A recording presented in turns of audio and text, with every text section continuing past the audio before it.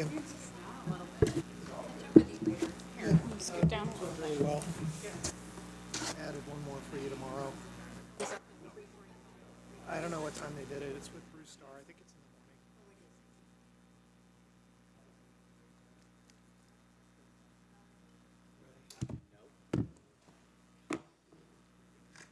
the Sorry. morning. Ready as I'm Yes, gonna get. Of course, yes. I think your mic's all right. Good evening. I'm going to call it McMinnville Urban Renewal Agency meeting to order, work session, and call on Heather Richards, Community Development Director, to present.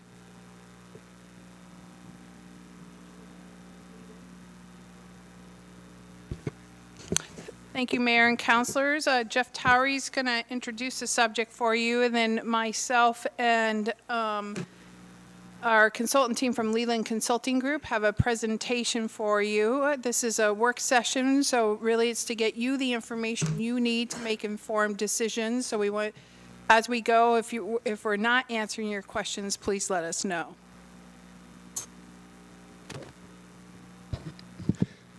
Thank you, Mayor, members of the board. Tonight, we're going to start with kind of a brief grounding exercise on the what, the why, and the how of a renewal.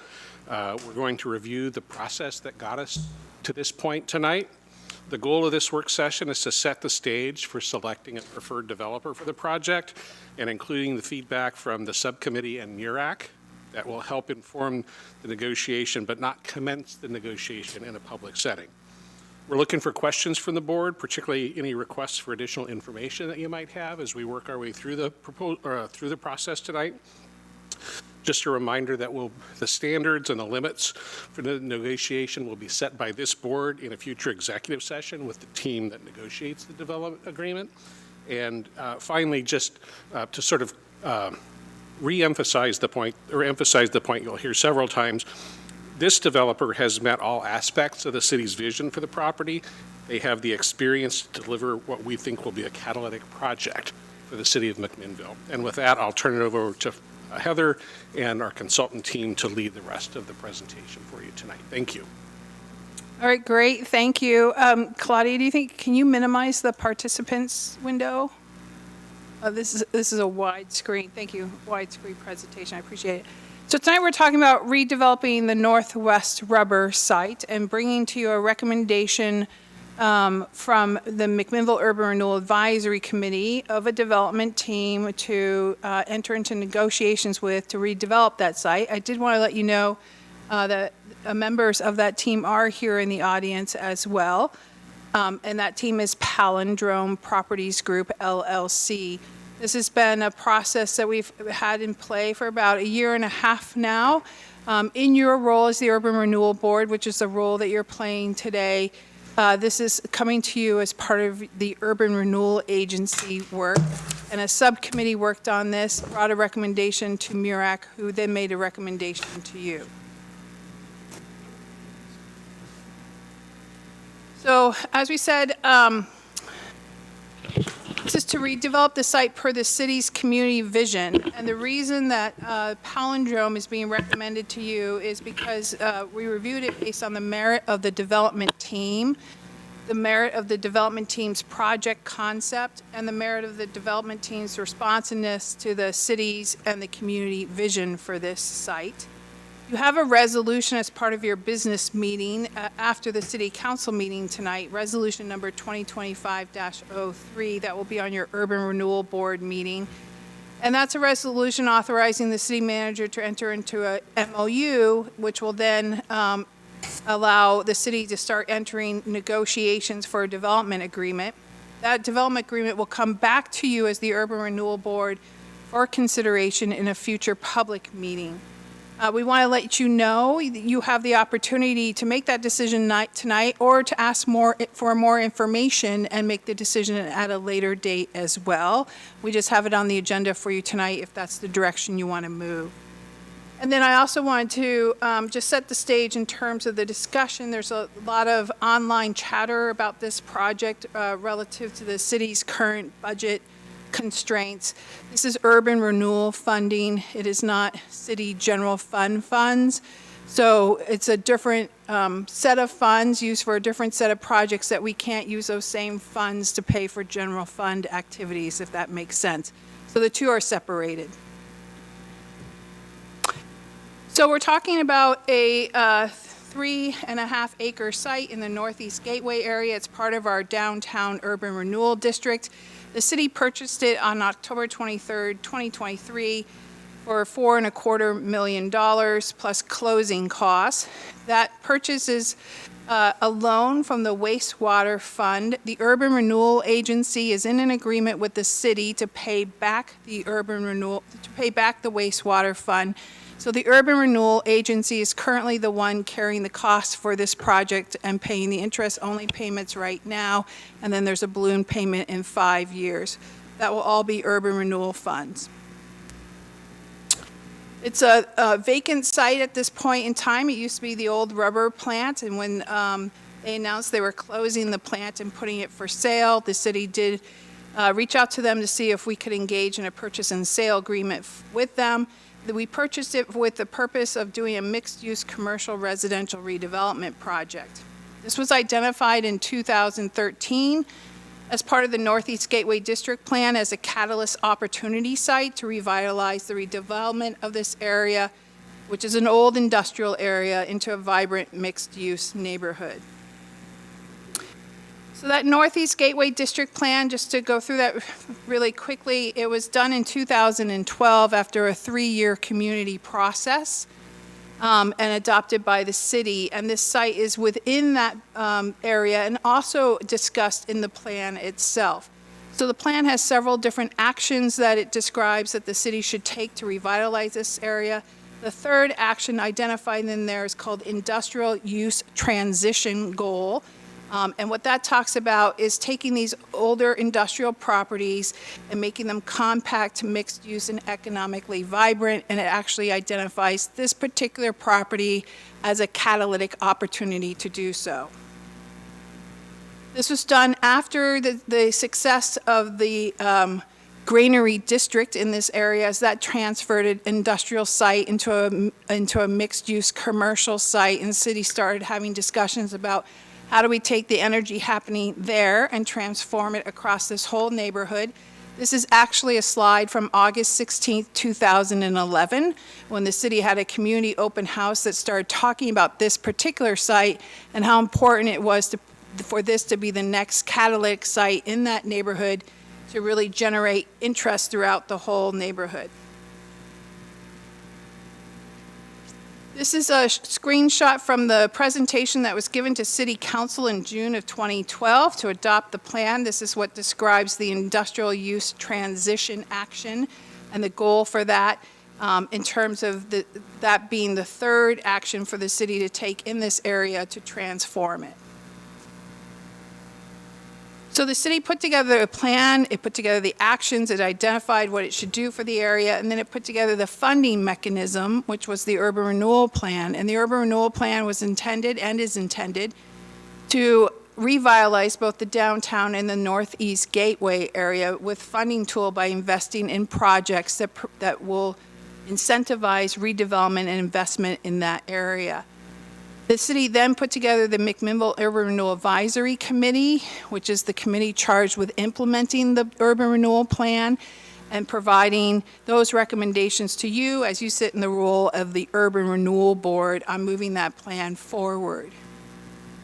Just to talk a little bit about urban renewal, because there seems to be some confusion in the general discussion out there about it. The purpose of urban renewal is to improve specific areas of a city that are poorly developed or undeveloped or underdeveloped. So in this particular area, if you think about the Northeast Gateway District area, that was our first industrial area. It's an older industrial area now.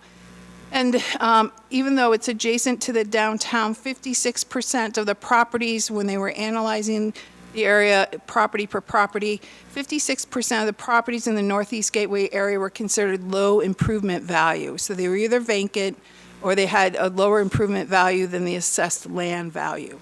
So it wasn't doing what it should do.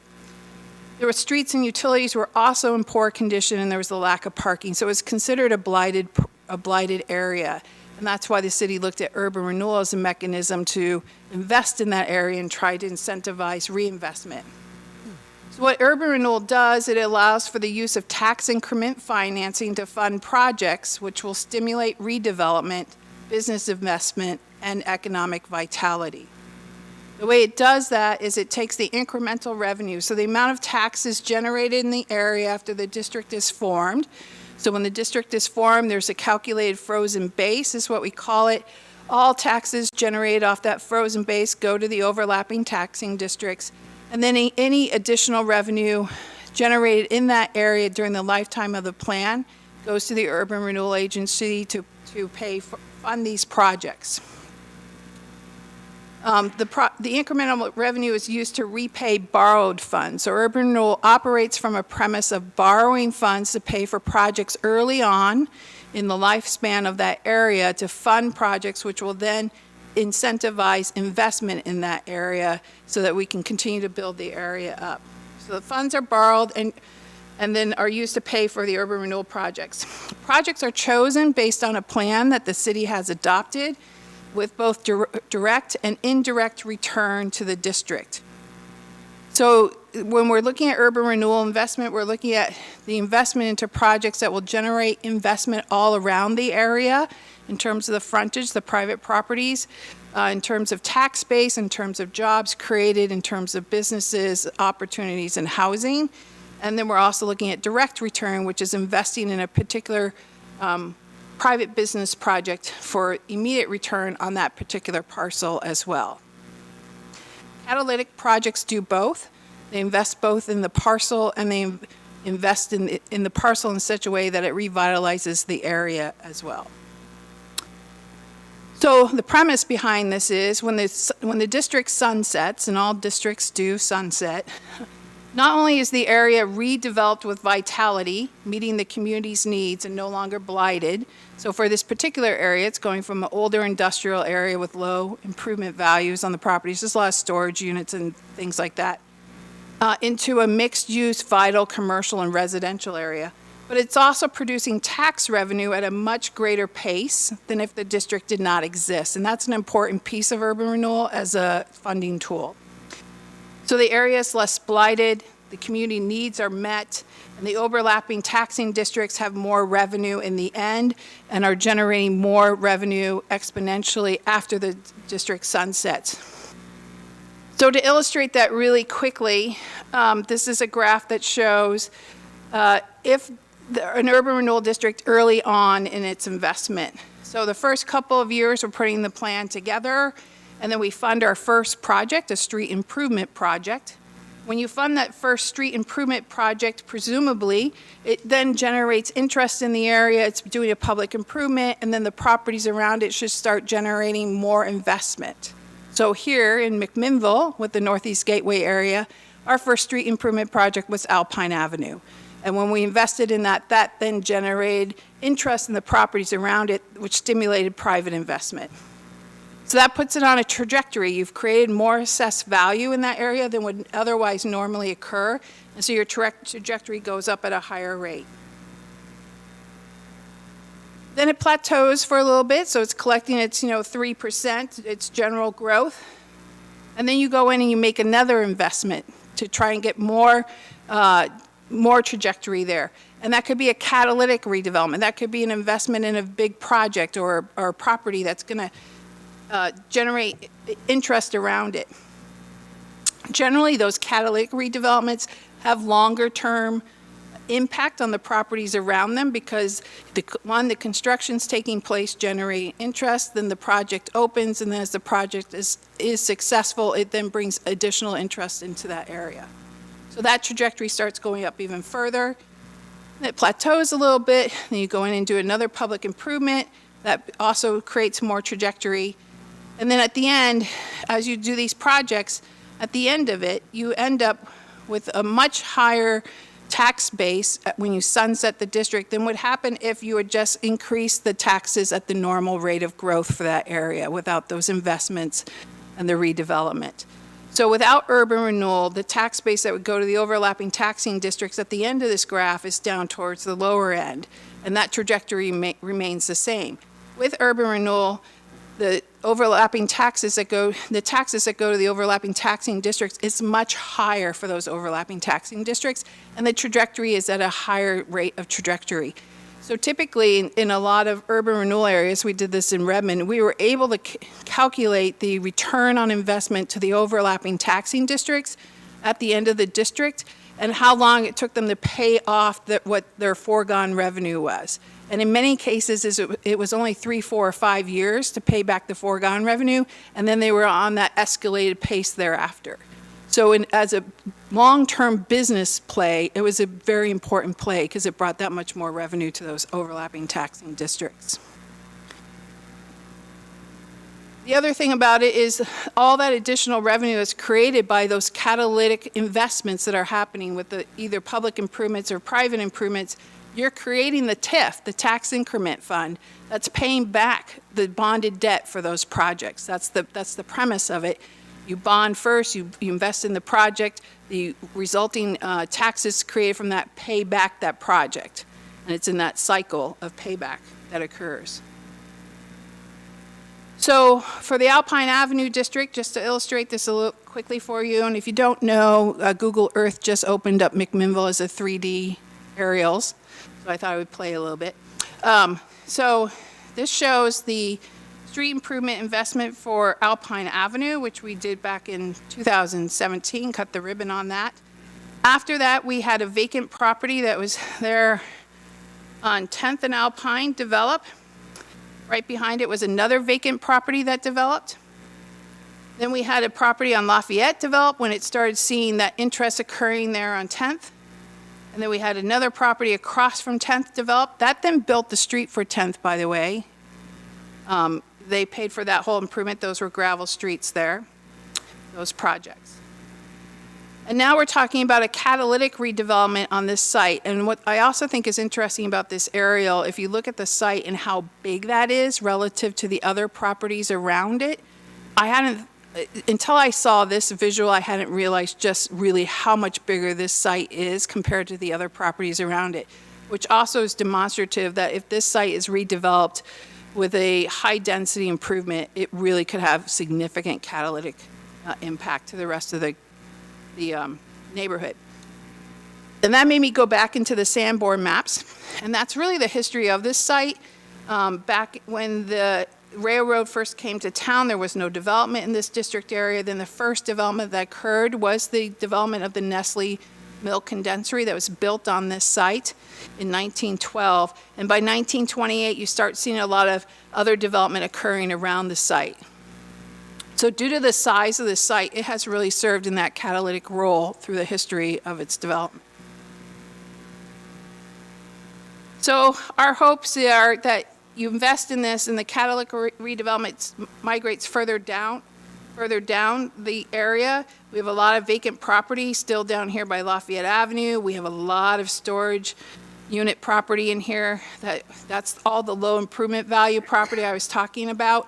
And as we develop this very large site here, that energy should start migrating down the street.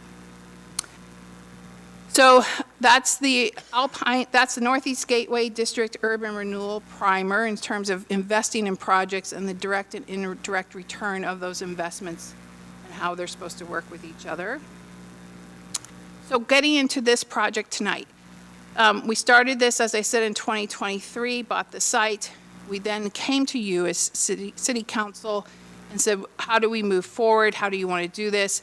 And then we ended up tonight with a proposal for you from a development team that we're very excited about, and I'll share with you a little bit more about that. When we first came to you to say, how should we move forward, the vision at that time was control the site, then send out an RFQ to get a development team that has the qualifications for what we want to see done there, and then get the site redeveloped. And we told ourselves this is a way to build something transformative for the neighborhood and for the city of McMinnville. We put together a scope of work that we've been following, and now we're down at the select developer negotiate development agreement portion of that scope of work. And we're pretty much still on track in terms of the time frame, which is nice to see.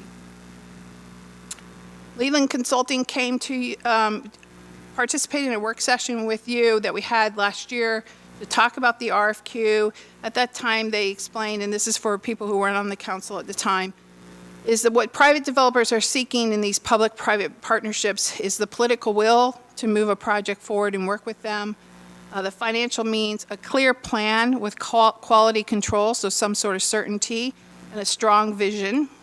And then what the public sector is looking for is developers who have experience in public-private partnerships and similar project types. That's important. That they understand the public process and the scrutiny, because this is a very different process for development.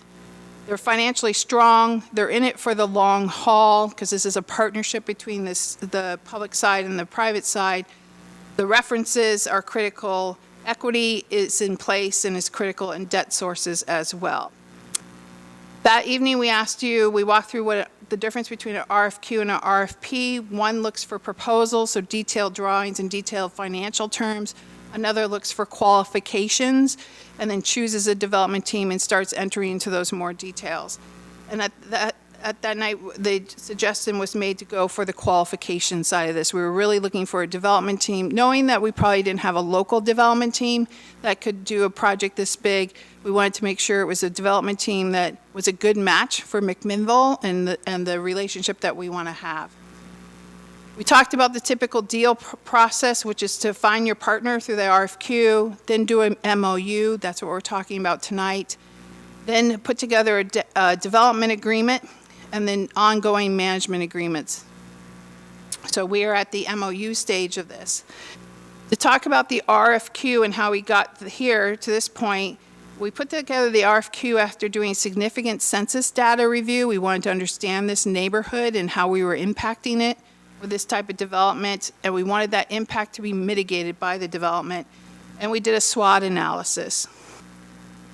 At the end of that, we came back to you and we talked about what do we want this RFQ to do, and we collectively decided that we want it to be transformative for this district, and that be uniquely McMinnville, so something that sits well in terms of design into this district and responds to McMinnville, is not something you just find everywhere else.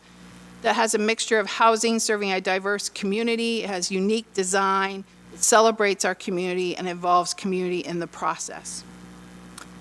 We put together required elements for the project, so the projects had to respond with a variety of housing types and price points, commercial spaces, parks, plazas, and open spaces, and parking. So those were the 4 required elements that we wanted in each project. And then we said there are optional elements to consider as well, 1 being hospitality, and 2 being utilization of the existing site components. And if you've looked at the palindrome proposal and the other 2 proposals that were in your packet, palindrome is the only proposer that provided all of those elements. We also said we have key objectives, so we want it to be catalytic. We talked about the importance of something catalytic in the urban renewal area. We wanted it to be welcoming to the entire community. We wanted to reflect our core values of courage, equity, stewardship, and accountability. We wanted it to demonstrate design excellence. We wanted it to have anti-displacement ideals. So what that means is, as you go in and revitalize an area and the public invest in projects in that area, you are typically going to be displacing the existing built environment. That's essentially the goal. And so by displacing the existing built environment, you could be displacing households as well, especially if you're coming in with a higher end product than what exists there today. So we wanted to make sure that this project did not do that, that we were replacing what was going to be displaced in terms of the housing piece. So that's why we asked for a mixture of housing serving different incomes, and that's why we had done all the data work in terms of what were the households, what were the residents' demographics in that area. So phase 1, we had 8 proposals. We selected 4 for interviews. We then narrowed it down to 3 proposals. I describe phase 1 as sort of the qualification piece. This is when we learned about who the development teams were, what other projects they've developed, what's their approach. And the semi-finalists that we brought into the second phase was Ethos, Guardian, and Palindrome. You have all 3 proposals in your meeting packet. We went into phase two. Phase two was about community engagement and then putting together a project concept from that engagement, and then picking someone who responded to what McMinnville was looking for. So who was the right match of these we felt confident that we had qualified developer teams now, and we wanted to find someone who was a match for what we were looking for. I think most of you participated in the community design workshop where we invited all 3 semifinalists in to engage with the community. And then we had a submittal requirement that they needed to provide, and then we scored those. Palindrome was the #1 scoring proposal for every member of the subcommittee through this second phase. I provided to you sort of this one-sheet briefer on the 3 proposals themselves, and the different aspects of those proposals. I'm not going to go through that in this presentation. I'm assuming you've had the opportunity to read that, and we can answer questions about it in the future. But I wanted to point out to you, a lot of people focus on the terms. I want to point out to you first the development program. The development program for Palindrome is the one that matched what we first wanted to see in the Northeast Gateway Plan, and then wanted to see in the RFQ. And then also in terms of the terms, the 3 of the terms they're asking for are already terms that are entitlements policies that we provide here at the city, so affordable housing exemptions. And then they have 2 other terms in there, which is the land available at no cost and a 15-year property tax exemption for affordable housing. They are a for-profit developer, so they would not qualify for the nonprofit status of affordable housing, which would take that off the property tax rolls in perpetuity. And you have another proposer which would be in perpetuity off the tax rolls. So they're asking for a 15-year property tax exemption for that component. The review subcommittee, so you know, it was comprised of the mayor, so it was Remy Drapkin during 2024 and Kim Morris during 2025. Remy participated in the phase 1 selection, Kim participated in the phase 2 selection, the city manager, Jeff Towery, the community development director, myself, and then 3 MIRAC members, Lisa Poole, Walt Gall, and Peter Kircher. And then the consultant team advising us through this process was Leland Consulting Group, who is with us tonight, Chris Sajas and Andrew Oliver. And I believe Walt Gall, since he wasn't able to be here tonight, he wanted to provide you his thoughts and put those in the record, so you should have received those earlier today. We also looked at fiscal impact, and we asked Leland Consulting Group to put together an analysis of the fiscal impact in terms of indirect and direct impact. That was in your meeting packet as well. They're here to provide a presentation on that for you, so I won't go through that. But we were looking at near-term fiscal impact and then long-term fiscal impact. And then in terms of Palindrome, why they were selected, as I said, they had all the required elements in their proposal. They have all the optional elements. They meet the objectives. They meet the fiscal impact objective in terms of the thoughtfulness in which they put their project together, in terms of how it impacts the urban renewal district, how it impacts the city, how it impacts the community, and eventually how it impacts the overlapping taxing districts. So if you look at that exemption, it's in the time frame of the sunset of the urban renewal district, so presumably the district sunsets and all that goes back on the tax rolls. And then community engagement, a feedback loop throughout the project. So talking about Palindrome really quickly, what they have is their proposal is they have 2 phases in there. Phase 1 is housing. In the first phase of housing, they have 188 units, 123 of those affordable housing, 66 of those market rate. It was important for us that there was mixed income housing opportunities in here.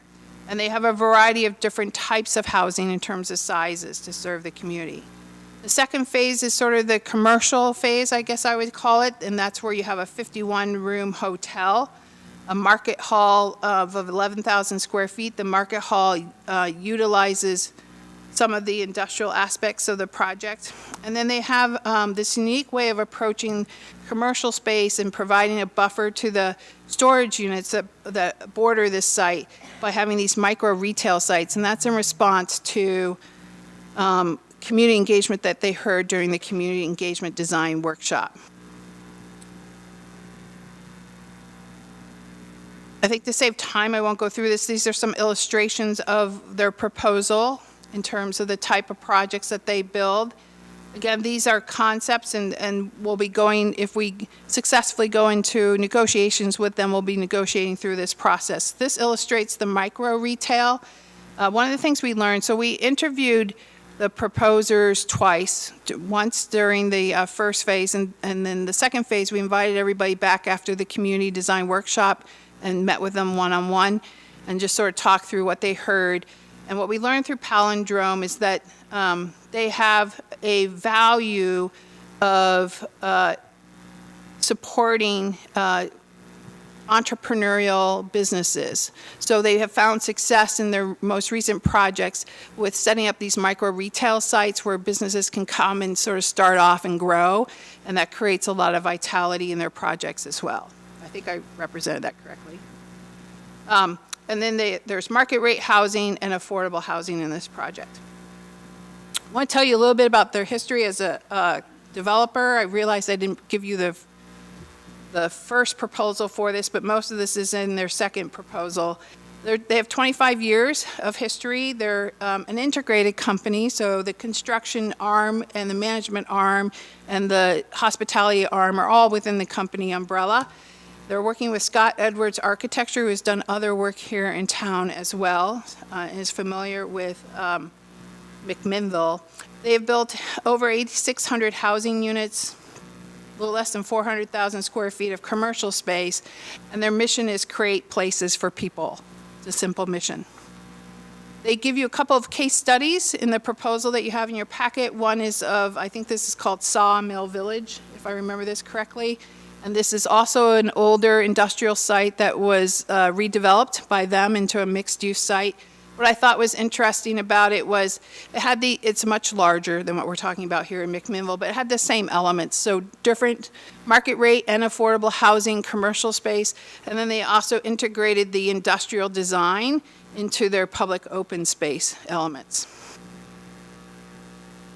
They talked about how the community feedback influenced them, so that's the micro retail really came from that, the need for that came from that discussion, the activation of Alpine Avenue, that's all in there, you can see that, but they changed their concept a little bit from when they first presented in the first phase to their project concept in the second phase based on the community feedback they received. So in summary, they provide the program that best matches the Northeast Gateway Plan and the RFQ. They have the experience with the program provided. So they also listed in their proposal their properties that they've developed and the types of properties they've developed. And what we ask for as our core elements is what they do, all of that. And the program also has the opportunity for the most catalytic impact because of the program they put together that has that sort of diversity of hospitality, housing, and commercial space. It also has the opportunity for direct return and indirect return on investment, which you see in the analysis that Leland Consulting Group did. MIRAC's making a recommendation to you to enter into negotiations with them. They do have concerns, though, and they wanted that to be brought up to you. And these concerns are also embedded in the resolution for you tonight, too, so that it's captured. They are concerned about parking, so the proposal does not have enough parking to meet the city's regulations for off-street parking, and so they want to know, as negotiations occur, their direction is this should be resolved. We did also hear back from Kelly McDonald, who is the developer of the Granary Station, just across the street from this development. He's excited about the development, concerned about the parking. In terms of viability, they wanted to make sure that there are contractual mechanisms to protect the Urban Renewal Agency from non-performance with clawback provisions. That's a fairly standard one these days. You don't want to enter into agreement with a private partner and they're not able to move forward and then you're left with an empty hole or something of that nature. They wanted the city, the Urban Renewal Agency, to consider the financial impact to the overlapping taxing districts in terms of the sunset of the district. So no debt beyond the sunset and the tax credit discussion beyond the sunset as well. What does it mean to the overlapping taxing districts? They wanted you to consider positive fiscal impact to the urban renewal district, to the city, to the county, to the community, and overlapping taxing districts. And that fiscal impact is different for each of those partners. They wanted you to make sure community engagement was an important piece of the next steps for the development of this project. In terms of the purchase and sale of the property, MURAC was clear that there needs to be a fair return to the community on the purchase and sale agreement, and they want to ensure that the agency and the city can assume the debt or is made whole over the time of the project, either directly or indirectly, with the anticipated catalytic redevelopment in the area. And then in terms of that tax credit request, they are suggesting that you negotiate a payment in lieu of taxes, which is a typical mechanism in terms of when a tax credit is requested. So with that, that sort of lays out the proposal. Leland Consulting is here to go over the financials if you want to go through that, or we're open for discussion. We're here to answer your questions and give you as much information as we can. Any counselors have any questions at this time, or do you want to hear the presentation? Counselor Payne? I just have one question before we move on to the consultant. Once the RB rubber site or Northwest rubber, the rubber site, once Nestle is redeveloped, what percentage of this URA would have been redeveloped? Like I guess my question is how much is going to be left after this is done? Oh, well, I can tell you for the Northeast Gateway plan, because I was in that all day today. But just so everyone knows, the Urban Renewal District includes the downtown as well, so I don't have that acreage. But for the Northeast Gateway area, it's a little over 70 acres.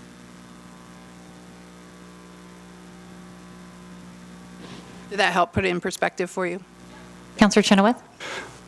Thank you, Mayor. Since we're going into the consultant, I'll ask my usual question of how much did we pay for this consultant? When did it come before us for approval, and how is it going to get paid back? So the Urban Renewal Agency is paying for the consultant. It's considered part of the overall project cost, so we are calculating it as part of the project cost. And I knew you were going to ask that, and I don't have the final number. I think we're at like 35, 36 right now, thousand. They helped draft the RFQ. They helped the subcommittee sort of understand the first set of proposals received. And then based on that, we amended the contract to bring in this financial analysis as well. And I can look that up while they're presenting. I think the contract that was signed was for 30. It was for 30, and then the amendment was for 20, so there's 50 in total. The amendment was for the financial analysis, and When was that done? I don't have that information. that was, when was the amendment went through MURAC? I don't know when that was done. Yeah, we can get that for you. Yeah, I think it needs to go through the Urban Renewal. MURAC's just an advisory committee. So, Well, the city manager has signing authority for contracts under a certain number. I think it's 100,000, is that right? yeah, if it's in the adopted budget, Yeah. correct? Yeah, and this was in the adopted budget. So it was always considered that this would be the second phase of that consultant program. Chris, do you have anything else? Second. No, I'm going to wait until we get to the more robust discussion for further comment. Counselor Geary? Just on the subject of the sort of overall costs to date on the property, in addition to those costs and the purchase price and the closing costs, have we done a roll-up of sort of the other staff-related time and any sort of, not, buying a replacement light bulb or a replacement lock for the fence, but staff maintenance and attention time spent owning the property of this size and scale and magnitude for as long as we have? We have not, we know the hard dollars. We don't know the in-kind staff time. Okay. I don't know that people have been tracking that, to be honest with you. We could probably ballpark it and get it to you. I think a concept of how it's been pulled on departments sort of across the city would be helpful in terms of setting goals for that overall negotiation goalpost. Yeah, that'd be good. I can tell you what we're doing right now, but to set up what we're doing right now took some time to get there. But right now, it's mostly, we have a security company that goes by the site every night, like our other city sites. And then we worked on what would the fire suppression system look like in there. Thank you. Anything on this end? Anything else? Counselor Tukalski? I do have items, but I'm going to wait until the presentations commence. Yeah. Okay, I think we're ready to move on then. Thank you. Okay, with that, I'd like to introduce Chris Zahas and Andrew Oliver from Leland Consulting Group. Thank you, Heather. Good evening, Mayor and Council. My name is Chris Zahas. I am President and Principal at Leland Consulting Group. We've been working with the MURAC and the team for about 6 months now, maybe a little longer. Or has it been a year? I can't even remember. It's going fast. Throughout the process to, as Heather mentioned, facilitate the creation of the RFQ itself and help develop the goals and the criteria for the type of development that you wanted to see coming from the developers. And then as through the selection process, we've been an advisor to the MURAC. We're not a voting member or anything like that. To answer their questions, and this latest part, which is part of our presentation tonight, is to help answer some of the financial questions of what are the economic impacts of the 3 proposals that were the finalists, with the primary goal of differentiating the 3, understanding the 3 on a more of an apples to apples basis. The 3 proposals had different programs, different phasing, time-based considerations, different deal terms, and so they would impact the financials differently. And the committee wanted to have some answers to help them evaluate the three finalists, even though the criteria are primarily focused on the program, the developer capacity, and the mix of uses. So with me tonight is Andrew Oliver. He's an associate here at Leland Consulting Group. We put together a financial model to kind of preliminarily answer and kind of see the relative difference between the 3 finalists, and we'll walk you through some of those findings and then be available to answer additional questions that you may have. Andrew? Thank you, Chris. Hello, everyone. Trying to get this the right size. Okay. So, nice to be with you again, Mayor and councilors. And we're going to briefly go through this financial analysis and happy to answer your questions and discuss. So, as Chris mentioned, the primary purpose of our analysis here analyze the relative differences in tax and financial impact of each team's proposal. So we really wanted to, establish a baseline where we could look at what each of these proposals is proposing and the financial impacts of each one compared to one another. And so in order to do this, we'll talk a little bit just briefly about our methodology, inputs and assumptions, and then we'll look at the 20-year totals and how those look over time and in aggregate. So I'm not going to dwell too much on the methodology, but happy to answer questions later if need be, if you have more questions. In brief, we started with the value of each project based on the project costs as proposed by each team. So we have, the total costs by phase here of Ethos, Palindrome, and Guardian. This is we sort of took them at their word, so to speak, as far as their expected project costs and the value of the buildings. We then made a number of assumptions about taxes, fees, and inflation. As Heather mentioned earlier, a little bit about the sunset of the Urban Renewal District in 2038. So until then, property tax goes to the district. We have all the latest tax rates here from the assessor. We had a great conversation with the assessor in this process too at the county. And then one thing I did want to point out is this CPR, to change property ratio. So this is a multiplier that reduces the value of a property based on the property type to reflect the difference between the average countywide assessed value and market value. So because of Measure 5 and 50 in Oregon, property tax increases are capped, and so there's a difference between the assessed value of property and the market value, and the assessed value grows at a maximum of 3% per year, but the market value can grow much faster. So this captures that gap for new development. So the county looks at all the commercial, all the multifamily, all the industrial development in the county, and out-calculates the gap between the assessed and market value, and then reduces the tax that's charged on new development by the same rate.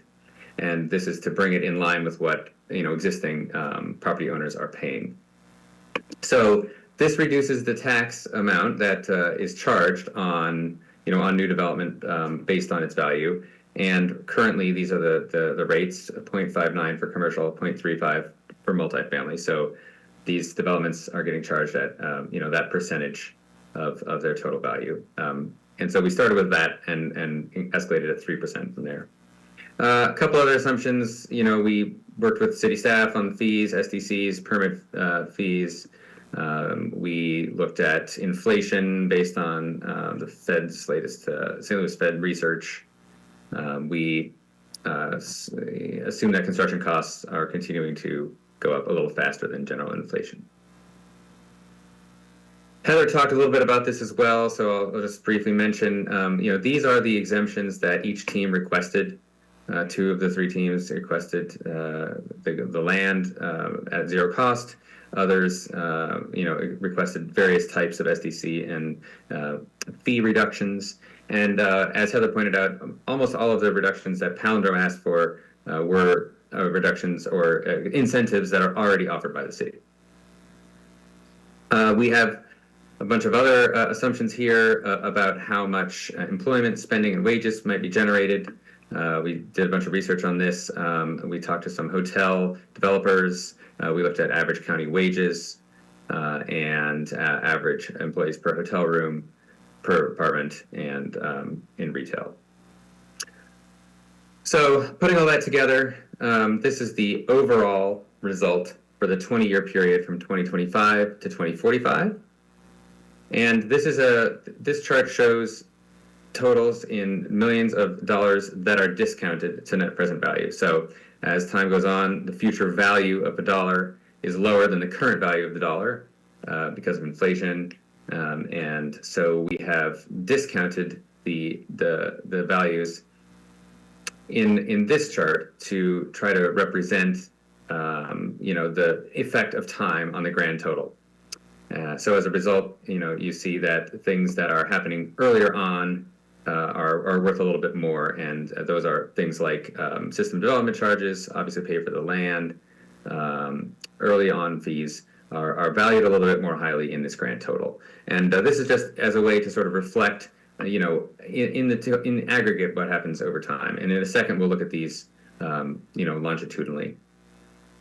But as you can see, all these various revenue sources, permit fees, system development charges, various forms of tax, net present value is almost $10 million from the Palindrome proposal, about half of that for Guardian, and about 15% of that for Ethos. And as Heather said, we also wanted to look at some other effects in the community of these developments. And so this shows hotel guest spending for Palindrome, since it was the only one with a hotel, potential revenue from on-site retail spending for the businesses on the site, and then wages of on-site jobs. So these are wages paid to employees on-site in retail and hotel and in apartments. Again, as you can see, the larger retail program and the hotel program in Palindrome's proposal is considerably higher. Briefly looking at the total revenue over time, we also added on here continued industrial use. So this is just representing the assessed value in the last year of the rubber plant operation. And if that were to continue at the 3% property tax increase per year over the planning, over the study period here. And so, that nets about $1 million by the end, considerably less than all these other proposals. But the trajectory is obviously quite different, as you can see, particularly because Guardian's proposal focused mostly on paying for the land up front, but requesting exemption from almost all taxes and fees after that point. And briefly to look at each of these individually, starting with Ethos, This shows on the left cumulative and on the right yearly. So I just wanted to show both so you can see sort of different things that occur when you look at it both ways. But these bars or chunks or slices represent, the total amount that we're forecasting for these various revenue sources over time. And here you can see in each year how much we're forecasting for each revenue source. So in Ethos proposal, they had this pilot payment in lieu of taxes, which they proposed in lieu of most or some tax. They also are, showing some property tax revenue here, and a lot of upfront fees you can see here, system development charges, and et cetera. And I wanted to point out also here at 2038, in each of the graphs, you will see this purple change to yellow. That represents the sunset of the urban renewal district, when property tax revenue will stop going to the URA in purple and start going to the city and overlapping taxing districts. Palindrome's proposal, generating quite a bit more tax revenue of all types. And another note here, starting in 2042, after 15 years, their tax exemption that they requested for affordable housing expires. So they put a 15-year timeline on that tax exemption for the affordable housing component, after which the tax revenue will increase quite a bit. And finally, Guardian is, as I said, predicated mostly on purchasing the land up front. There's some system development charges and other permit fees, but not much future revenue after that as a result of their requested tax exemptions. So overall, this, again, is intended to show the relative differences in the financial impact of these proposals based on using the same assumptions for each proposal. If we were to alter some of those assumptions, say about interest rates or inflation, they would have the same effect on all three proposals essentially. So the key is that we wanted to look at what's different between them by using common assumptions among all three. And as you saw, Palindrome's proposal is likely to generate the most total revenue for the city and the greatest diversity of types of revenue. And not all of the revenue, of course, goes directly to the urban renewal agency, but it does represent, a spread of revenue around city sources. And finally, Palindrome's proposal also likely to generate the most secondary economic benefits, as we saw in things like wages, hotel spending, and other beneficial economic effects. So with that, thanks for your attention and time, and happy to discuss further. And I can. Yeah, and Andrew, if I may interject, I would just add a couple more comments to it. So one, we built the model, and part of the initial intention of the model was to help MURAC evaluate the three proposals, but it also sets the city up to continually model and test the development proposal as it evolves through the negotiation process with the selected developer. And that's just, again, a reminder that everything is potentially on the table for negotiation. And we at Leland work on public-private partnerships frequently. And the decision tonight is strictly about choosing to enter into negotiations, and then the terms and details of that negotiation will I guarantee you will evolve over the course of the next several months to a year as further design work happens, as markets change and interest rates evolve week to week. So a lot of that is still in flux, but based on the initial starting point, which is the proposal as you have in front of it, this is where we are. So yes, thank you, Andrew. And Heather, we can hand it back to you and the council to field questions.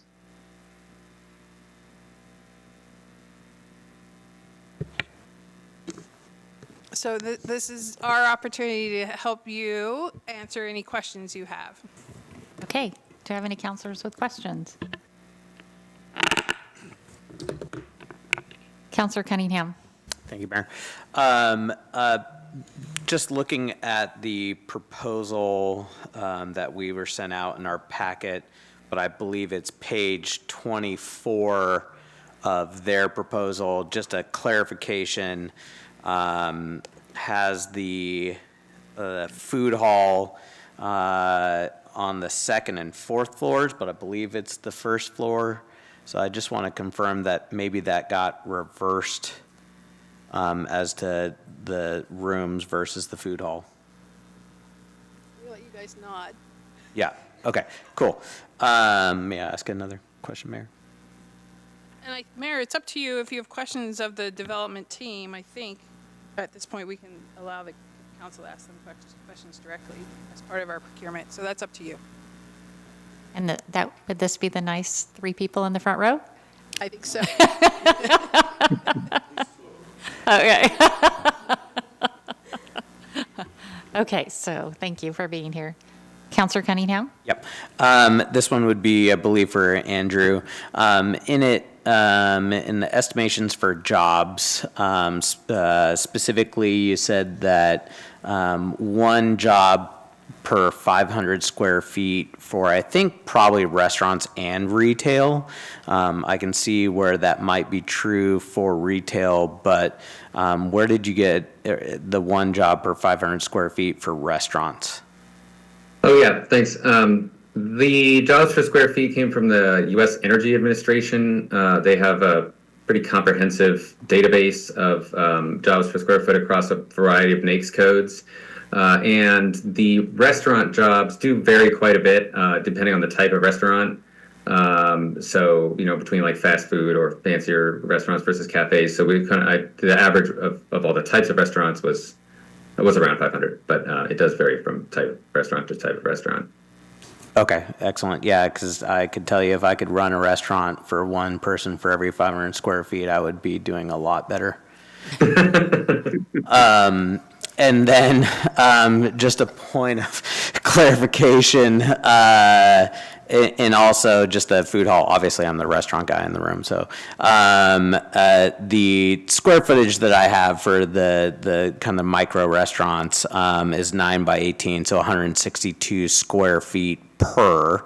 I'm not sure who this question is for, but that is ultimately trying to achieve 11 of those micro restaurants in the food hall. Is that correct?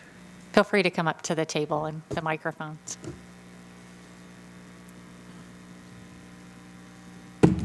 Just a reminder, the microphone has to be pretty close to you. And on. Oh, and on. Make sure it's green. Green is on. It's green. Oh, it's a little louder than I thought. Mayor, members of the council, good to see you. Good evening. My name is Rebecca Velarde. I am the Director of Development for Palindrome. And I'm Robert Gibson, President of Palindrome. Okay, Mayor, Councilor Cunningham, could you repeat the last part of the question? Because I was fumbling to get the proposal out. Sure. So in my math, it looked like the square foot per each micro restaurant was 9 by 18, which I get 162 square feet. So it looks like there's 11 of that size micro restaurant, and then 2 more slightly smaller 100 square feet restaurants. So kind of 13 micro restaurants. Yeah, Mayor, Councilor Cunningham, there would be 11 9 by 18 vendors and 2 10 by 10 vendors. Okay. I think that is the question that I can ask during this period of time. Thank you. Thank you. Counselor Chenoweth. Thank you, Mayor. So I have a couple of questions, and I don't know who is going to want to field them, so I'll just throw them out there and let whoever wants to field them have fun. So on page 8 of the packet, it says the following. Note that the city already offers the following incentives for qualifying affordable housing components of the project's 80% AMI or less as a default to entitlement. And I want to focus on the words "as a default to entitlement." I understood we have that as an available option, but I did not understand that to be an available default. Can you explain where my understanding is incorrect? Yeah, so it's a policy that's adopted into our code. So it's not a discretionary decision that comes to anybody for a decision of yes or no. It's what we provide for those types of projects.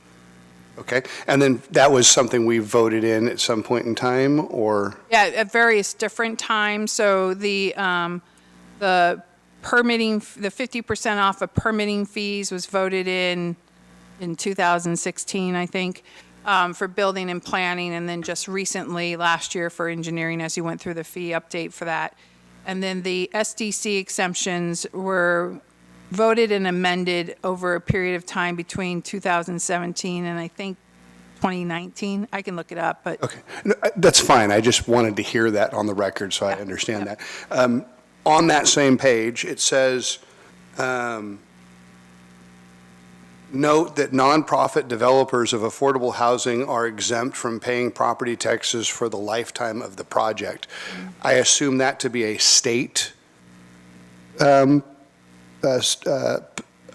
mandate or rule, or where does that come from? So I asked Derek Wharf, and that's what he told me. I think it's a state rule. So, and they probably know better than I do, but if you are a nonprofit developer and you're meeting your mission as a nonprofit, you can apply for an exemption from property taxes, and once you apply for it, it applies to that property until that property is used in a different way. Okay.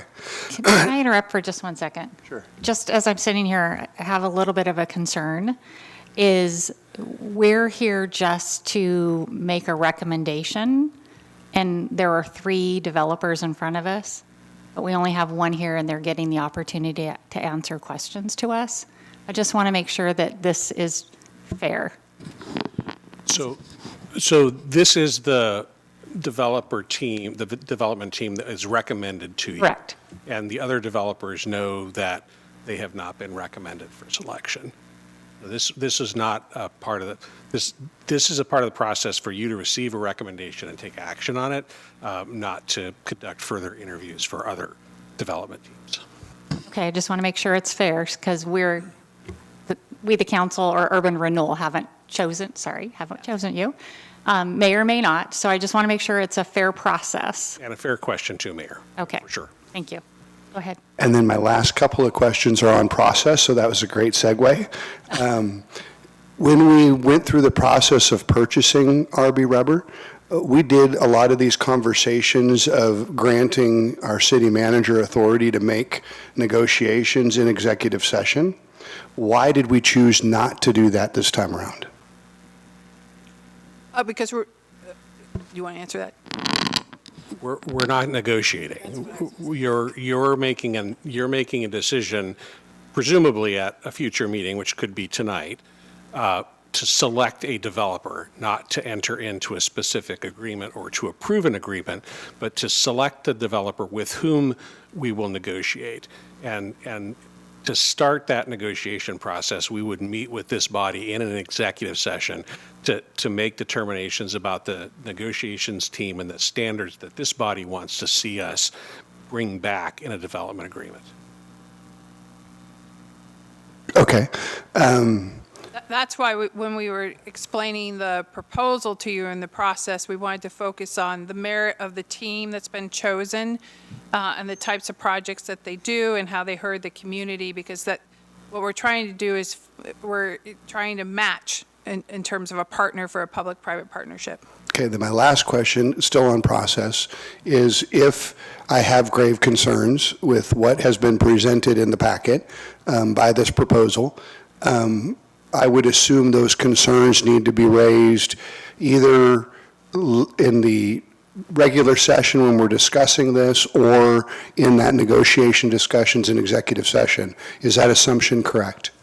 Yeah, it depends on your concerns, right? If your concern is you don't want to even enter into a memorandum of understanding with this particular development team that's being recommended to you, I think that's a dialogue during deliberations for the resolution. And then if your concerns are relative to what does the development agreement look like with this development team, that's the executive session negotiation discussion. Perfect. Thank you so much, Mayor. Sure. Anybody else? Sal? Counselor Peralta? Thank you for being here tonight. Appreciate your work. I really liked the work in the packet. It seemed to really to check a lot of the boxes for me. Parking has come up as an issue with this project, and I think that's probably been an issue for some of your other developments, just given how much you focus on affordable housing. How is that? Do you have thoughts yet on how you might address those concerns that have been raised? Thank you, Mayor, Councilor Peralta. Yeah, that's an accurate assumption that at almost every project, everyone is concerned about parking, and it's universal. I've never had a project where everyone said there's too much parking. Although we kind of differ from that philosophy. We feel like there needs to be a balance of just the right amount of parking. And, no one really, at least our philosophy is we don't want projects where there's empty parking lots like you might see at a big box retailer where only on Christmas Eve are they full. So we really, we focus on balancing the demand for parking with the amount of parking that we provide. I think one of the things that's, we also rely on parking that may be available in the overall district to kind of supplement the parking that we're providing, as well as creating parking management plans. The demand scenario for the type of mixed-use communities that we provide have different demands on parking. For the housing component, it's in the evening hours. And during the day, when all those people that live there go off to work or school, those parking spaces are empty, which are then filled by the employees that work at the hotel or at the micro businesses that are on the site. So we look at a balanced approach for providing just the right amount of parking. That's a challenge. I won't commit that we will hit that spot on. I don't think anyone could say that they know the exact formula for creating the perfect parking plan, but we feel like with our experience in other communities that what we've proposed in this proposal will be a successful parking plan. Thank you. May I ask an unrelated question? Thanks. So looking at the plan, part of it includes, as Councilor Cunningham was going through, a number of micro restaurants. And if I'm getting the numbers correct, it sounded like 12 micro restaurants? 13, okay.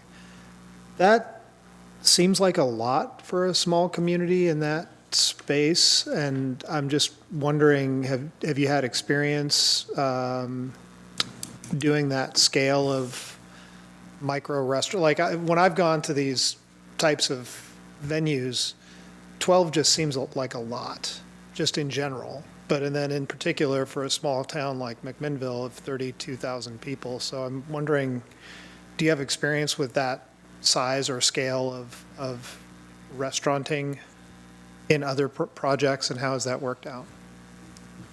Thank you, Mayor, Councilor Peralta. It's a valid question. We propose 13, and they're smaller spaces. I think one of the things that we pride ourselves in is in flexibility in our plan. So one of the things that we've considered is including some of the spaces to be similar to what you see at the Mac Market, where there's some hard goods and soft goods there as well. They're not all just micro. I think they have maybe 3 different food or beverage options. So some of those spaces, if there's not enough demand, they can be converted to more of those small micro retail spaces that also promote local business growth. Thank you. That's all I had, Mayor. I have a couple of questions. I'm going to go back to the parking. So according to our parking for the city, your 280 spaces would be required for that. And you have 153 plus I'm going to deduct 18 because 18 of the spaces were off-site parking. They're actually on the street that you included. So that would make it short 145 spaces for what is required. I heard what you told Councilor Peralta. I'm concerned that we're going to consider using other properties nearby for overflow parking because they paid for that parking and it's used for their businesses. So a little concerned about that. Also concerned that if you have to make up the 145 spaces, which parking is going to be a concern, will you be able to do the project that you've proposed to us? Thank you. Thank you, Mayor. Yeah, we are confident that what we're proposing, it will be feasible for the risk that we're taking and backing the financing for the project. I think, other things that we explore that I didn't elaborate on my prior response was that some of those shared parking arrangements might be contractual obligations. For example, in the hotel portion of the development, we would likely enter into off-site parking arrangements for overnight parking for the adjacent commercial spaces where their spaces are sitting empty. So that's one solution that we've used in the past for off-site parking. We also find that in the affordable housing community, that the number of residents that have cars is lower than you might see in a typical market rate or single-family home type of development. So we've taken that into consideration in looking at the parking demand. And that's based on experience from other affordable housing communities that we manage. Oftentimes, households don't have any car, or they have a shared car with someone else. Okay, I'm just going to note that I have serious concerns about the car parking. So thank you, though, for answering that. Councilor Yuri, do you have any questions? I'm going to go down the line here. Yeah, thank you. Was there any pursuit of the other two properties on the development block? Thank you. Do you want to? Whoever, for the floor. Heather, I think they're in your way. I'm doing parking counts over here. Was there any pursuit of those other two properties? There was outreach to the other two properties, yes, By? by members of the McMinnville Urban Renewal Advisory Committee that has relationships with them. And the result was? Tough to talk about property negotiations in a public meeting, but I can tell you that the property that is owned and used for the school is excited about the project and also like their property. And then the storage units are also excited about the project. Understood. I have a few questions about the sort of proposed business deal and transaction structure, mostly because I don't, on a frequent basis, read these type of tables, so some help in clarifying what the words mean would be helpful. What is in the source of funds that is coming up with 4.2-ish million towards the project? What is subordinate gap financing? Mayor, Councilor Geary, subordinate gap financing is what almost all affordable housing properties use to supplement. In this case, it would likely come from Oregon Housing, the LIFT program, which provides cash flow loans to support affordable housing developments. Cash flow. And to clarify, I'll add to what Rebecca said. The reason it's called gap financing is that when affordable housing communities have lower rents than market rent, so therefore the lower rents that we collect, we can't borrow the same amount of loan proceeds that you would from a market rate apartment community. So that creates a gap. So you're not able to borrow as much as the market. So Oregon Housing provides subordinate financing to fill that gap, the difference between what we could borrow if it was market rate and what we can afford to borrow because the rents are lower as affordable. Okay. Thank you. In the same vein, can you tell me more about how the deferred developer fee contributes to the funds towards the project to the tune of 1.695 million? Mayor, Councilor Geary, so I'll back up a little bit. In terms of affordable housing, the tax credit program, Oregon Housing, to acknowledge that in order to take a risk, the developers, need to have some sort of profit, but you don't get a profit from affordable housing because the rents are low to serve the community. So what they do is this is true in every state and community, they put in what they call a developer fee that is part of the capital stack. That is the developer's profit because you can't sell the property and your net operating income is very, very low. Almost always, that fee cannot be paid immediately once construction is complete and it is leased up. So it is traditional that the developer defers a large portion of that fee.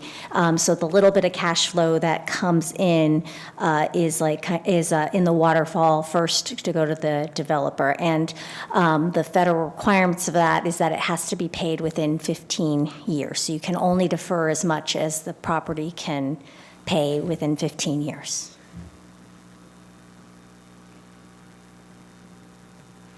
Whew. Okay, so maybe I'm going to ask this in a different way. How do the deferred developer fee is as a source of funds, how does that at 1.695 differ from the use of funds, so an expenditure on the other end, as the 3.39 developer fee? How do those work in conjunction, opposite? Yeah, I want to, thank you, rephrase, or not rephrase, but add to what Rebecca said. That's our investment in the property. We're, the developer, Palindrome Properties Group, is making a loan to the project.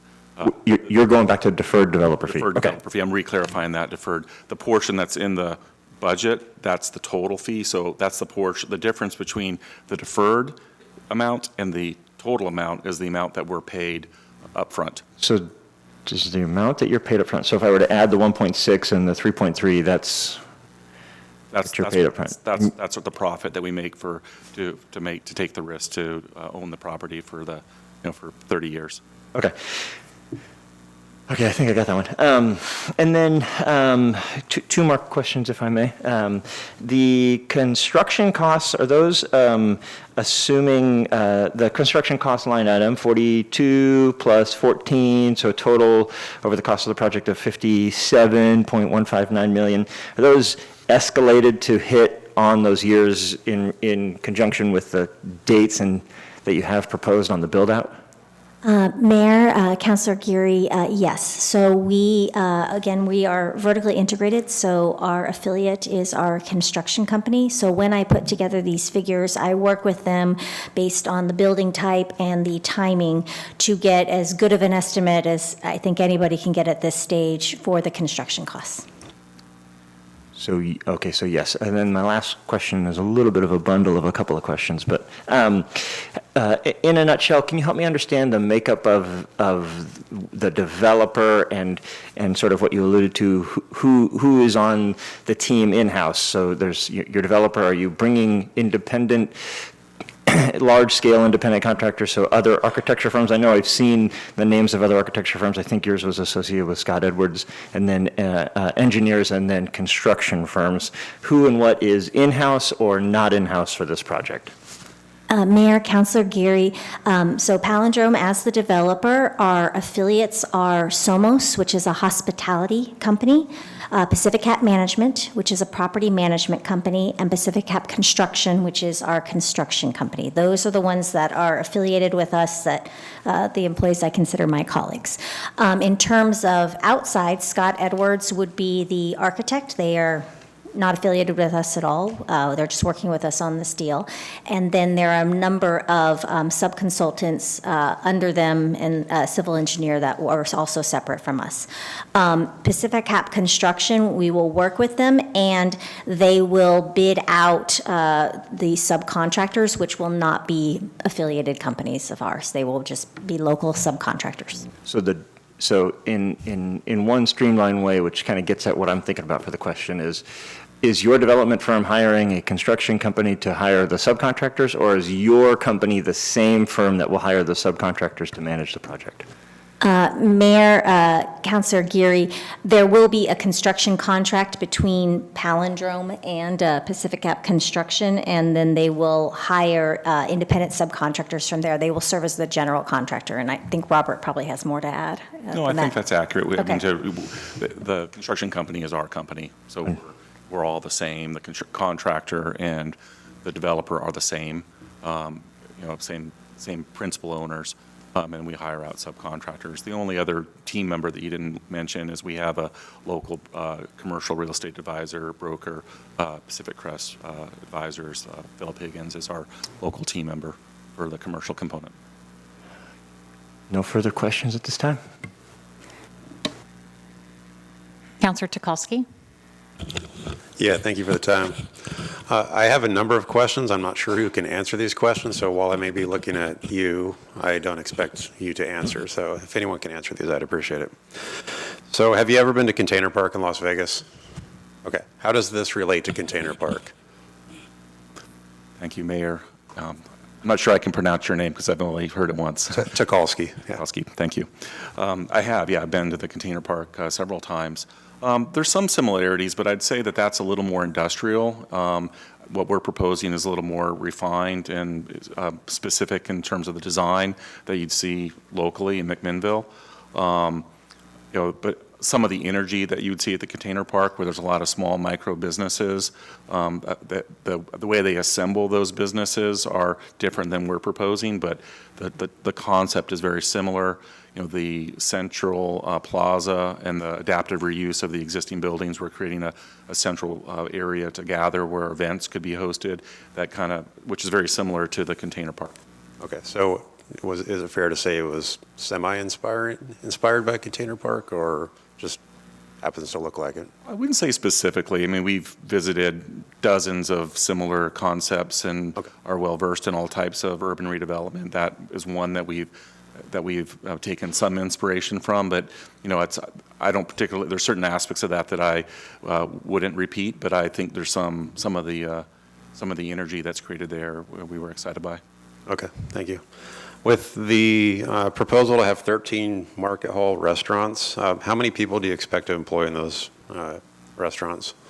Thank you. I think we could assume 1 to 2. I mean, most of the micro restaurants that we see during the slow hours, it's usually the owner operator it's usually a single operation, but during peak time there may be as many as 3, but usually it's 1 or 2.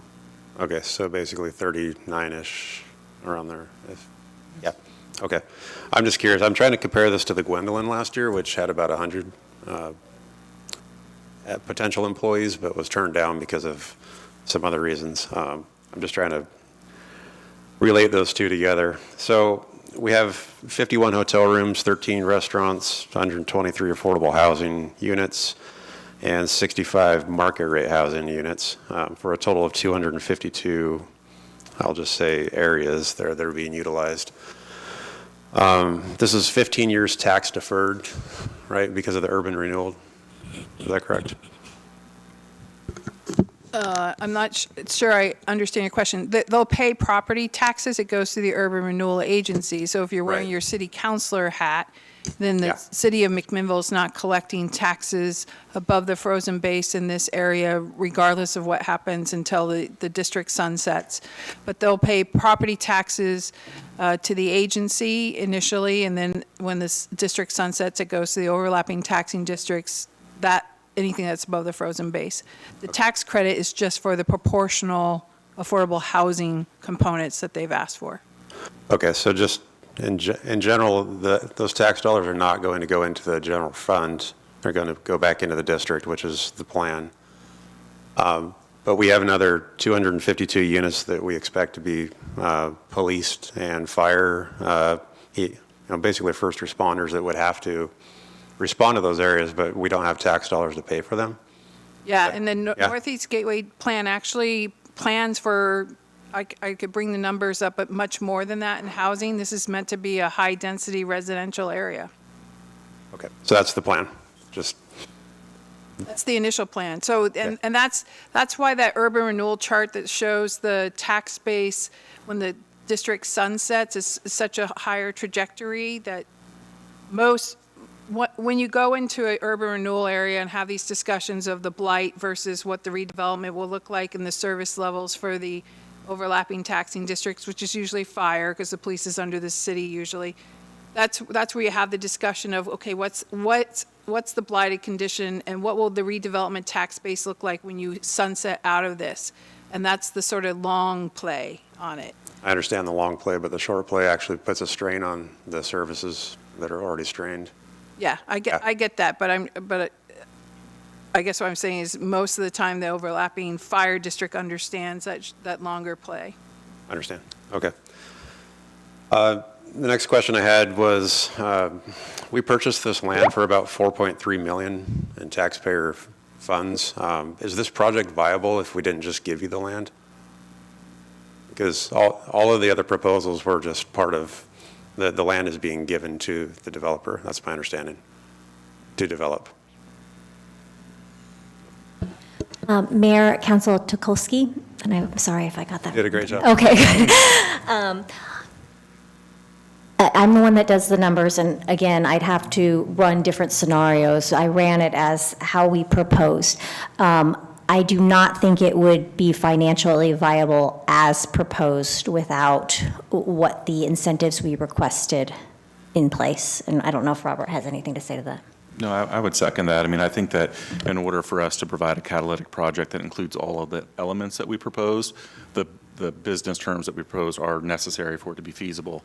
You know, had we submitted something alternatively, like 100% affordable and with a perpetual property tax exemption, that's a different scenario. And so, you know, there's, as Rebecca said, there's a dozen different scenarios that may work, but the one that we propose does rely on a write-down of the land. Okay. May I ask another question with respect Just to your one moment, Dan. What's that? You sure? Okay. Yeah, I had one more question. Is it typical for cities to just gift the land so that they can have that catalyst, as you said? Mayor, Councilor Tukolsky, yes. Almost all of our development now is in public-private partnerships with municipalities, counties. And what municipalities do is they want, a catalytic redevelopment to spur a higher tax base, to spur development around it. And so we work with them to kind of produce that catalytic development that if the land wasn't offered for a reduced cost or no cost, no developer could do. It would not be financially feasible. I guess, Mayor, I'd like to recommend negotiating in a public forum isn't the best methodology, and there's all sorts of ways we can be approaching this if this is a direction that the council wants to move forward. What I would add is, as the development team has said, this is a development concept with a particular set of fiscal levers that delivers a project. And the development that gets negotiated may not look exactly like what's in front of you, and all of the financial levers may not look exactly like what's in front of you.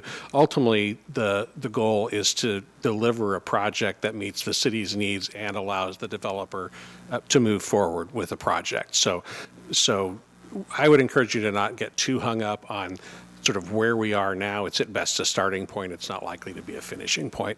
And then I know we're short of time. I just want to make sure we get the answer to Councilor Chenoweth's specific question on the record.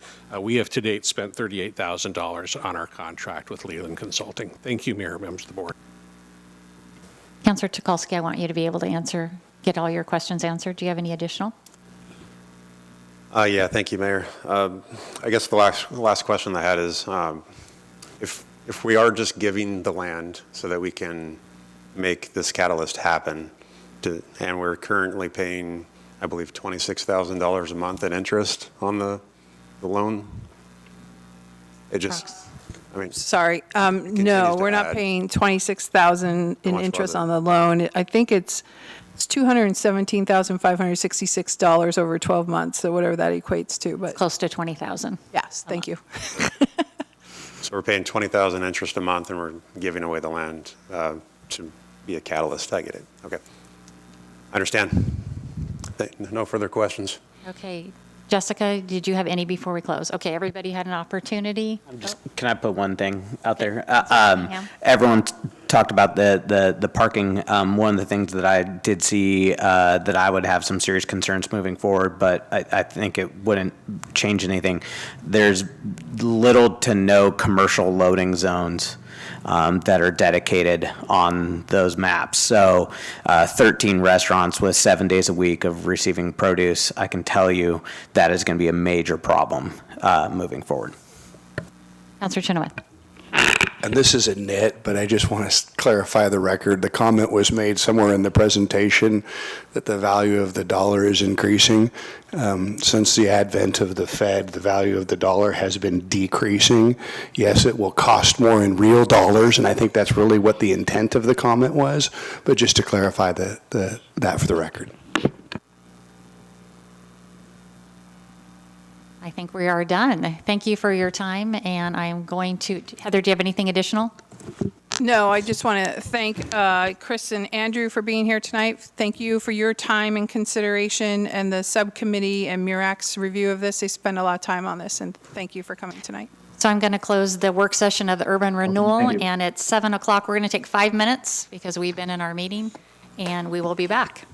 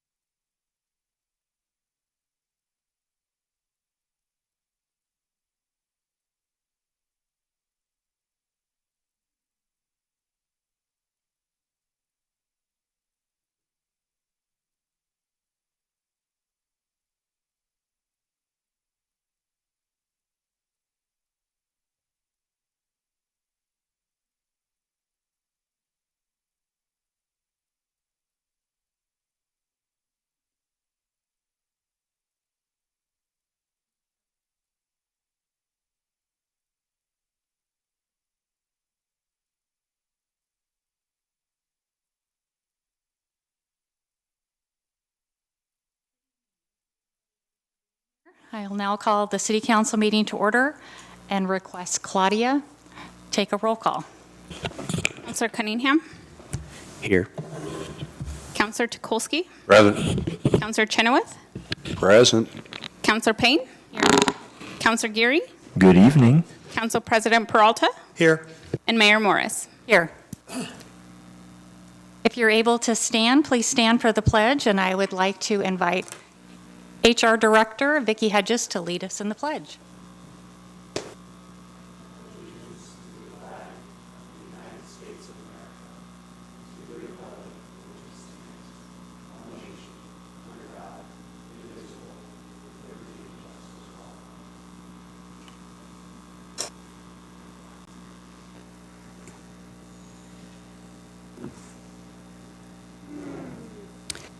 Oh, no. There is a change on the order tonight, so I just want to make everybody aware of that. On ordinances, which is towards the end of the agenda, there's A, B, and C. We are going to move C, which is ordinance 5159. We're going to read that first tonight, and then we will go to 5160, 5156. And this is a long meeting tonight, so if the meetings go too long, we're going to push those last two ordinances to our next meeting. So I just want to make sure you're aware of that if you're in the room for those. I also want to note, as you probably all know, that I decided when I became mayor that we weren't going to read proclamations unless they had something to do with the city. The reason being is we get a lot of requests. They take a lot of time, staff time, after discussion with staff, and we want to be fair, so you can't pick and choose. So we don't read proclamations. However, tonight, this one has to do with the city. It has to do with the fact that we are a Tree City USA. So I have a proclamation to read. Whereas in 1872, Julius Sterling Morton proposed to the Nebraska Board of Agriculture that a special day be set aside for the planting of trees. And whereas this holiday called Arbor Day was first observed with the planting of more than 1 million trees in Nebraska and is now observed throughout the nation and world.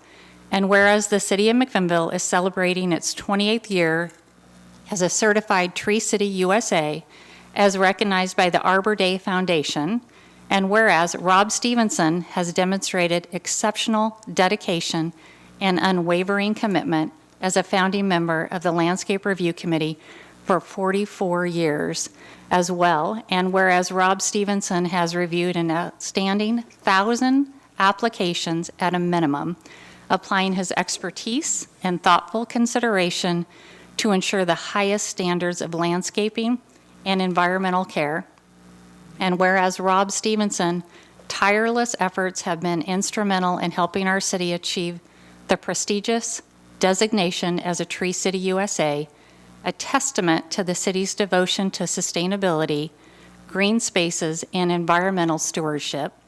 And whereas Rob Stevenson's deep care for the community has left a lasting impact on the well-being and beauty of our city, inspiring others to value and protect our natural resources. Now, therefore, I, Kim Morris, Mayor of the City of McMinnville, do hereby proclaim Friday, April 25th, 2025 as Rob Stevenson and Arbor Day. Now,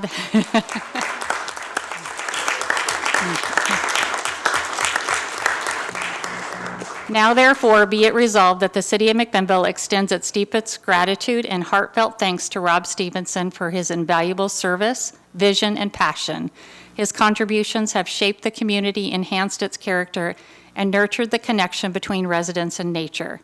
In witness thereof of this proclamation is hereby presented on this day. I urge all community members of McMinnville to celebrate Rob Stevenson and Arbor Day and support efforts to protect our trees and woodlands. And further, I urge all citizens to plant trees to gladden the heart and promote the well-being of this and future generations.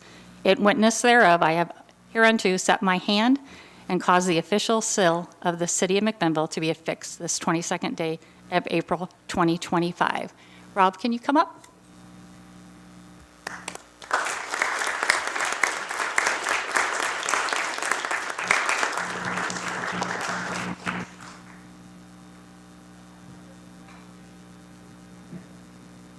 Yeah, I'll use the microphone, Mayor, if that helps, so everyone can hear it. So, Rob, in doing our research of how many years you were on the Landscape Review Committee, we found your original application to be on the committee from 1977, and then we found the first minutes of the first committee meeting from 1970, I think that's 1977 as well, but both of those are in the frame for you as well. Thank you for all your service.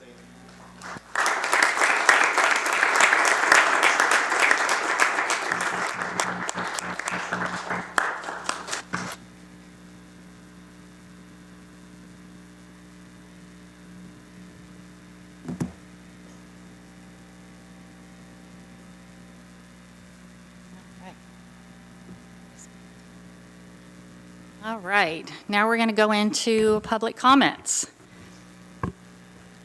Any interested audience members are invited to provide comments, and any comment provided that requires some type of follow-up will be assigned to a staff member. Anyone may speak on any topic other than a matter in litigation, a quasi-judicial land use matter, or a matter that is scheduled for public hearing at some future date.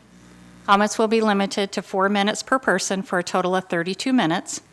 If you're on Zoom and wish to speak, please use the raise your hand feature or chat feature and send a chat to the city recorder team. Once your turn is up, we will announce your name and unmute your mic.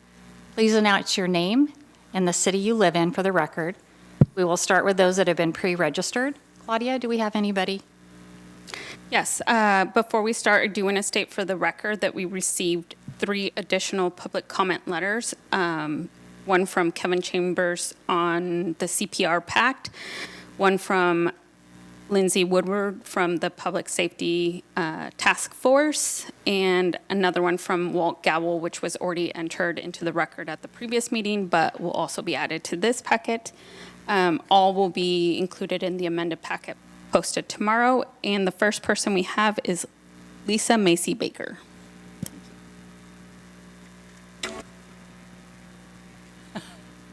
Hi, Lisa.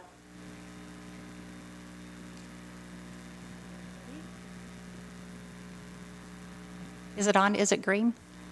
Down below. Is there a green circle? There it is. Great, thank you. So Lisa Macy Baker, McMinnville, and I'm here on behalf of the Culture, Parks, and Recreation PAC.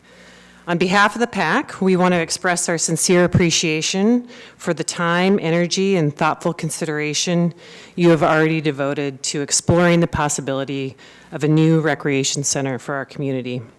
Your ongoing efforts to address the state of our aging and deteriorating facilities have not gone unnoticed, and we commend each of you for recognizing the need to act. In light of the feedback we've heard from the council and the community, we have revised the proposed scope of the project to ensure it is both realistic and fiscally responsible. The current recommendation outlines a plan that keeps the total cost under $100 million, while attempting to give us a building that has all the necessary amenities and gives us options for future expansion. As a PAC, and at no expense to the city, we have been compiling plans of similar buildings in other communities and using updated pricing data to give us an outline of a building scope that contains most of the needs of the community while staying under the $100 million target. As we understood, this was an important threshold for several of you. However, we need to move this process forward. Our organization has already started receiving donations from citizens excited to support this vision and vote on the bond in November. Getting the bond on the ballot takes time. We reviewed the timeline required to place a bond on the ballot. We understand from city staff that the next step is for the council to direct staff to begin preparing the materials necessary for your review. This action is a procedural step. It is not a vote for or against the measure itself. Rather, it allows city staff to begin gathering the information, data, and draft language required for the council to make an informed decision at a later date. To make sure that staff has enough time to prepare these materials, this vote needs to happen at your next council meeting on May 13th. We are mindful of the many important budget decisions currently before you and recognize the pressure of competing priorities. However, allowing staff to begin the preparatory work comes at a minimal cost and is an essential step to moving the process forward. Thank you for your continued service and dedication to the community. We respectfully urge you to support the action to direct staff to begin this important next step. Thank you. Thank you, Lisa. Claudia? Next, we have William Sykes.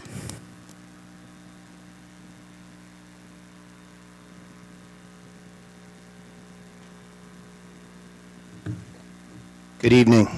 Thank you, esteemed council, Mayor Morris. I'm Will Sykes from McMinnville, and I'm here to remind folks that we still have a problem with loud vehicles. These vehicles, as I understand it, are in violation of 810-260, Section D. This is the 8th time that I've come in front of this body to ask for help. I started in December 2023. As I speak tonight, you will hear these cars ripping around right in front of the police station, up and down 3rd. But tonight I want to focus on another negative aspect of these loud vehicles, and that's exhibition of speed. You see, because these come hand in hand, you don't just get the loud vehicles without the exhibition of speed. There are groups of these cars ripping around town completely unchecked. They're speeding up and down Adams, Baker, 1st Street, 2nd Street, 3rd Street. And I feel sorry for the folks who live on Evans because it's all the way up and down from 3rd all the way to 19th, especially when the kids get out of school in the afternoon. You'll see them on 12th and Yamhill running the stop sign every morning when everybody's walking to school. And unfortunately, 3rd Street is the worst, okay? This is our crown jewel of McMinnville, 3rd Street, our beautiful downtown. And I urge you all here in front of me to go down to 3rd Street between 4 and 8 p.m. any night, and you will witness loud vehicles and exhibition of speed. These are folks driving not only in these little souped-up cars with the mufflers. These are trucks, big trucks, jacked-up trucks. These are motorcycles. Very loud, very aggressive, and I'm afraid somebody's going to get hurt. It's hard to see people crossing the street down there, and the last thing we need is people cruising and ripping around. Now, if you study Municipal Code 1014, it's called Traffic in Congested Areas. You'll see all the text that has rich details about how vehicles can't cruise around, how signs have to be erected if they are, how the violations will be fined all the way down to a dollar amount, and the repeat violations. Well, guess what? Those signs were erected. They were erected on 3rd Street. And when you go down there to see what I'm talking about, look at the sign that says you cannot cruise. I don't know the exact verbiage. And you also see folks ripping by every 20 minutes, over and over and over. Now, I've been here since '08, and we used to have motorcycle police in McMinnville. And that was the last time I ever saw anybody get pulled over. They used to sit down by Walgreens, they used to write tickets. I even think they used to write tickets for loud vehicles. I'm not sure. I'm not a police officer, I'm not an attorney.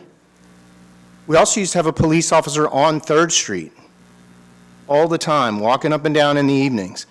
And we've traded that for what? For recklessness, lawlessness, dangerous behavior. Thank you, Dan Tukolsky, for offering to have somebody follow up with me last time. I did not hear anything from anybody, and I'm happy to reach out to somebody if they're willing and able to share their contact information with me. Please join us at stopthenoisemac.com, stopthenoisemac.com. Thank you very much. Thank you, Mr. Sykes. Next, we have John Zimmerling.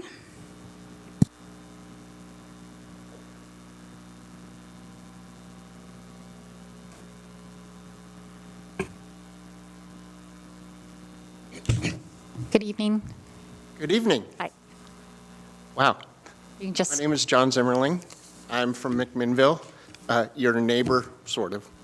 You own the place across the street, and we talked.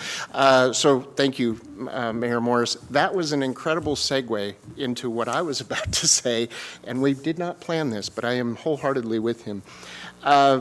This is also about 3rd Street, and I realize there's a lot going on with 3rd Street improvement and all of that, and it is our shining jewel of that.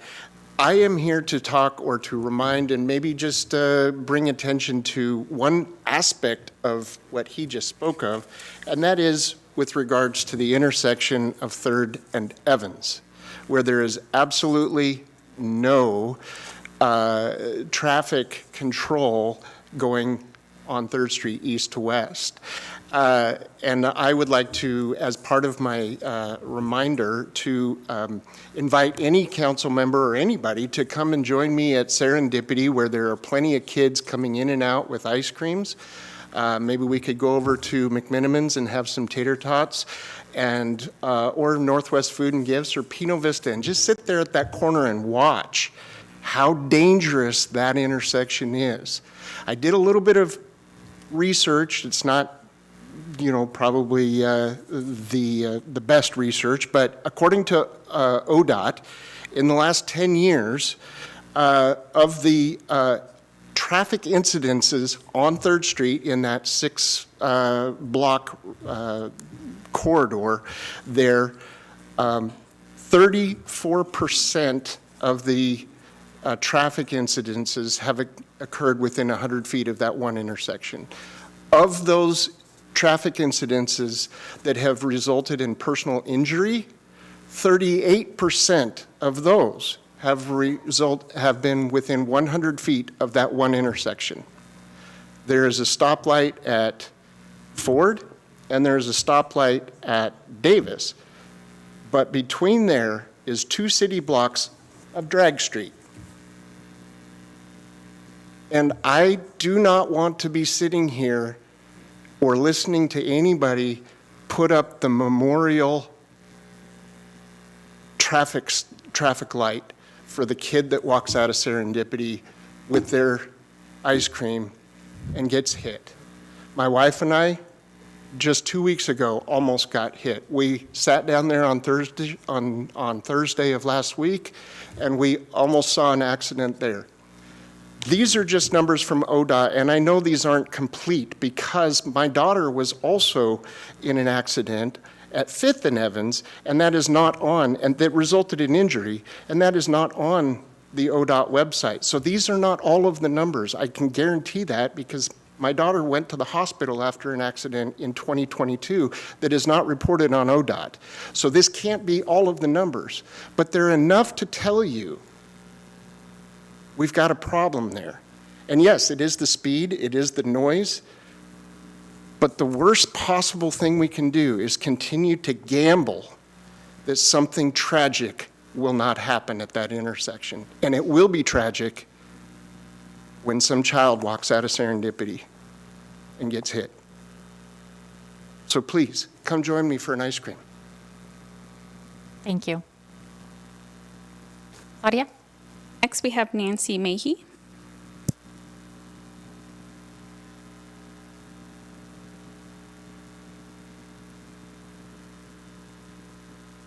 Hi.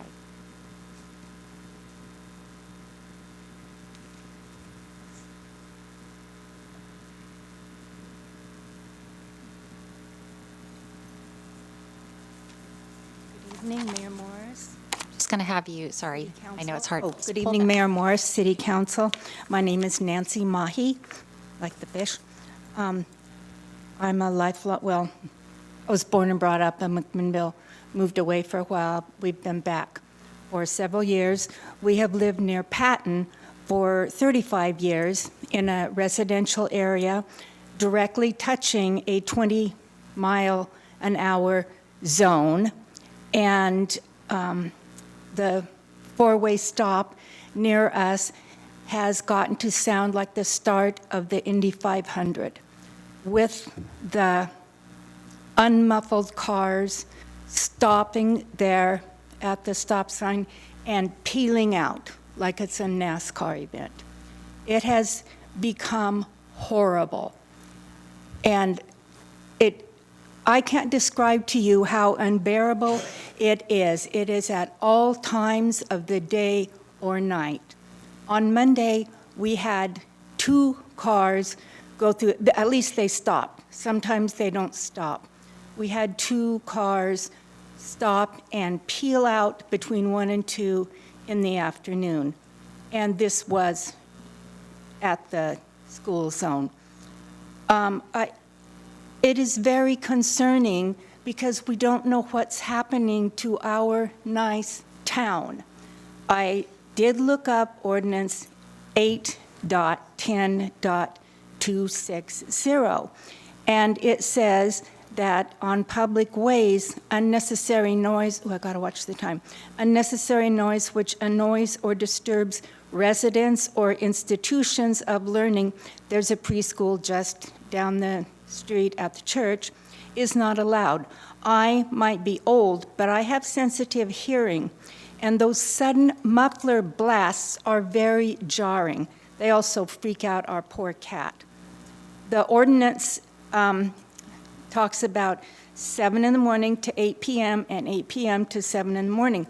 That covers everything, but those drivers don't care about the times they peel out. Sometimes they don't even bother to stop, especially at night. We hear them coming down, and they just go right on through. That now, I noticed when I was reading through all those ordinances, a special section on mufflers. I guess that was maybe added later, and excessive noise from mufflers. It says that it isn't permitted to modify mufflers to increase the noise. Is that for real? Is that some kind of SNL skit or something? That's exactly what they're doing. These aren't the stock mufflers on these new cars. They're modifying them to make them louder. How did this happen in our nice community?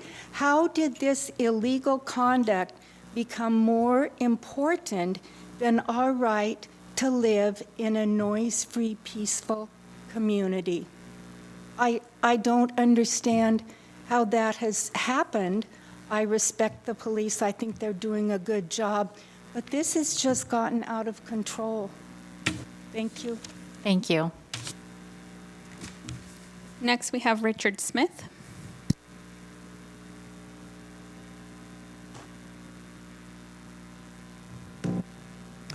Hi there, my name is Richard Smith, and I live here in McMinnville.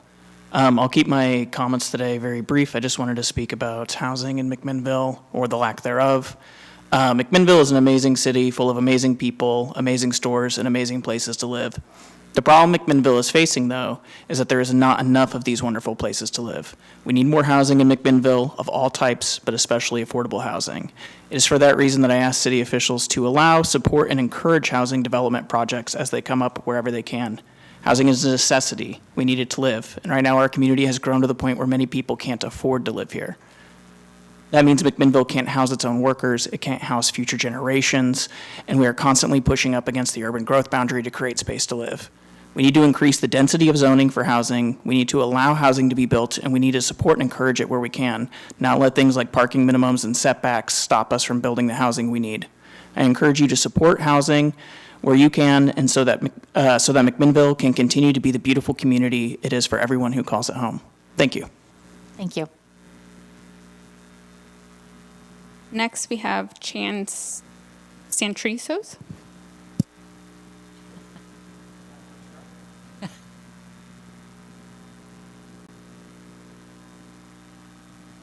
Hi, my name is Chance Santrizos. I live here in McMinnville. I'm going to be basically just piggybacking off of Richard there. I just heard about an opportunity to speak in favor of affordable housing developments. And I grew up here, spent a lot of my life here, and my parents didn't always have the most funds. So any opportunity for families to have housing that is affordable is fantastic, and I would just strongly encourage that the zoning over at Stratus be approved for residential purposes, and any other opportunities that come up. and I'll keep it very brief. Thank you. Thank you.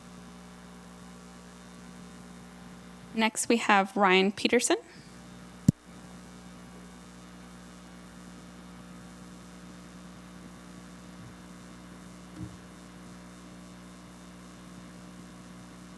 Ryan Peterson from McMinnville. So not to over-egg the pudding here, but I'm also here to speak in favor of the development of housing within the city of McMinnville. It's a city with a vacancy rate that is trending down, with rent burdens that are trending higher than the state as a whole. And I think that this is something that we need to be addressing as a community and building and developing where we are able to and as much as we can. Thank you very much. I yield my time. Thank you. Next, we have Amanda Pawanka.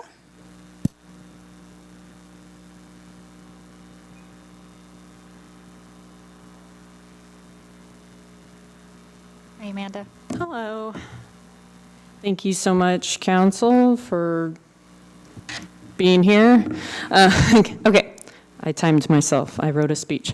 Good evening, Council. I understand the Quarry Park development has been put on hold due to funding, but I would like to press into the importance of why a pump track, you can also just substitute pump track for pickleball courts too. Pump track specifically would be a benefit to our community. I've heard from parents of adult children that there is not a lack of things to do in McMinnville that would warrant the development of a pump track. I'm here to remind everyone that since the advent of smartphones around 2010, we new parents have entered a completely different age of raising children. I highly recommend everyone read the book, The Anxious Generation: How the Great Rewiring of Childhood is Causing an Epidemic of Mental Illness.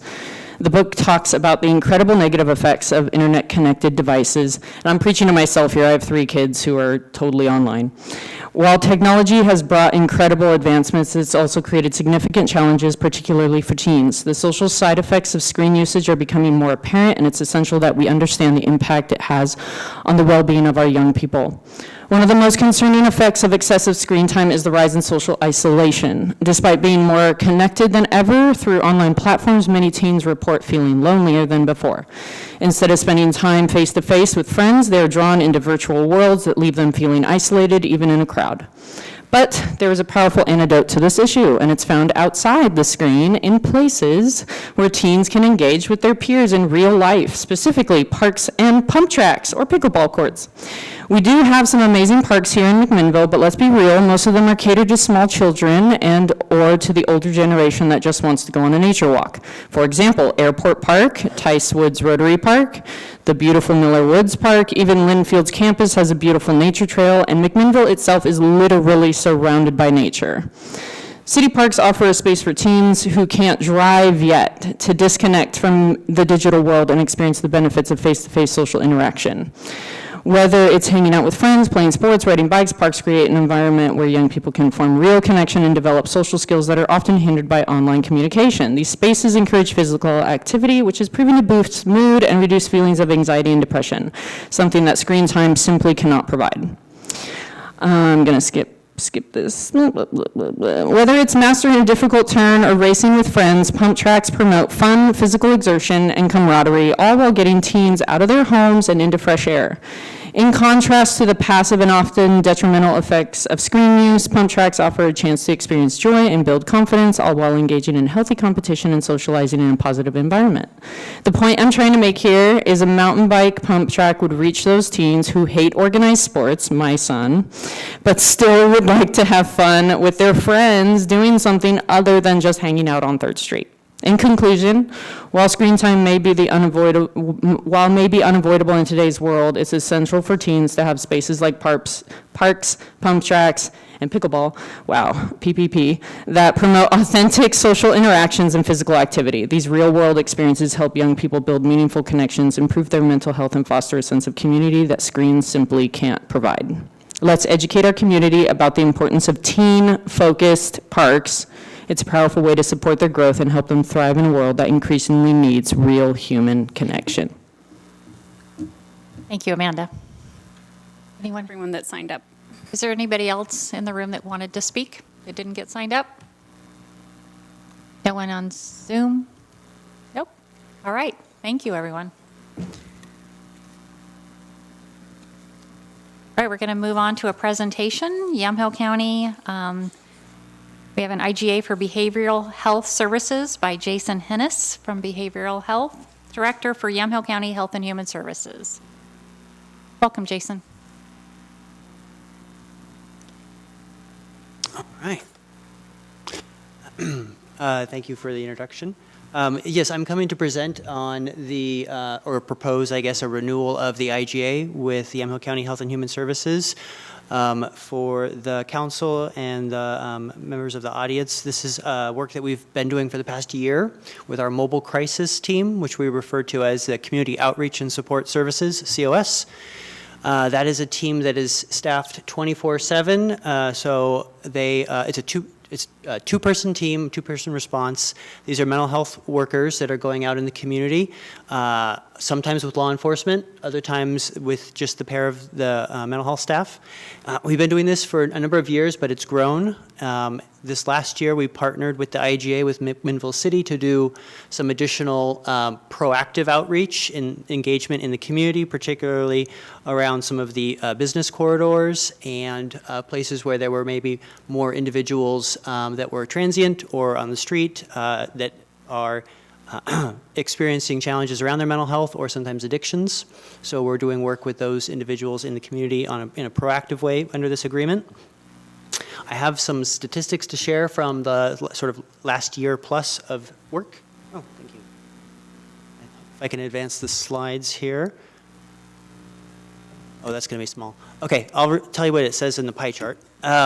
So this is probably overkill on the data. It's all of our calls for all the cities. McMinnville's at the top because it is substantially more than all the other cities combined. So these are calls that we receive or respond to for mobile crisis. We broke it out versus calls where we go with law enforcement, so co-response with MacPD or other local law enforcement in the other communities, or where we go with our two-person team without law enforcement. One of the goals or benefits of the partnership was to decrease the need for police response on a lot of these calls. And so on the pie chart, the blue section there, that's 10%, is the amount of calls where law enforcement went with us. The orange is 50% of the calls where we were going without law enforcement, and the 40% gray is where there was no in-person response, it was handled over the phone. The number of calls by month, if you could see it maybe in a packet that's a little bit bigger, it trended up over the course of the last year and a quarter from the partnership that we had. We met with city stakeholders and PD monthly. We attended the MacPD sort of staff briefings on a regular basis. So getting more contact with community leaders, staff on the city, and some of the business owners increased the number of sort of requests or calls that we were getting for a mobile crisis response. Yeah, the next slide will show, I think, this is another way of looking at the data without law enforcement response. This is just where the calls are happening by cities. You can see, what is it, 98%, I think, or 89% of our work with our mobile crisis team is happening in the city of McMinnville, not because it has more crisis necessarily, but because of the proactive nature of the work we're doing and the expansion of the work that we've been doing under the intergovernmental agreement. We are doing a lot more contact with what end up being people who are residing or in McMinnville at the time. Also, as we know, there are a lot of services and supports in and around McMinnville that people need to stay close to. And so our services at HHS, court services, some of the city services, there is a sort of, it's the location of, it's a hub, I'll say, for a lot of resources and supports. And so it makes sense to me that our mobile crisis team is the busiest here as well.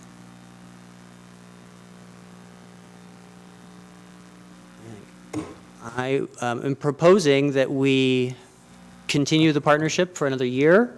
I think that's, I don't know what the process is for that. I'm just presenting what we're doing. But I'm happy to take questions as well as the council is considering that. I have a question. So I know I hear great information from the police officers and working with your teams. Mm-hmm. Can a business owner or anyone else reach out to you directly or to your team directly if they feel there's somebody in a crisis? Right. What's that procedure? Yeah. The best way to get a hold of our mobile crisis response is probably to call YCOM dispatch for the non-emergency line. They are triaging all the emergency calls that they get, right, for all of the emergency responders, and they're able to deploy our team through Active 911 software that they use to send us notifications of calls that we can go on. So we're not using like police radios and things like that, but they can send us notifications to our cell phones for the staff that are covering for crisis at the time. I think it's probably an efficiency thing for us. It's better for us to have those calls triaged by a call center than to have calls come directly to the crisis workers who might be in the field doing work, they might be driving at the time. So the best way to deploy them or request them is to go through YCOM. During our business hours, when our clinic services are open, people can also call our reception at Adult Behavioral Health. And the reception can then connect people directly to like the mobile crisis that are on staff that day. But, you know, so during business hours, you can call our offices, but other than that, or anytime, YCOM is probably your best way to get a hold of them. So if they call YCOM, I guess my concern is that this team is supposed to take the weight off of our police department to some degree. By calling YCOM, do you feel that that is happening, or is a police officer still responding? YCOM is able to make a decision based on the call information they're getting or whether they think that they need to dispatch law enforcement or not. Okay. I believe they are dispatching less law enforcement with us over the course of the partnership. There are a lot of calls where they're sending us as a follow-up as well, like, hey, we've had contact with this person, can you do an outreach, like as a follow-up with them, like track this person a little bit? So we're doing that as well. What we provide isn't necessarily an emergency response. I mean, we're not going with sirens, we're not gonna get there in 10 or 15 minutes sometimes, like for those kinds of situations, but within like an hour response time is usually what we're targeting. It is a little more challenging if it's the sort of concerned citizen call versus the caller themselves who's in distress. I think as far as those go, sometimes it is, like we'll go and we'll make attempts to reach somebody. Sometimes it is, it's voluntary as well. So sometimes the attempts are brief. So I want to give you a scenario that I went through. And just as a concern is, so I had a meeting with you and got your number and said that we could call. And so downtown, there was a Victoria, I'm going to just say a name, not a last name, but so that you can put it in perspective. It was in what I would call a crisis mode, affecting others around her, affecting herself in the street. I contacted your department, didn't get a response, so then I called you directly, and you could hear her in the background, and someone was supposed to come. I waited an hour and nobody came, but Officer Height showed up. So I have a little concern about the response, especially when you told me that somebody was coming. And I don't mean this I'm sorry to put you on the spot. I just want to share that it's important that there is a response. But yet I also went the next week and went and talked to the police officers that I could find and asked them how they felt, and they praised you immensely. Yeah. So I want to make sure that you know that they're very happy to work with you. I don't know if my incident was a one-off or what, but I did have that concern that when someone's in the street and kind of that contact and what the response time would be. Yeah. For not only their sake, the humanitarian part of it, but also for the downtown businesses, which is generally where the issues are happening. Yeah. So I don't need to put you on the spot. I don't know what happened in the particulars since after we talked. I didn't hear a follow-up on that. I do know that there are times when we get, we'll say, repeated calls for the same person, like over a short period of time where we maybe have already had some contact and felt like it was unsuccessful. I've heard that before from the team. Okay. Where they'll get, we already saw them just an hour ago. They're still out there, and we're getting other calls sometimes. So I think that has happened before. And we want to keep working at getting better at it too. So I think the monthly meetings that we've had have been with city manager and police chief and library staff, and I think it's just open to any other stakeholders who want to be a part of that, where we do some of the, this one didn't go well, how can we do better on that? Some of it's just been about accessing the right people. Sure. Yeah. Fair enough. So just wanted to share that. I appreciate you taking it and understanding it. Any other counselor? Counselor Cunningham? Yeah, my question is, do you only go out to speak to folks when you get a call for crisis, or are there times where your team is just out on the ground doing the work? So for the intergovernment agreement we've had with McMinnville, part of the intention of that and the scope of work was to have the sort of proactive outreach times that would occur on sort of a regular basis. So there was like a sort of a daily walk the streets in the 3rd Street and the surrounding areas, and we've identified had some areas identified for us that were sort of areas of focus or concentration. So that is work that we wouldn't do other than the contract and the agreement we have with McMinnville. Typically, the mobile crisis team is just a response team that would respond to requests. So like that's why we see the lower number of contacts in all the other cities as well, I believe. May I ask one more? Yeah. And I don't know where in like kind of probably the land of HIPAA this would be. But oftentimes being a business owner downtown, you see new faces, and we don't necessarily know what their issue might be. Is there a way, being that you guys have contact with these folks on the regular, is there a way in which we could get updated as to that's Joe? Joe has schizophrenia, or whatever we're allowed to have, just so that, because I've often found with Victoria and Christy, that as soon as you say, hey, Victoria, how you doing? Like her mood completely changes. And so it's helpful for us to know who the folks are. It is tricky, right? It's sort of there's a delicate dance we sometimes do with information sharing around because of the HIPAA. So we can always listen, and take information in. There are times when we can maybe sort of confirm that yes, we were able to make contact with the person you requested. We think that we resolved the situation, or they're feeling better now, like general things like that. But to be able to share like an update on a person that included like diagnosis or treatment or anything like that would be too far. There are times when I'm trying to think how else have we navigated that. There's been some ongoing sort of cross-sharing with law enforcement where we don't usually provide a lot of information, but they give us information that we can then take action on or follow up on. So we've done those things with the PD for a long time.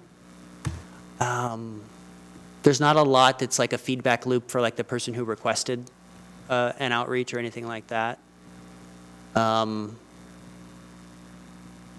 The only other sort of outcome would be we inform YCOM when we're clearing the call, we're leaving the scene essentially, so that that's a safety precaution mostly, but so they'll know that it was resolved and we left, or sometimes we just get a refusal and that's it too. But sorry, I don't have more to say, but I think there's I just have a comment, but I can wait. Counselor Payne. Thank you. I don't want to steal your thunder, Jason. Thank you and Lindsay both for taking time to meet with me. And I think it was February, March. I just wanted to take a moment to recap some of I think there was 2 successes that Director Manfred had shared with me. Do you mind if I share those? Okay, so in one interaction with the community outreach support, a QMHA was walking 3rd Street, noticed a person who appeared to be in distress.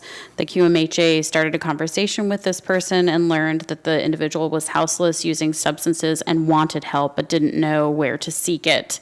And the result of that was that that individual was able to connect with Provoking Hope, as well as 2 other partnerships to secure a residential treatment bed, and that person has now graduated the treatment program. And then another experience, and this one, that previous one was when we very first started that agreement, so from like March to like March, April, May of last year. And then this one is summer of 2024. COS had continuous outreach contact on 2nd and 3rd Street with a houseless individual who had been off medications and struggling with mental health symptoms. There were some open wounds that appeared to be infected, and that person was able to get to the hospital for treatment and then offered peer-assisted crisis housing where they were able to get prescribed antibiotics, and thus far has continued to engage with COS. Most of the council knows, and I know you're familiar as well, Jason, that when this contract first came to us, I was sort of on a mission to ensure its success in the form of education. I've since learned a great deal about our unhoused population, and I think to Councilor Cunningham's question is, the right path is just knowing people and interacting with them in a very humane way.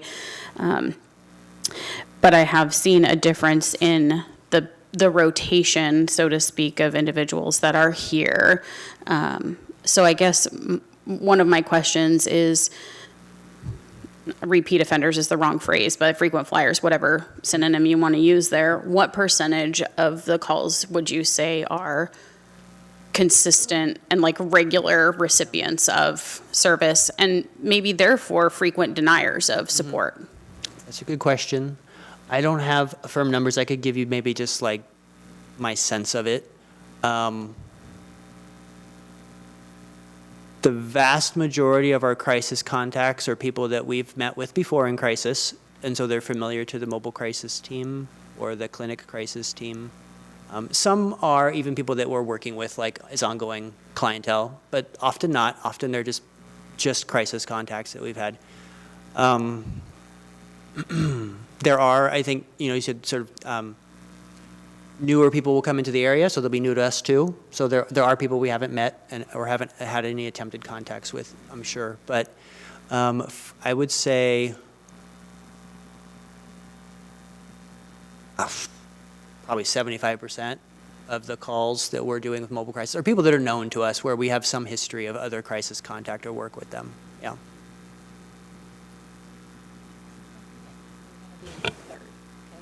Mayor?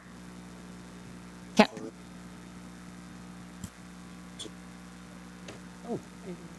Sure. Police Chief Cord Wood. Right. Can you hear me? Yes. The Witness Protection Program.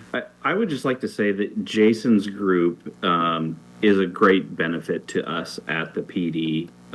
It's another tool in our toolbox. I'll tell you that we share many of the same customer base, and the PD is often the resource that people call upon to deal with the problematic behavior that goes on 3rd Street and other places around the community. But we don't always have the right set of tools available to us to solve that problem. Having access and increased access to Jason's team does benefit the police department, in my opinion. Thank you, Chief Wood. Councilor Chenoweth. So first, I'd like to say I'm a fan. I appreciate what you're doing. So none of my questions that I'm going to ask should be taken in any other way than I just want more information to understand. What percentage, and you probably don't know this off the top of your head, but just kind of a feel, what percentage of those that you're being asked to address refuse help?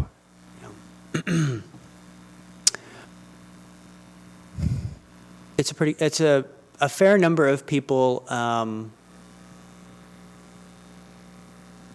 refuse help. I think particularly if some of the problematic behavior is substance related. And it depends on the moment too. There's people we talked great with yesterday and then come out today and they don't want to talk with us. So it's really a moment by moment thing for a lot of people, whether they want to engage or open to help. Could depend on what's going on with their mental health as well.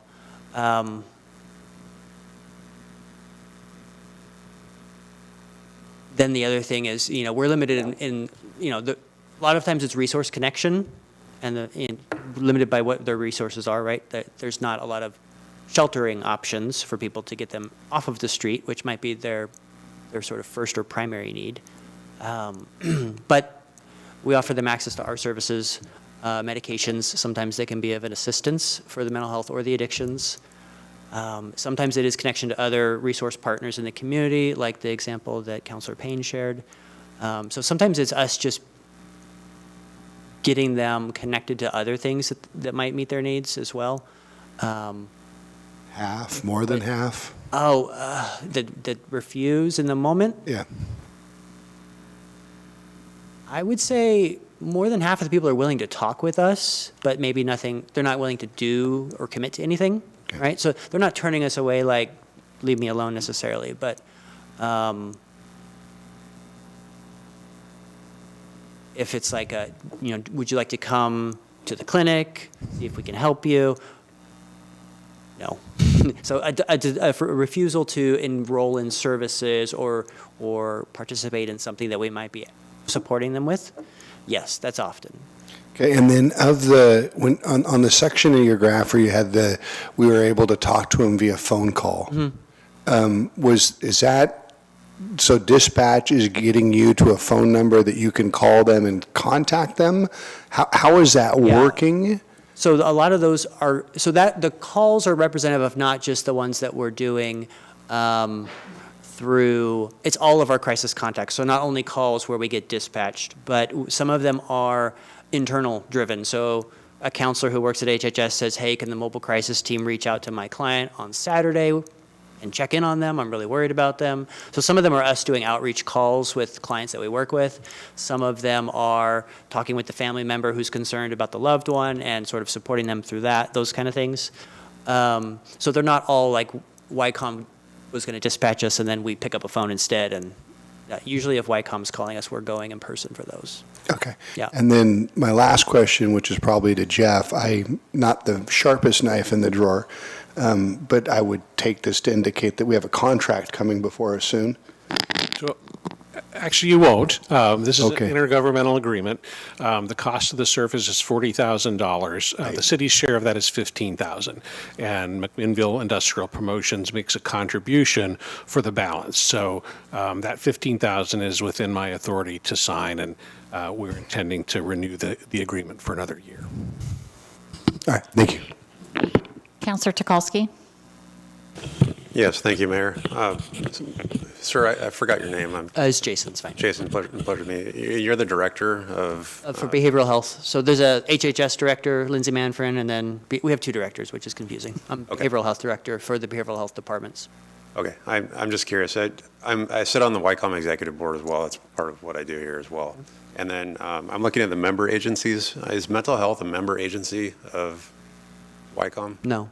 Or not? Okay. So I know YCOM is sometimes challenged for funding, and the budget itself always goes up significantly. If you're recommending that things are triaged through YCOM, but you're not a member, have you considered paying for that service? It's pretty new. I mean, we've been doing this for Is that something 6 that's months. in your budget? Is that something that's in your budget? To pay for it? No, I mean, we haven't budgeted for it. Okay. Has it been a discussion? Yeah, thank you. Thank you, Counselor. I've actually talked with Director Manfrin about this issue. It's a longer process to work through that.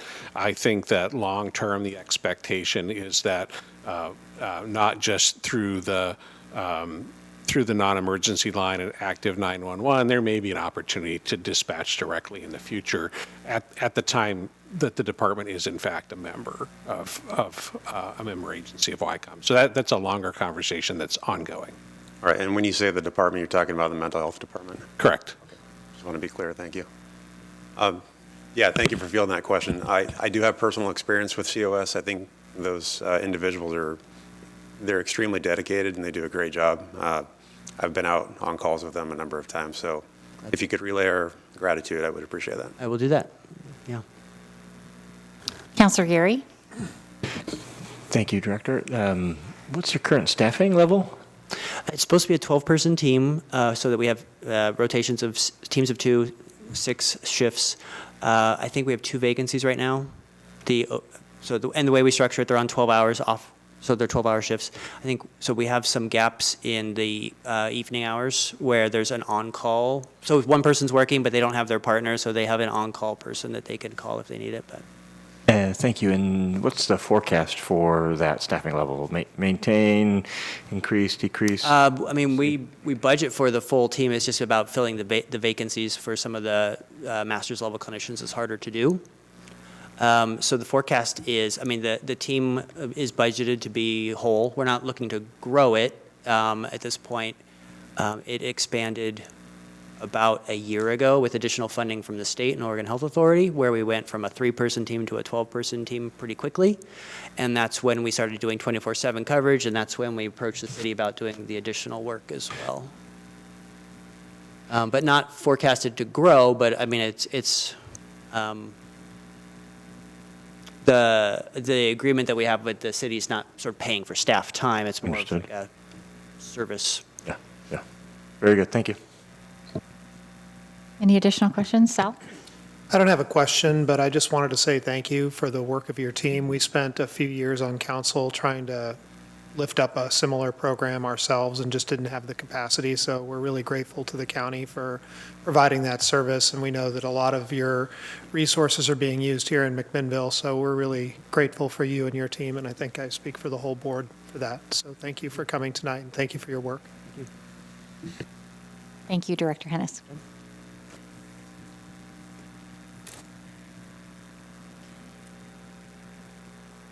All right, now we're going to move on to reports from counselors and board assignments, and then we're going to go to department heads. I'm going to start to my left with Counselor Tukalski. Neither of my committees have met, so I have nothing new to report. Okay. Counselor Payne? I'm going to start with LIPSIC, the Local Public Safety Coordinating Council. Sheriff introduced an interesting nonprofit organization to the group called the Man Up Crusade, and that is designed to bring awareness to domestic violence. Kind of the fun thing about the program, which was launched in 2012 by Canyon County, Idaho Sheriff, is to have a quote-unquote purple night, where agencies can choose to wear purple while at professional rodeo or bull riding events. So, and it's a kind of a universal thing. So everybody in the arena, it doesn't matter what your role is there, wears purple to bring solidarity. And the sheriff's office is going to be staffing our fair, and we'll be wearing purple to the rodeo and the bull riding events. Kit, you'll be wearing purple too, right? Nice. The Confederated Tribes of Grand Ronde hosted a clear clinic on April 16th and 17th. Hopefully they'll be doing that again, but I don't have a date for that, which offers free or low-cost criminal record and eviction expungements, tenant advocacy letters, court fines, fee waiver petitions, and referrals to other legal services. So there's no requirement to be of tribal descent. Anybody can access that service. And then there was a grant review for the Juvenile Crime Prevention through Diversion Program. And it was lovely to read that the prevention program supported a 26% or reported a 26% reduction in juvenile delinquency petitions in 2024 through the diversion program. This grant cycle would open up youth that are alleged to have committed Class C felonies in addition to misdemeanors. And the next meeting is May 8th. Landscape review met. I was unable to attend that meeting due to family stuff, but just want to reinforce that Rob Stevenson Day and Arbor Day on Friday at the library at 4:30 for a tree planting to honor his 44 years of service on the Landscape Review Committee and celebrate McMinnville's 28th consecutive year as a tree city. And then you will see before you tonight I think a resolution to change the A in DEIAC to accessibility. So the name would change from Diversity, Equity, and Inclusion Advisory Committee to the Diversity, Equity, and Inclusion Accessibility Committee. The committee had a lot of really great dialogue about the importance of adding accessibility. Some of the topics that were mentioned in pursuit of this name change were things like curb and sidewalk navigation, the prevention of discrimination, supporting civil rights laws, and then student rights to education. The team is also I think it's done. I will defer to Noel, but there's a letter that's been drafted to go to community partners like Human Health to build stronger connections within the community. And there is a Juneteenth planning meeting tomorrow. Counselor Geary? Yes, thank you. Let's see. MURAC had no meeting, but you guys are getting your fill. Visit McMinnville. Let's see. There was it was a different meeting day than normal, so I think there was fewer people showing up, so there's no quorum, so no business officially was conducted or decided, but we did hear some information on upcoming board openings. The staff has been hot and heavy at the moment attending conferences, including the Governor's Conference on Tourism. We heard about the delegation from Canada that came to visit and the effort from downtown business and merchants to make them feel welcome and fun. And the dinner, with the guest of honor of the lead singer of which famous 90s rock band, Jeff? Bare Naked Ladies. So they heard some information on the upcoming budget, which you guys will come back to us. So they've got a proposed budget that they're circling in on, and talked about their current obligations for renting their space. Their marketing and promotion for Cruising McMinnville will be mirror hanging air fresheners with their information and logo, which I thought was very cute. And the destination development, we'll be looking at getting a Quarry Park cleanup going to help that area kind of organize around the passion for what that park is and can be, as we've heard. And then just some current event enhancement and development. So that was a Visit McMinnville meeting. Stormwater PAC meeting hasn't had an official meeting, but we're hearing some reports out of that. And then 3rd Street Improvement had a meeting digital on the 14th. I think at my last meeting I said this was going to be the final one for the 30%. I was incorrect. I think that was the penultimate. So we'll have another meeting to try and get to that completion of the 30% design package. And for the streetscape of 3rd Street included, I really like how they have us just going through these very zoomed in focus areas on this type of element of what this is going to look like or be, and a discussion on that specific item, consensus or a vote, and then decision, and then move on. So some of those topics were, I guess, a recap of the previous design decisions. We talked about paving elements, styles, orientations, elements of accessibility downtown on how that is. We're pushing towards a curbless design and how to move the elevations and move people around safely and keep vehicles and pedestrians safe. Talked about street trees, so further development on if there's this many types, how will they look on the block, a crescendo of trees or a descendo of trees. Furnishings and fixtures, things like benches, planters, and trash cans, recycling bins. What are those going to look like? Bollards, lights, and then the potential of how gateways will look. So sort of those keystone elements at the end. Doing a lot of this up here. Not any of it's very helpful. That's my report. Thank you. So my report is mostly has to do with community, not with committees. I met with interim Linfield President Becky Johnson and Vice President Joseph Hunter. We spoke about collaboration and how the city can work together with Linfield to help both of us. The new president will start July 1st. I attended McMinnville Leadership Group with local leaders in the community to gather, chat casually to talk about issues. The issues discussed at this particular meeting were tourism, the bypass, and again, collaboration. Met with Parks and Rec Director Susan Muir to discuss Kids on the Block and how to proceed forward with after-school care and some ideas in that regard. I also toured the Senior Center and the Community Center. I had a meeting with Emily Johnson from YCCO, Yamhill Community Care. We discussed some ideas for humanitarian projects as well as mental health for our youth and funding sources. I hosted the monthly Mayor's Coffee, and Commissioner Kit Johnson attended it with us. He was asked to join us, and we talked about regional water issues and Water and Light, possibly providing water to some of our smaller communities. I attended a meet and greet to meet the lobbyists for the bypass that's led by Dave Hagerberg.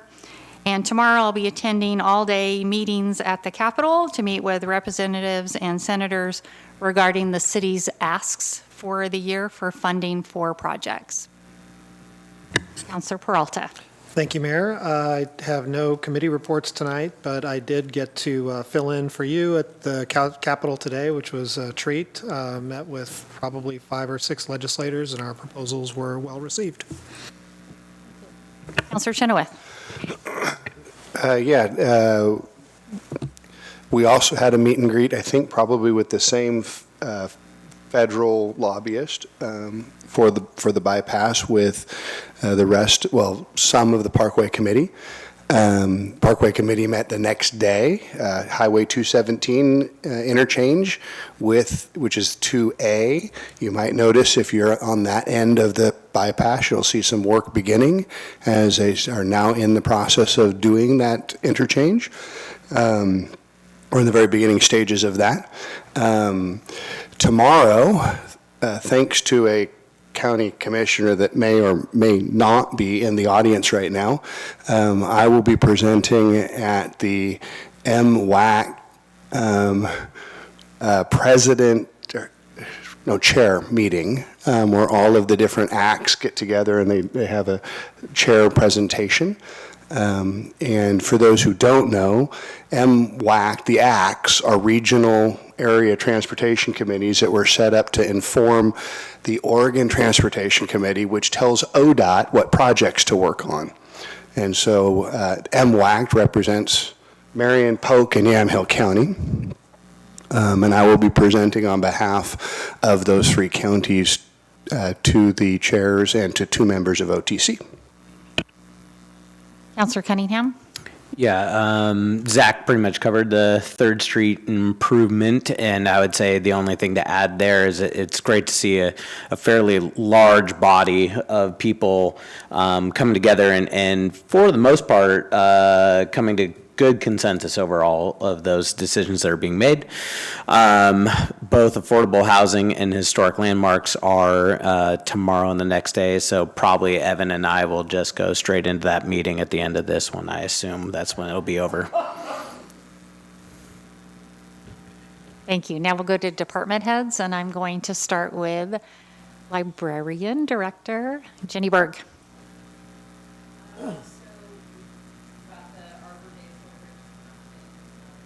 Friday night or Friday afternoon, and then on Saturday. Yeah, sorry about that. I don't know. I was thinking standing would be good enough instead of the microphone somehow. So we have a El Dia de los Niños. This has been an event that we've held for quite a few years. That's Day of the Kids, or Day of the Children, and it's basically to celebrate children in our community. There will be many activities, and it will be a party-like atmosphere, and because of that, of course, I needed to bring things to show you from the library. In a party-like atmosphere, maybe you'd wanted to get a cookbook to cook Mexican food, and along with that, you'll want to check out a tortilla press from our library of things. If you're going to a party, you might actually want to make your own jewelry. And we've got the book and then a jewelry making kit here. And then, of course, every party needs disco lights. So that you can also check out from the library. All of these things were paid for by a grant from the Yamhill Community Coordination Organization. I'm sorry, Yamhill Community Cares Organization. But join us for El Dia de los Niños on Saturday from 1 to 3. Director Hunsaker? I have to stand. Just pass, did he want, would he like to say anything? You want anything, to say anything, or are you good? No, Leland's good. I'll cover Leland. Okay, Leland. So yes, I'll break up my department head update by our three main divisions tonight. So for wastewater division, solids treatment capacity project, our $20 million project out at the plant. We are in the home stretch. We are actively switching over to our new system right now and starting to shut down the old system. Next week is a particularly big week. We're going to be changing out the PLC, the brains of the operation, so we'll have staff out there 24/7 while that's going on because it won't be able to talk to us in the remote way like it usually does. There is potential for odor issues. We are pretty sure we've got it figured out, so as things are coming off, the old fans will come off, but the new fans will be ready. But if you get calls about any odor stuff, that's expected. We are working on the new ones.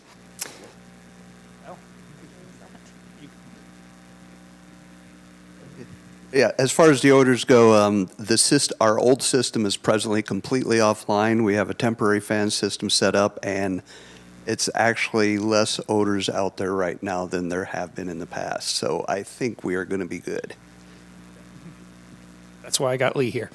And then also as part of that next week, the RV dump site will be closed Monday through Friday because we can't, that stuff's a little bit too concentrated while we're switching over. So we don't want to bring that in for a little bit. Also at the plant, they're going to be switching over to summer permit time, May 1st.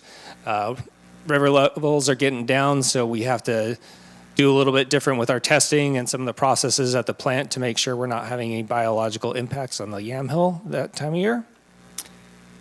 In operations, we just wrapped up our annual park restroom maintenance where they're doing the cleaning and repairs in the parks, getting them ready for all the people that are going to be out there enjoying the sunny weather in our beautiful parks this summer. The crack sealing crew's getting ready to begin crack sealing next month. And did look at the street sweeping numbers, and it looks like we are at a time where we need to do a more thorough analysis. If it does make sense to bring that in-house, that contract is annual one-year extensions, so those extensions will still be coming because it would take us a while to purchase the equipment and everything else, but we will start looking at a more thorough analysis if that makes sense. And then over in engineering, pre-construction meeting tomorrow for the Cypress and Fellows paving project. If people have any questions, you can direct them over to engineering, the website, or give us a call on that. We have our two construction projects out to bid, the Midtown ARPA drainage basin project and the annual paving patching project. And those, you should see the contracts coming in at our next meeting for approval on those. And then the last thing, there's probably going to be a couple IGAs coming up. Well, not probably. There will be a couple IGAs coming up pretty soon with ODOT. They are getting the design wrapped up on the Oregon 99 ADA project, which includes our active transportation concept stuff. So RRFB, rapid flashing beacon, some additional striping for bikes and things like that. So there's two parts to that. The IGA for the construction of that work, and then the IGA for the maintenance moving forward. Can you state where that's going to be located at, the flashing? Oh, sorry, didn't mean to put you on the spot. I am blanking off the top of my head. So is that what's going to be by the Navigation Center? Hanley, yes, Hanley and Adams, and then there will also be one in the downtown area. Together. I think there was one on 17th, 18th, down by the old Sears. I think there was one proposed there in the active transportation plan. I think. Sorry, I can I opened the a can of flagpole. worms. Actually, city engineer is online too, and he could probably answer that. Should we wait for?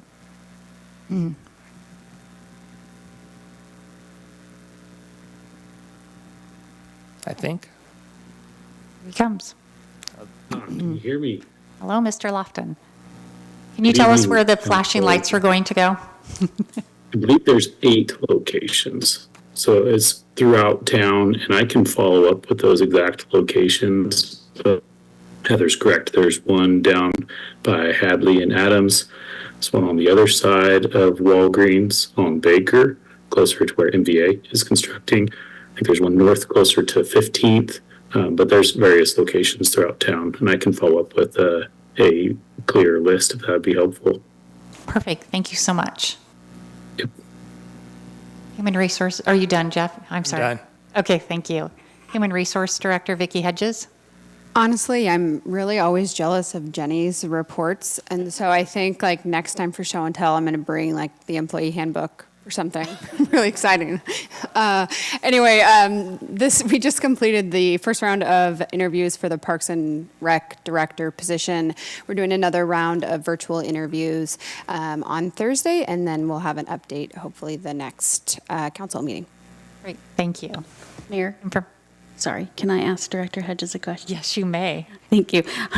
Jeff threw you under the bus in his city manager report. Just kidding. It's fine. I was just curious. We're about halfway, maybe not quite halfway through the employee training deadline for June 30. So I was just kind of wondering, just 30,000 foot view, how that's going. I don't know. Sorry. I can look that up for you and follow up at the end of the report, so it should take me just a few minutes.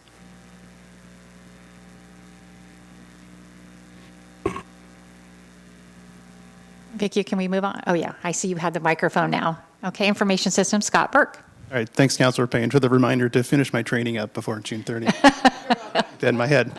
Thanks, Mayor. Just a few of the things that the IS department has been up to recently include continuing to support the budget production back-end technology, which includes editing and producing reports out of the current system that we have with our partners in finance, creating multiple test systems around different scenarios, and helping create the documents that will be ready for Budget Committee pretty soon.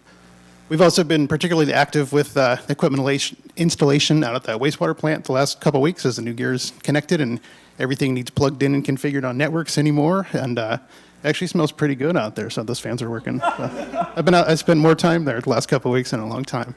So we've been replacing cell phones for wastewater and public works a lot lately last month.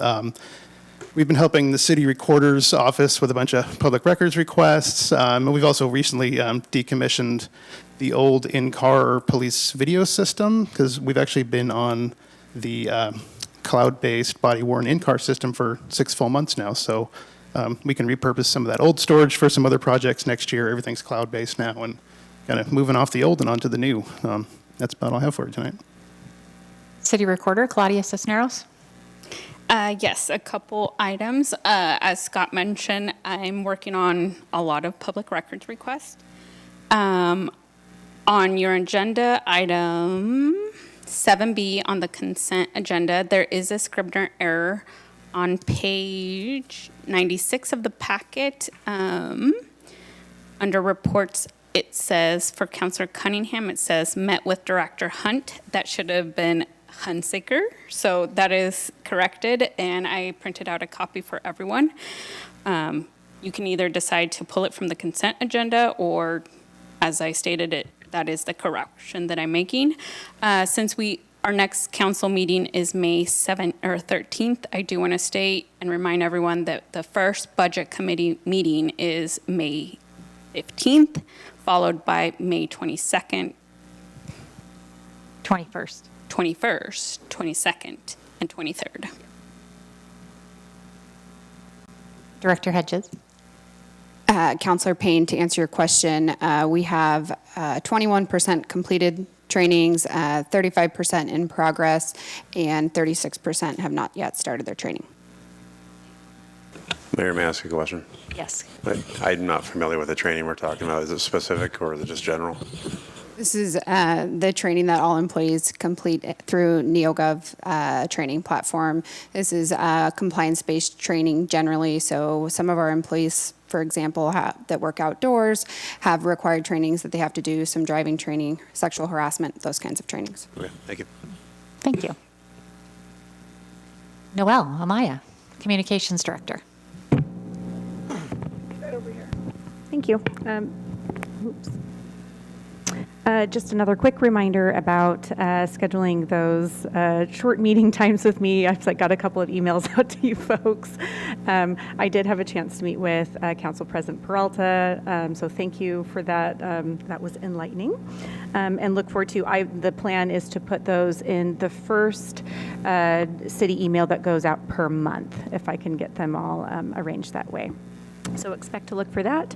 I'm working with McMinnville High School's Business Pathways program to support job shadowing students who desire to job shadow in the business program. So I had a couple of students, we hosted a couple of students last week, and I took them around to several city facilities to teach them about city services. So expect to see them at the Arbor Day celebration if you are going to be there on Friday.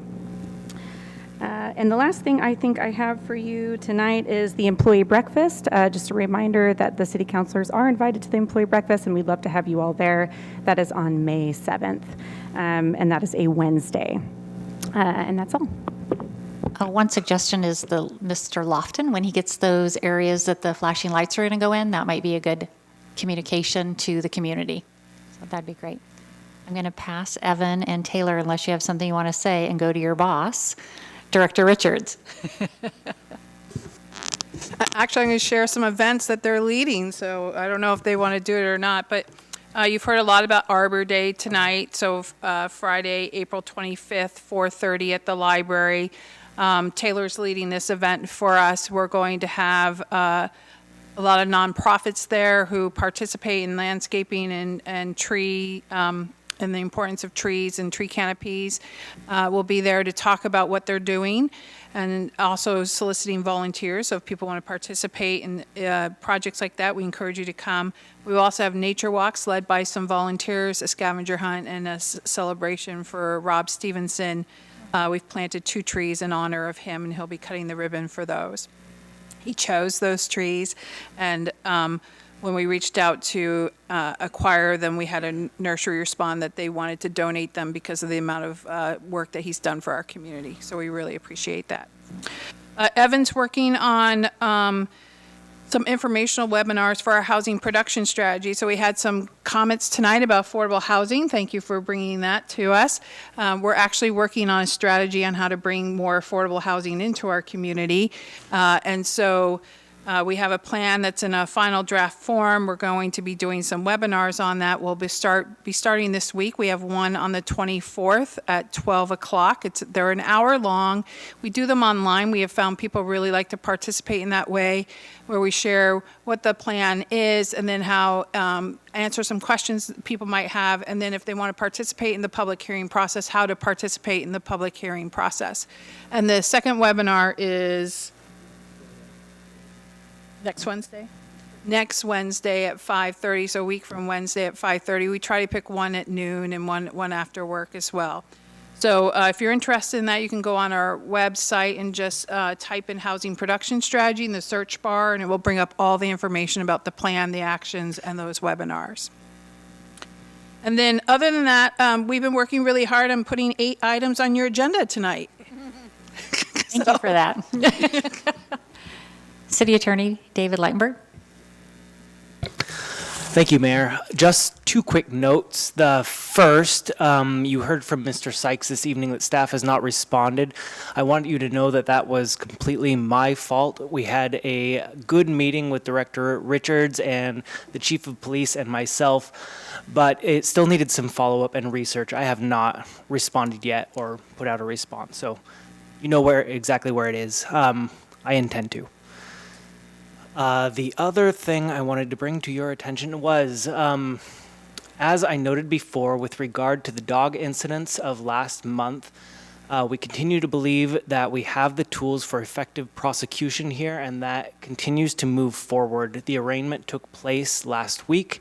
The hearing is currently scheduled for next week. Thank you. City Manager Jeff Towery. Thank you, Mayor, members of the council. I have a number of personal appointments next week that will keep me out of the office and largely unavailable for immediate response the afternoon of Monday, the 28th, and most of the day on Wednesday, the 30th. On Tuesday morning, as they have done for years, Citizen Bank is sponsoring a corporate coffee. The guest speaker will be Councilor Geary, and I'll be there as a second fiddle to support. And then to follow up on Councilor Geary's earlier report, if you were able to see my phone, you'd see a picture of Stephen Page, the former lead singer of the aforementioned Bare Naked Ladies, on 3rd Street with your city manager. Great.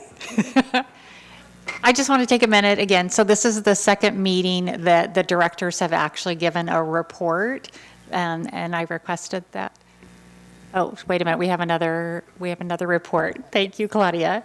But I'll finish that and just say I appreciate them. You guys have done a great job.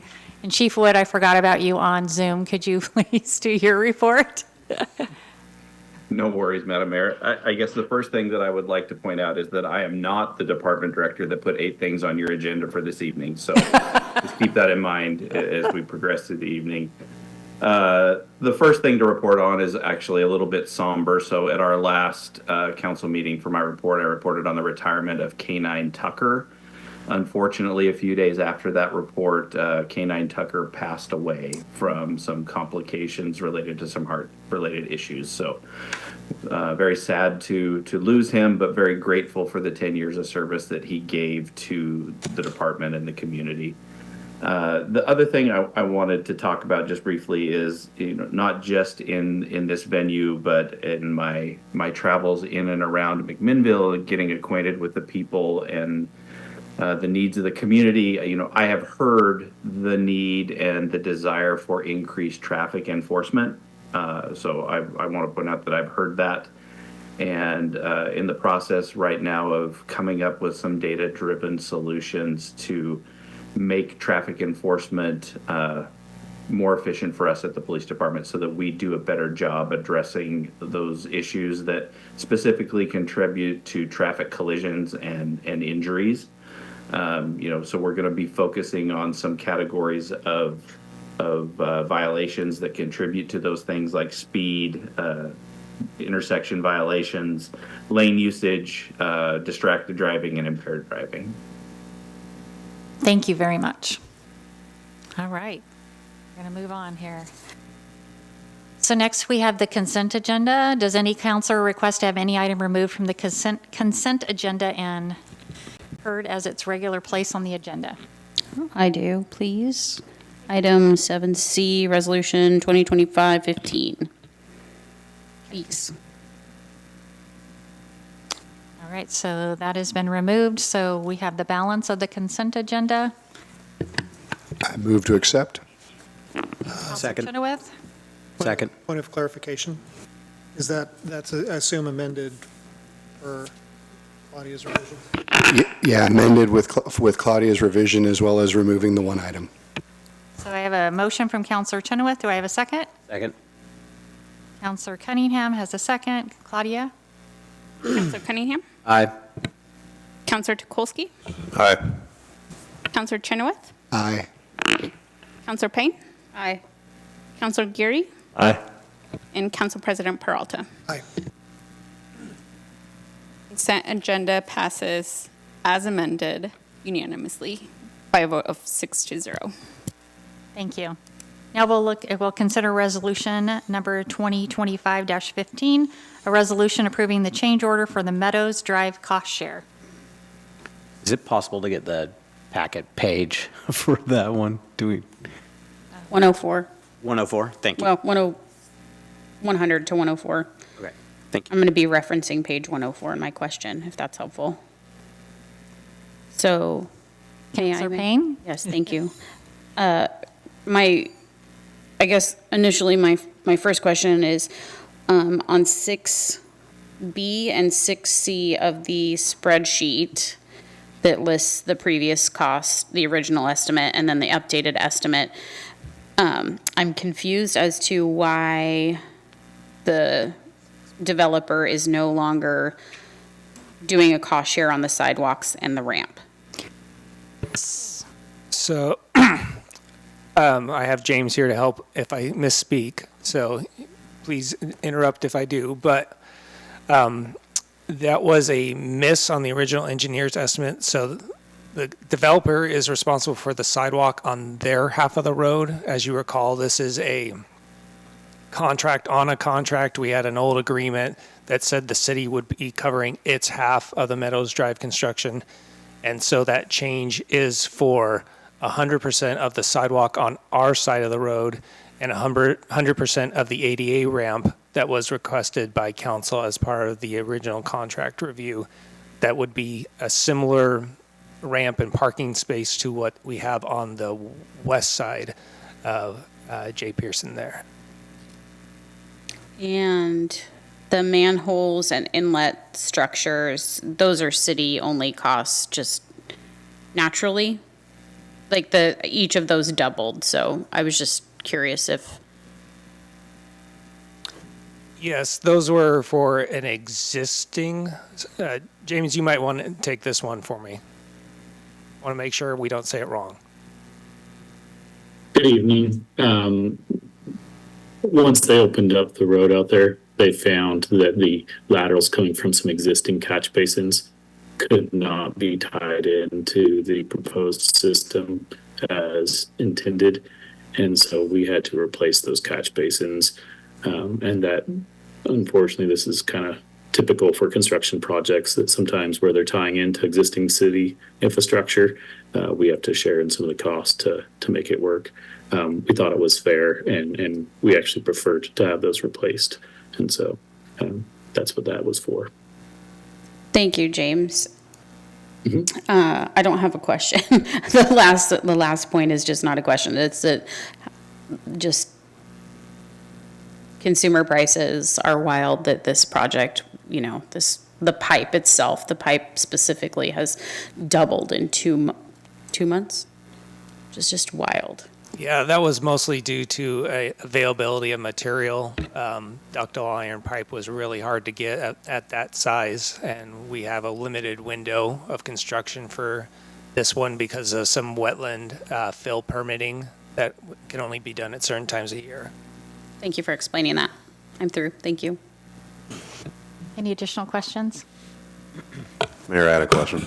Yes. So Director Hunsaker, you may be able to answer this. Was the change order issued or given to us for $96,002? Was that the total cost that the developer asked for?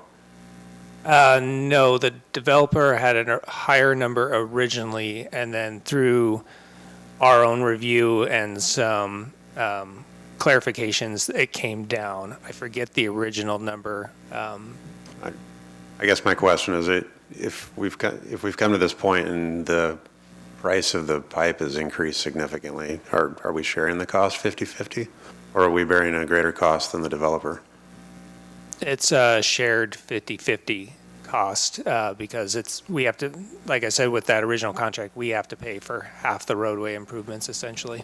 Okay, so the cost increase was about $180,000 then, and they came back to us for 96.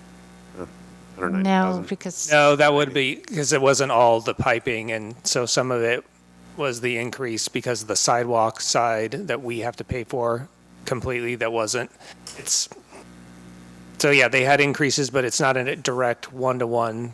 They went up 96, we went up 96. It was slightly different for every bit of material. But our share of the construction is 96,000 for the change order.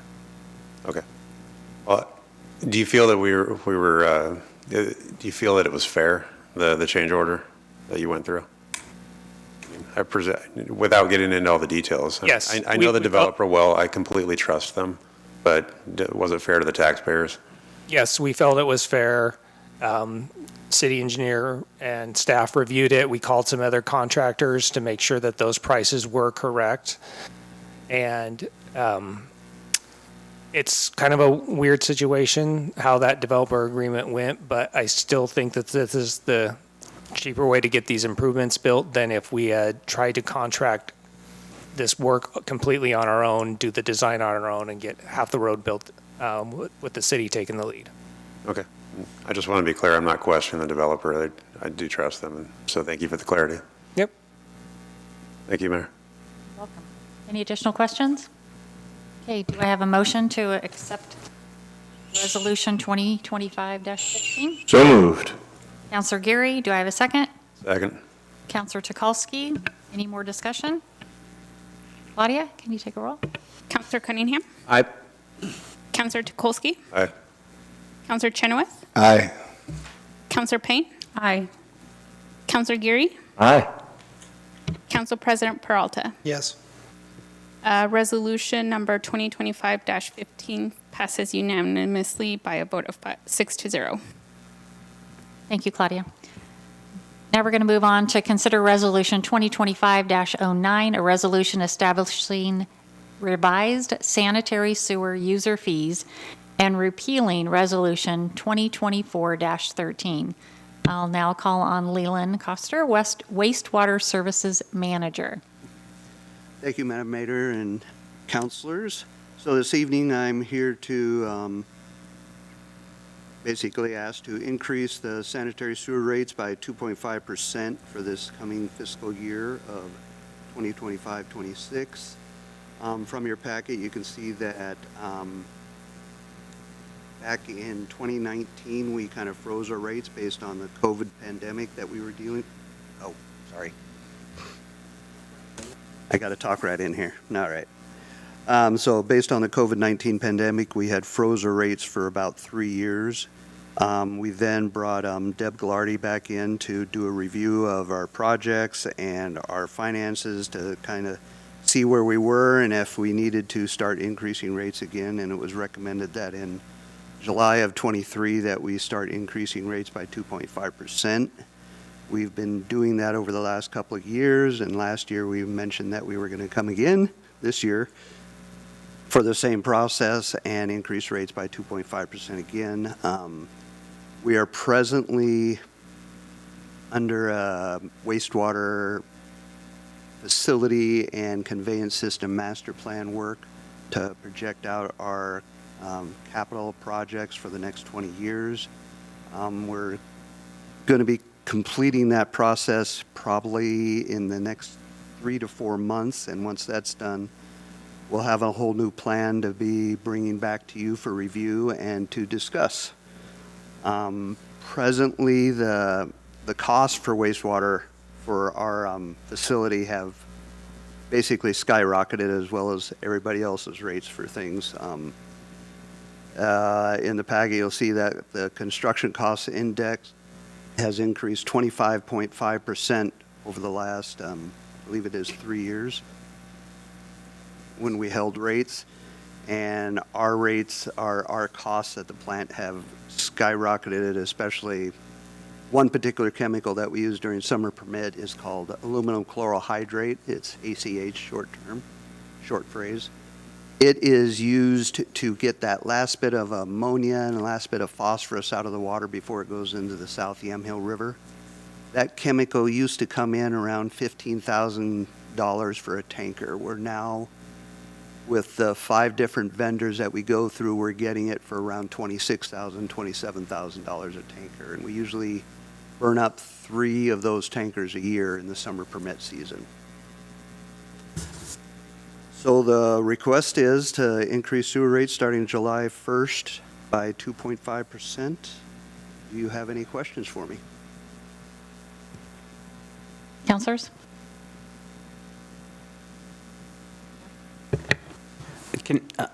Counselor Cunningham. The cost estimate that you just gave me, is that an aggregate of all those salary, wages, benefits, everything is 25%? Is that how I should understand that? No, that was trying to give a reference for cost indexing that occurred over the 3 years during the pandemic, where we held rates steady at the same time inflation and the cost construction cost indexing, which is most similar to our operations, increased 25.6% over that time. So just to give an idea that we've been trying to keep the rates nice and low for wastewater, but a lot of the costs have been going up pretty high. Okay, so the cost indexing is for that 3-year period. Yeah, that was over that 3-year period, not it's higher if I add in the next 2 years. And then it gets into the following general assumptions, and it gets into salary and wages 5.5, benefit 6, materials and service 4. So that's an assumption. Those were the assumptions for the rate review that was done in 2022 that Okay. recommended the 2.5% increases starting in July of 2023. Okay. And we're still going forward with those 2.5% increases, but like Leland said, we're doing the master plan right now, and as part of that work, there'll be another rate review to see if we're still on the right track for what we need to get done at the plant and with the system. One more, if I may.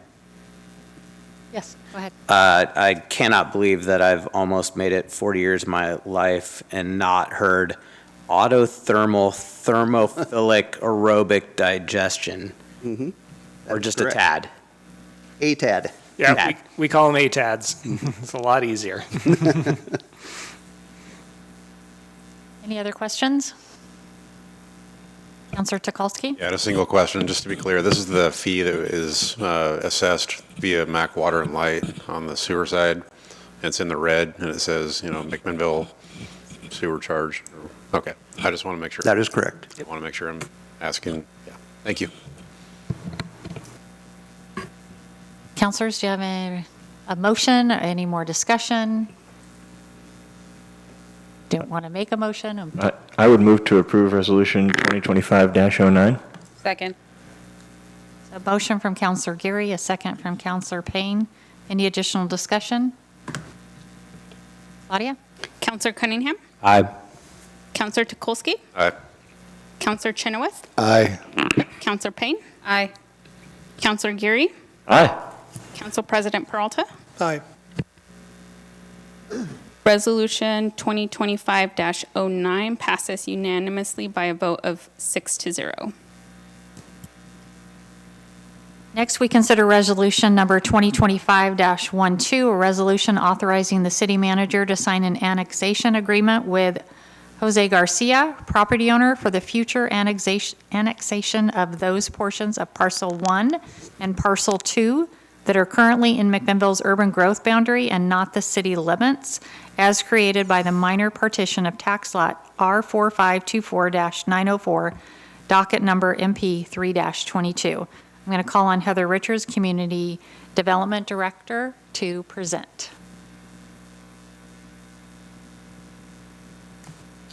Claudia, can you allow me to share, please?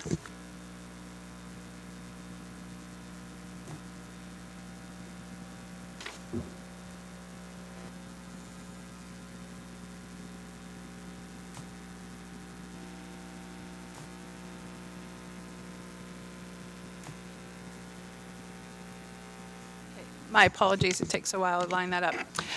So this is an annexation agreement with Jose Garcia to annex tax lot R4524-904 into the city limits when warranted. So this is part of a land use decision for a minor partition that he's currently working on.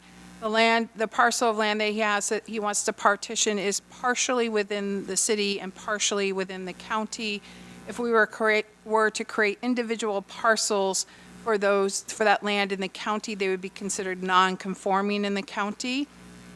So we're going to move forward with the partition, keep the land in the county where it is, but when the adjoining land annexes into the city, we want to make sure we're not creating any islands of county land within the city. So this annexation agreement will be recorded on the property, and if the other land adjoining it annexes in, he will need to annex his portion as well. Some of you are new to our annexation process, so I just wanted to walk through this fairly quickly for you. This is located up on Redmond Hill Road. It's adjacent to the current city limits. It's a flag lot up there on Redmond Hill Road, just north of Redmond Hill Road there. This is a picture of the site, and it shows that portion of the property that is in the county land. So the red line is the city limits. He wants to partition this property into 3 parcels to build housing up there. This shows the portion of parcel 1 and parcel 2 that will occur with that partition that will remain in the county and will need to be annexed in when one of these properties that are either to the west of it or the south of it annexes in. Our annexation process, we set it up in 2019, I believe, when we were working through our Growing McMinnville Mindfully process. It starts with an annexation agreement. This is not a land use decision. It's a contract between the city council and the property owner as to what needs to occur to annex into the city. You will see there's a standard template for this. We do walk through the land use that needs to occur, so we don't want the property annexed into the city unless it comes in and is able to develop. So the property's coming in and developing at an urban development. So we're looking for comp plan map designations, zone maps as well. This already has a comprehensive plan designation on it, so we'll be moving forward with that. And then after you take action as a city council for the annexation agreement, then they start working through all the different things they need to do before that property annexes into the city. And then we bring back to you an ordinance, which you consider for the annexation itself. Typically, we want the annexation to occur within a timely manner of doing this annexation agreement. This one's a little out of sync because of the land use decision and what we're trying to prevent in terms of that island being created when another property annexes in. So we will be recording this particular annexation agreement on the parent parcel. It will then get recorded on the individual parcels, and when something occurs next to it, we'll then enact this agreement. The things that we're looking for in the annexation agreement are what are the land use requirements that we want to occur. We look at these all on a case-by-case basis when they come in. We also look at public facilities requirements. So this is a time where we're talking to applicants about public right-of-way that needs to be dedicated or public lands that need to be dedicated for parks and streets. We also will be talking for the larger annexations that will have housing developments and master plans about the need for affordable housing and how much affordable housing we want to see as part of that master plan. For these smaller developments, less than 10 acres, we are not requiring a master plan, so we're not having that discussion with them. We ask them to remonstrate against the formation of a local improvement district or reimbursement district, so that's for future facilities if needed. This one in front of you for Jose Garcia is condition of approval number 10 of his minor partition land use decision, which states that the property shall be subject to an annexation agreement that requires annexation of the portion outside city limits at such time as the adjoining property annexes to avoid an island of unincorporated territory. Our policy does not allow us to do that.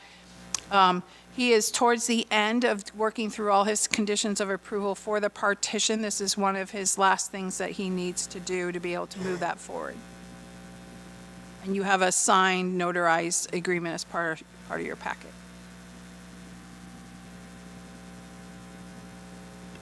Any counselors have any questions? Counselor Chenoweth? I do, sorry. And I'm sorry, I should have moved it before I hit the green light.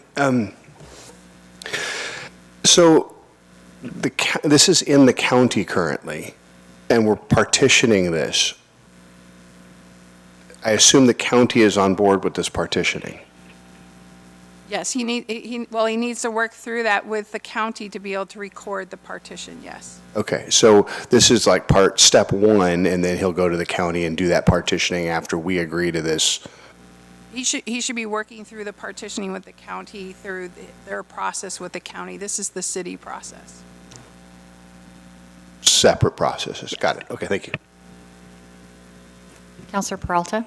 Thank you. Heather, would agreeing to do the partition now affect the city's ability to enforce any future ordinances or policies on the property? So, for example, if we were to implement a policy requiring protection of trees that are above a certain size, would agreeing to this now limit our ability to enforce that type of policy on this parcel? Right now, the way we have the natural resources program drafted is that it will be based on development, when development occurs, so it shouldn't. If we chose to change that basis to when land division occurs, we would have missed that opportunity with this particular these parcels. Do you, I know in Planning Commission you've talked about this, are you still on the current estimated timetable for working through your planning projects? Yeah, actually, and I was going to talk about it with the department head reports, but we were running a little long, so I didn't want to take up more time on your night tonight. But we have signed the agreement to move forward with the next step of the task to do that easy analysis, which is the analysis I've discussed that we need to do for the natural resources protection, so we're moving that forward. Thank you. So if this doesn't happen, Mr. Garcia, if he sells the property, does this follow the property? Yeah, it's recorded on the property. Okay. Any other questions? Do you have any motions or additional comments? I would move to approve resolution number 2025-12. Counselor Gary, do I have a second? Second. Is that Cunningham? Yes. Okay, Counselor Cunningham. Any further discussion? Claudia? Counselor Cunningham, Aye. Counselor Tukolsky, Aye. Counselor Chenoweth, Aye. Counselor Payne, Aye. Counselor Geary, Aye. Council President Peralta. Yes. Resolution 2025-12 passed unanimously by a vote of 6-0. All right, we're going to move on to Resolution 2025-13, a resolution authorizing the city manager to sign an annexation agreement with Stanley Bruce Cook and Nyla Denise Cook Revocable Trust, property owner for the future annexation of tax lots R4430AD00100. Heather Richards, Director, to present. Yeah, so this is a more traditional annexation. This is an annexation agreement coming to you from the property owners with the intention to annex into the city as soon as they can get through the annexation agreement covenants. So the Stanley, Bruce and Nyla want to annex the tax lot that's north of their other tax lot to build a 10-lot housing subdivision, 2 phases. The property that will be annexed in will be Phase 1, which has 4 lots, and the second property that's already within the city is Phase 2, and will have 6 lots. What we do when we get an application in is we send it out to all the impacted partners within the city, as well as our agency partners, for them to review and comment on. So that would be McMinnville Water and Light, the Fire District, our Public Works and Engineering team, our Parks and Recreation team, to see if there's any issues or anything that they want to put into the annexation agreement to sort of flag that this needs to occur before it gets annexed into the city. So I wanted to walk you through some of those. Just to identify where this property is, it's down in the southwest area. It is a property that borders our UGB area. Unique to this area, I don't know if you can see my cursor, you can. Unique to this area is it just west of the particular property that he wants to annex in is a triangulated piece of property that has a riparian corridor going through the larger parent parcel there. That triangulated property we need to provide access so it can be developed. It's actually, because it's a riparian corridor and it also has hazardous lands on it, we don't think it can develop more than 2 lots. So you will see in the annexation agreement that he needs to provide access to that property so it can develop for at least 2 lots. This shows a little bit better the subject site, so the tax lot that he wants to bring in, and then the tax lot that he owns just south of it to create his subdivision plan.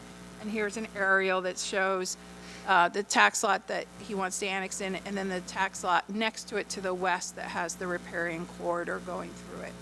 Some of the concerns that were brought up when we went through this review, he submitted this in June of 2024, so we've been working with him for several months on this, is the need to have pedestrian connectivity to Cypress due to the long block length that's created with the cul-de-sacs being created by Emily Drive there.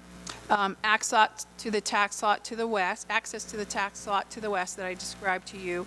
Fire access, so the fire district looked at this and didn't have any concerns with his proposal. And then there is an existing cul-de-sac right-of-way that was created with a previous partition, and some of that needs to be vacated to support his subdivision, so we'd like to see that vacation take place in phase 1 of his subdivision plan. So this subdivision plan, he's actually revised this a little bit, but we haven't gotten the revised submittal yet through our land use process. What we asked for as part of the annexation application is, what is your future plan, concept plan for the annex property? So that's what this is. He's been working on revising this a little bit based on his conversations with Public Works and Fire and others, but you can see this cul-de-sac portion right down here that's part of phase 2. This is public right-of-way that was created with a previous minor partition. We'd like to see that vacated as part of phase 1. We also would like to see an access all the way across parcels 3 and 4 to the west lot that we were talking about, and then some sort of bicycle pedestrian connectivity out to Cypress along here. He's actually planning a private drive that will provide connectivity. And then the public right-of-way will come down and have this sort of smaller cul-de-sac. So that is the plan for his project. The annexation agreement is in front of you. It has all the different covenants associated with it. Where you're going to see probably changes in the annexation agreement for the most part is under component number 4 and component number 3. So 3 is the land use piece. What's the land use that you need to do to be able to annex into the city? For this, it's the zone change, so that it comes into a city zone. He's also bundling it with that tentative subdivision plan. And then component 4 is sort of the public facility discussion.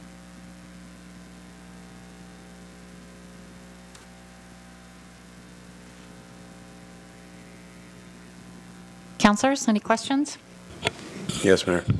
Councilor Tukalski? So on parcel number 7, there's a home right along Cypress that's scheduled to be demolished. It was built in 1908. It's 117 years old. Is that a problem? I don't know. We haven't looked that up for the historic landmark piece yet. Okay. So what would happen with that? Void that portion? If it is a landmarked inventory, if it is on the historic landmarks inventory, in any of our classifications, A, B, C, or D, it would have to get a certificate of approval for demolition before it could be demolished. Okay. But that'll be taken into consideration during the process? Okay. Yeah, through the land use process. Okay. So what will happen is with the annexation agreement, once this is agreed to, he's already submitted his land use application, but we haven't started reviewing it yet, because once we start reviewing it, that clicks in the clock, the state clock.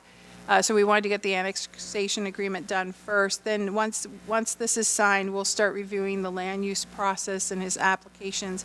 You will need to get that through, which will come to you in a decision-making process. Typically on the same night you're making the decision for land use, it will be contingent upon annexation, and you're making the decision for annexation that same night. Thank you. I don't have any further questions. Zach, I can't see through you. Sorry. Did you have another question? Okay. Councilor Cunningham? Yeah, just by looking at kind of all the maps and everything like that, it does seem like there's already at least 3, if not 4 homes that are part of this. Obviously, we just heard that one of those may be up for demolition. But I assume that, I would assume it's lot number 3 has the home that's already there, and that's, so it's just adding to that home's lot or changing its lot line?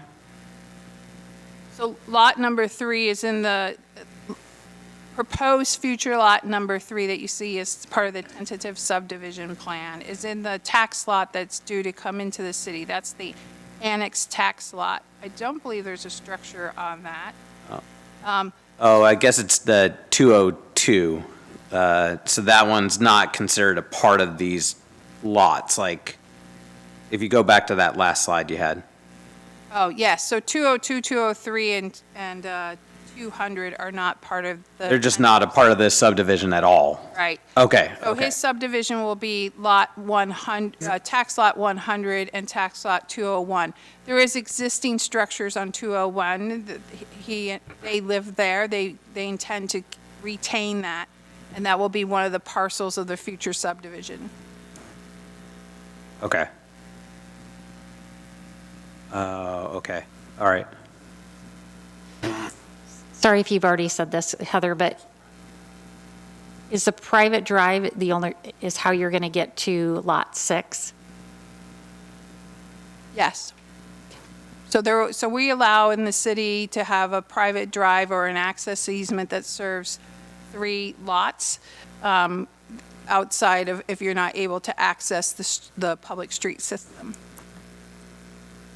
And is there any street parking on this cul-de-sac proposed, or is there? When it comes in for this, so again, this isn't Right. the land use plan. He's working on the map. He has to build his map to meet the covenants of the agreement that you're looking at tonight. So in the agreement, we're saying these are the things you need to do, and then he needs to amend his land use application to do that. He's been working on that, so he has a different map that he's working through right now for that. The public right-of-way will need to meet our criteria in our code. Perfect, thank you. Councilor Chenoweth? Thank you, Mayor. So this private drive, is it going to close on Cypress or open to Cypress? There is an existing access there. And I know, but when it's done, is the intent to have it closed on Cypress or open? So the existing access that is there will remain. And so it'll be a pass-through to Emily? Yes, Okay. I think. Again, he's working on what the final, so when we get the tentative subdivision plan, we will review that against all of our codes. There has been a discussion about the existing access point already with our city engineer and myself as to whether that can remain. The decision was that that will remain. I would ask in this process that we consider some of the recent problems we've had in 3 housing streets, say on The access Cole, easements, yes. and how that plays out in the long run, and in how we go about allowing or dealing with this particular strip. We Just- can't change the goalpost and the rules of the game in the case of a land use application. So if the city feels that providing private access easements to 3 properties, we need to look at that in terms of the code and make those amendments in the future. Just pass through on each side, I think, would relieve that pressure. Yeah. We have criteria in which the access needs to be built to and minimum standards for that. Okay, thanks. Councilor Cunningham? Yeah, and this might be actually getting into what Chris was saying or making the problem worse. I'm kind of intrigued that lot number 2 seems to be double in size than some of the other lots. Like, is it a part of our decision-making process to? I'm going to reiterate this. Yeah. This tentative This is not, okay, all subdivision right. plan I stop, I refrain. is not your decision tonight. We so want it to be. In the More housing, please. I am not going to show the tentative subdivision plan as part of the annexation agreement. No, I need to show you what the future proposed concept plan is. There will be a 10-lot subdivision. It will look something like this. This is a concept. It's being refined. And yes, he is looking to rezone it and meet the minimum lot size for the rezone. Mm-hmm. Any additional questions? Mayor, I would move to approve Resolution 2025-13. Second. Okay, so I have a motion from Councilor Geary, a second from Councilor Payne. Any additional questions, comments? Claudia? Councillor Cunningham? Aye. Councillor Tukulski? Aye. Councillor Chenoweth? Aye. Councillor Payne? Aye. Councillor Geary? Aye. Council President Peralta? Aye.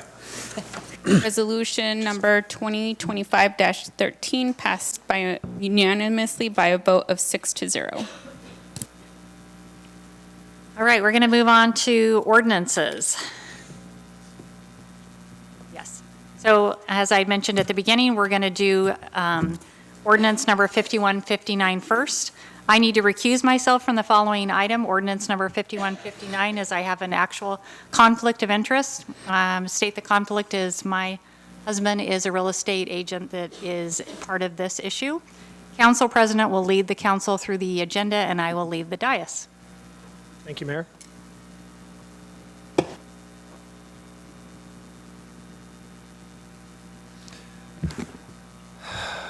We'll now consider the first reading with possible second reading of ordinance number 5159. That might have been Claudia's line, but I'm stealing it. Does any counselor need to declare an actual or potential conflict of interest or recuse themselves regarding this ordinance? Yes. Does any counselor wish to make any disclosure or abstain from participating or voting in this application? Counselor Chenoweth. Yes, I had ex parte communication with Mike Morris. There was no information exchange that is outside the scope of the packet, nothing different than what was in the packet, and it does not impact my decision-making. Thank you. And this is actually apropos of what you just said. Does any counselor need to declare a contact prior to this meeting with the applicant or any party to this application or any other source of information outside of staff regarding the subject of the application? We've noted Counselor Chenoweth. Any other? No? Okay. Council President. Yes. I did want to state that I am familiar with the owners of Northwest Logging and through the school system, but that will not affect my ability to vote. Okay, thank you. Any other comments? No? We will now consider the matter of ordinance number 5159. Does any counselor object to having the ordinance read by title only? Okay. Will the city attorney, David Leitenberg, please read the ordinance by title only?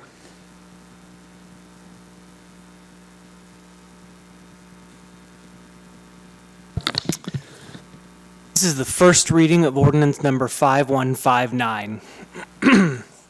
An ordinance approving a comprehensive plan amendment and zone change from an industrial designation to a residential designation and M1 zoning, light industrial, to R4, medium, high-density, 5,000 square foot lot residential. Zoning for property of approximately 5.8 acres located at 2320 Southeast Stratus Avenue, tax lots R4427000600 and R4427000604. Docket CPA 1-24/ZC4-24. Thank you. I will now call on Evan Hietbus, the Associate City Planner, to present. Thank you. I'm just going to go ahead and share my screen quick. All right, so my name is Evan Hippis, and I'm the city's associate housing planner and the one who was reviewing CPA 124-ZC424. We also have Director Heather Richards here and Missy Ryan from Bateman Seidel in case there's some follow-up questions that they might be able to answer as well. So tonight, ordinance number 5159 is an ordinance approving a comprehensive plan amendment and zone change from an industrial designation to a residential designation and M1 zoning to R4 zoning for two subject properties included in the request. And so tonight the City Council has four different options. The first one being to adopt the ordinance, which would approve the request, adopt the ordinance as presented. The second, to adopt the ordinance in an amended form. The third, to call for a public hearing if it's believed that new information could be helpful in making a decision. And then the last one, to deny the ordinance based on specific criteria. And staff's recommendation would be to adopt the ordinance consistent with the Planning Commission's recommendation as per the decision document provided. So the City Council's strategic priorities that align with this specific application that I just wanted to put out here as a reminder. The first one being growth and development, so to guide growth and development strategically, responsively, and responsibly to enhance our unique character. And then housing, which is related to housing opportunities across the income spectrum, to create diverse housing opportunities that support great neighborhoods. So my staff report is going to cover the following things. I'm going to begin with an application summary, then move into decision-making procedure and the public hearing process for comprehensive plan amendments and zone changes, then go into an overview of the public hearing and testimony received for this specific application, followed by the review criteria, again, for comprehensive plan amendments and zone changes, and then the proposed 4 conditions of approval, and then lastly, staff's recommendation again. So the subject property is at 2320 Southeast Stratus Avenue. It's made up of 2 parcels of approximately 5.8 acres. Again, the applicant's request is a comprehensive plan designation change from industrial to residential, and then a zone change from M1, which is light industrial, to R4, which is a medium high density residential zone. It's worth noting no development application has been submitted at this time, and a project webpage was established with all available documents, and those documents are also available in person at the CDC office. So looking at a visual example of what's being proposed as well, so the comprehensive plan land use designation map would result from industrial to residential, and then likewise the zoning map would go from an M1 shown in gray to R4 shown in the pink. Also wanted to call out, as it relates to implementing the community's vision and the comprehensive plan, the 3 Mile Lane area plan and the work that was done there. This is looking at one exhibit from there that lays out the land use typology for the 3 Mile Lane area. You can see on the zoomed in box there on the left is the subject site, which the majority of it is designated as medium high density residential in the 3 Mile Lane area plan. The northern smaller parcel was designated as mixed use. It's worth noting that this request is kind of seen as an implementation step of that area plan, closer to what the community laid out as the vision for this area, converting that to a medium high density residential. And so these comprehensive plan amendments and zone changes were an anticipated part of the implementation of that area plan. So then moving into the decision-making procedure for comprehensive plan amendments and zone changes, it's a type 3 application type, which requires a planning commission public hearing. And then there's noticing requirements to the state, to the news register, and then property owners within 300 feet get a mailed notice. For the record, the public testimony was included as attachment 4, which has all the written testimony submitted to date, and then attachment 5, which is a kind of staff summary of some of the key themes that were received, and then providing some additional information related to the comments and concerns that we were seeing from those themes. There's approximately 30 different people. Excuse me, Evan? Yeah. Would you prefer us to keep our questions for the end of your presentation, or would you like us to stop you? Yeah, thanks for the question. I think if we could wait to the end, that'd be great. I'm trying to be as mindful as I can about getting through it, and then we can try to talk through it. A good amount of verbal testimony, and then there was also a petition that was submitted, and you'll see that that was kind of updated and continued to enter into the record throughout the process.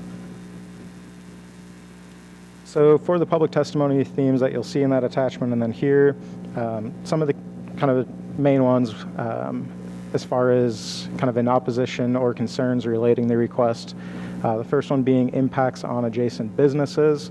I wouldn't say that this was completely addressed, but I just wanted to point out Kind of the columns on the right here are the conditions that are trying to be responsive to some of those concerns throughout that process that the Planning Commission was and staff were, working through. Condition number 2 does try to address some of the impacts on the adjacent businesses with Northwest Logging and Ed's Transmission that were brought up throughout the process. The broader transportation system impacts, conditions 3 and 4A try to address those. Pedestrian safety concerns you'll find addressed in 4B, and then sanitary sewer capacity in condition number 1. And then the theme that also continued throughout the public hearing process was just kind of some anxiety and concerns related to recent growth and development in the area, specifically with Stratus Village and Norton Landing, which were multifamily developments close to where this is being proposed. So it's not necessarily something that we could address in a condition of approval, but just wanted to note here as a theme and that it is kind of outside of the scope of what the review is for this request. So then moving into the specific review criteria for comprehensive plan amendments and zone changes, which are listed out as kind of A, B, and C.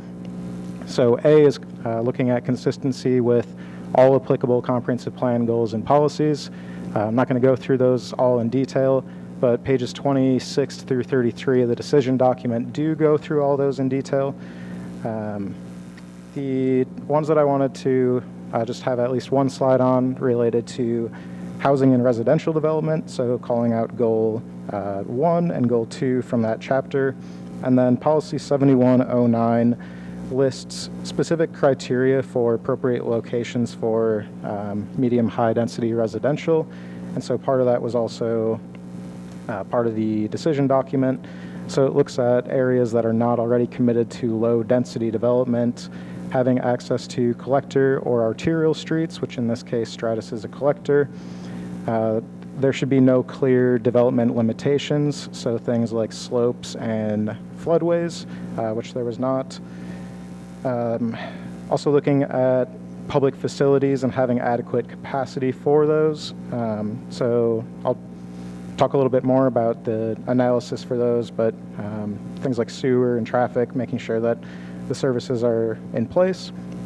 And then also that it should be within a quarter mile of either existing or planned public transit, which we did have a finding that it met that locational criteria for R4 zoning.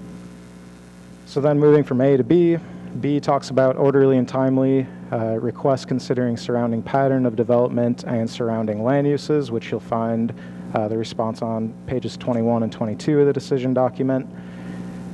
However, the review criteria also has a clear exemption to criterion B, which you'll find in the revised decision document. So when the proposed amendment concerns needed housing, as defined in the comprehensive plan and state statute, criterion B shall not apply to the rezoning of land designated for residential use on the plan map.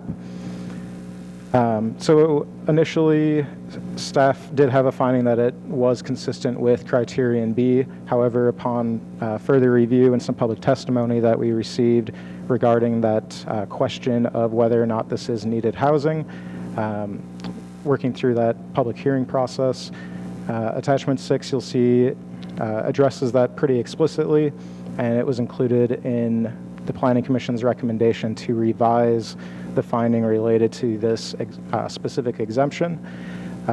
So it was found that the city's comprehensive plan identifies a need for housing at a variety of price ranges and rent ranges. So considering the state of housing right now, all housing is considered needed housing, being consistent with that definition from state statute. And so the decision document again was revised to make that finding that criterion B does not apply to this request. So then the last criterion C relates to efficient provision of utilities and services. So on pages 22 to 26 of the decision document, and the three that I'm going to talk through in detail relate to the transportation network, access, like on-site access, and then sanitary sewer.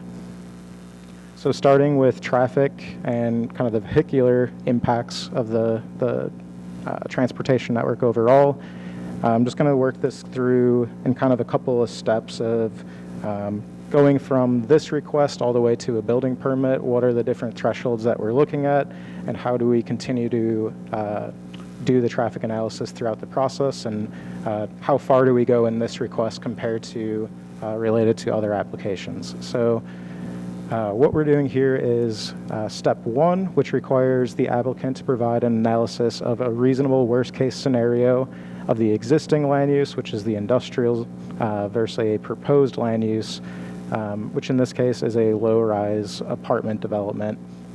And so they have this trip generation table. You'll see the daily trips do significantly increase. So the reasonable worst case for this 5.8 acre parcel was 162 dwelling units. And so it results in this amount of trips, and the changes here highlighted in the gold box. But what we do with that analysis and the trip generation is we kind of run that through a threshold that's established in state statute, and we coordinate with the Oregon Department of Transportation to see if that trip generation and that analysis requires further traffic impact analysis for the comprehensive plan amendment and the zone change. But through that coordination with ODOT and looking at that state statute and the threshold set, the result for this application that it did not meet that threshold, and so no further review would be required at this time for just the zone change and the comprehensive plan amendment. Sorry, I wasn't exactly sure where to put this in, but I wanted to just note that looking at that trip generation, the applicant, following the January 16th public hearing, did propose a condition number 3, which proposed a trip cap that is closer to what they're anticipating for the actual development, which as of right now is conceptually 96 dwelling units rather than 162 dwelling units. So they have proposed a trip cap of 715 total daily trips rather than the little over 1,000, which results in 223 daily traffic increase trips versus 622, which they needed to do for the reasonable worst case. So step 1 has been completed for this application, but then just wanting to note that there's additional steps in that process. So condition 4A lays out clearly what those are.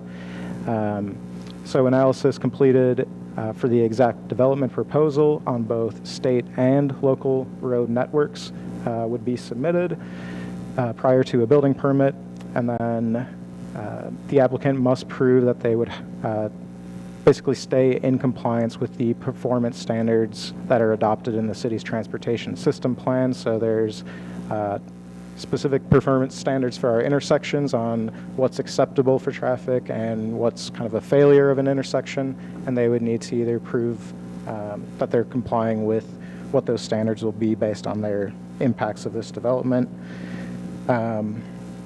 And then if improvements are required in order to comply with those performance standards, then they are also required to build those as a part of the development. So then moving from the vehicular traffic to pedestrians and how they interact with the transportation network became clear, especially at the March 20th public hearing, that pedestrian safety really became kind of the bare minimum for opponents that they hope to see addressed as a part of this request at the time of development. And from that, the applicant proposed what's now condition of approval 4B related to pedestrian safety. So what that does is require both a pedestrian safety analysis to be submitted at the same time as that traffic analysis for the vehicular impacts. And then if it's found, and I should say that the analysis is looking at both existing conditions and then likely anticipated impacts based on 96 dwelling units being there, and what does that look like for people walking to the hospital or the diner along that and whether or not it's really a safe pedestrian way along Stratus Ave. And then if that analysis finds that safety concerns do exist along Stratus Avenue, the city is requiring a sidewalk along the frontage of Evergreen Mobile Home Park in the city's right-of-way. So moving from the broader transportation network to the concerns that we heard related to the on-site access and circulation, there was a lot of testimony related to the shared access easement on site. So the subject properties, the two properties that are part of this, do have legal access from an existing recorded easement that meets our subdivision standards, and that was reviewed in 2008 as a part of the partition process. So we wanted to make sure that that was verified, but it is outside of the scope of this review to look at that easement because it does meet those subdivision standards when it went through that partition process in 2008. However, as staff, this was a condition that was always included as condition number 2, which is a requirement to clearly delineate on-site vehicular circulation to avoid conflicts between entry access to the site and the future parking lot area. And this is reviewed by the planning division through our landscape plan and 3-mile lane design applications. So before the building permits, when we're looking at the kind of site design issues. And then just one last thing on this that I just wanted to point out is making sure that everyone was aware of some of the updates to the conceptual site plan and the applicant trying to be responsive to some of the testimony that they were hearing and trying to work with the existing business owners as best as they could.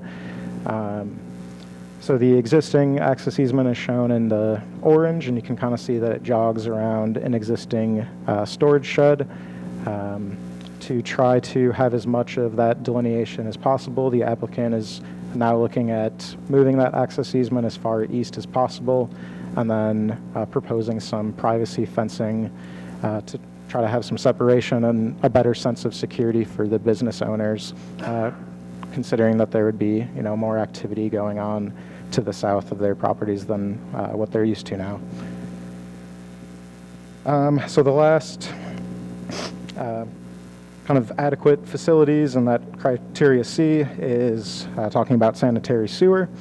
So when the review was initially done by the engineering division, they proposed a condition number 1, which required the applicant to complete a sewer capacity analysis prior to a building permit application. So we didn't have a definitive answer if there was capacity or not, and but we were comfortable with deferring that to the time of a building permit.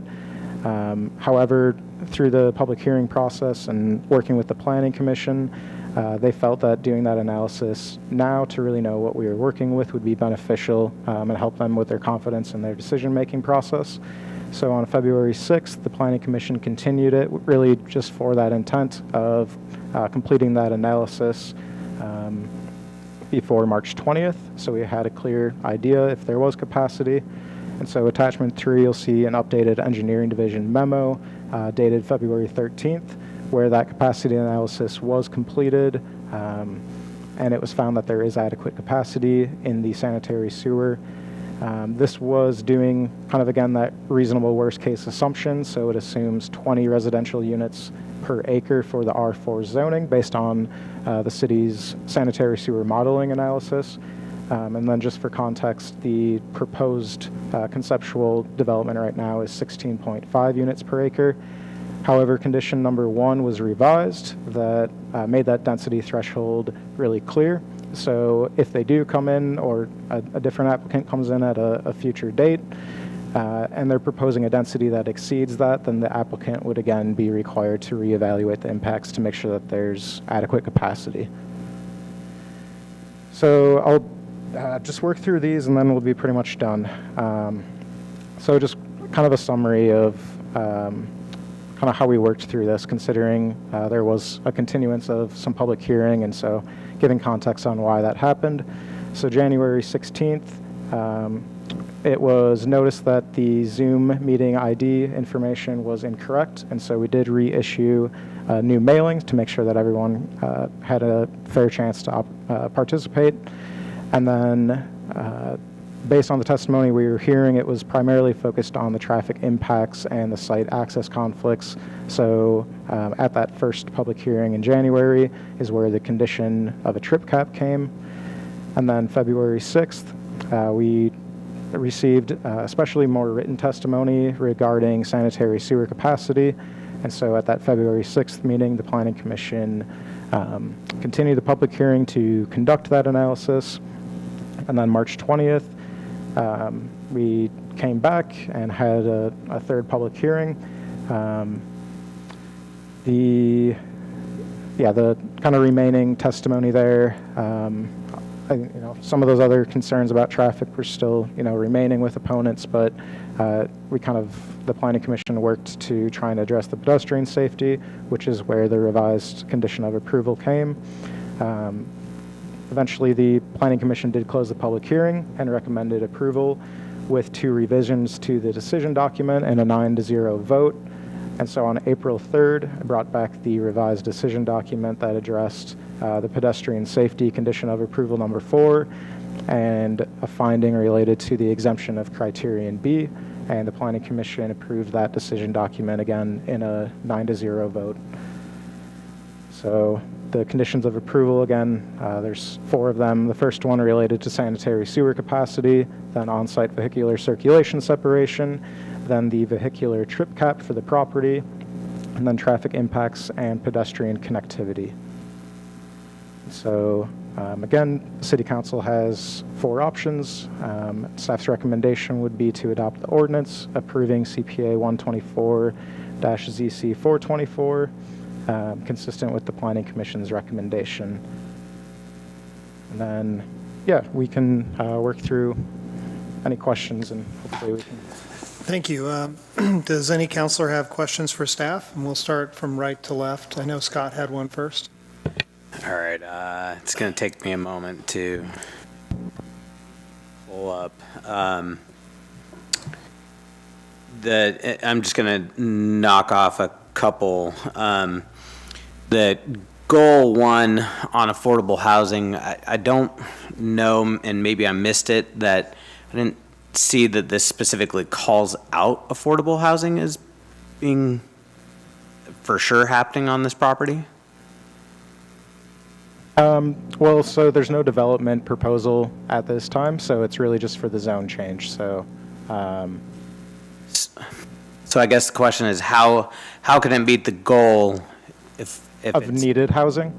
Of satisfying goal V1 of affordable housing if it. Okay. Sorry for the whiplash. I'm just trying to get back to it. So I think what this is getting at is so there's kind of 2 different levels of affordability. There's an affordability of, typically like 80% or less area median income is kind of big A affordable housing development. And then there's also affordable to me or you. And so affordable is looking at like 30% of your income is affordable housing. Sorry, so I think I just got it. So like because it's apartments and not penthouses, it would be deemed affordable, small a or whatever. I think what I would say, Counselor, is so there isn't a development proposal associated with this zone change. It's just going to an R4 medium to high density zoning. If you feel that the finding for this particular comprehensive plan goal doesn't make sense to you, then you amend the finding document to say, I don't think that that particular goal applies to this decision making because we don't know what the development proposal is yet. That's not part of the application. The applicant has shared what they plan to do, but it wasn't part of the actual legal application that we got. So that's what we bring to you is what the Planning Commission recommended. We bring the decision document to you. If you find in the decision document, because you're the final decision-making body, that there are findings that you don't agree with, then it's your opportunity to amend those findings. Okay. Whether it still supports approval or it moves to denial. Okay.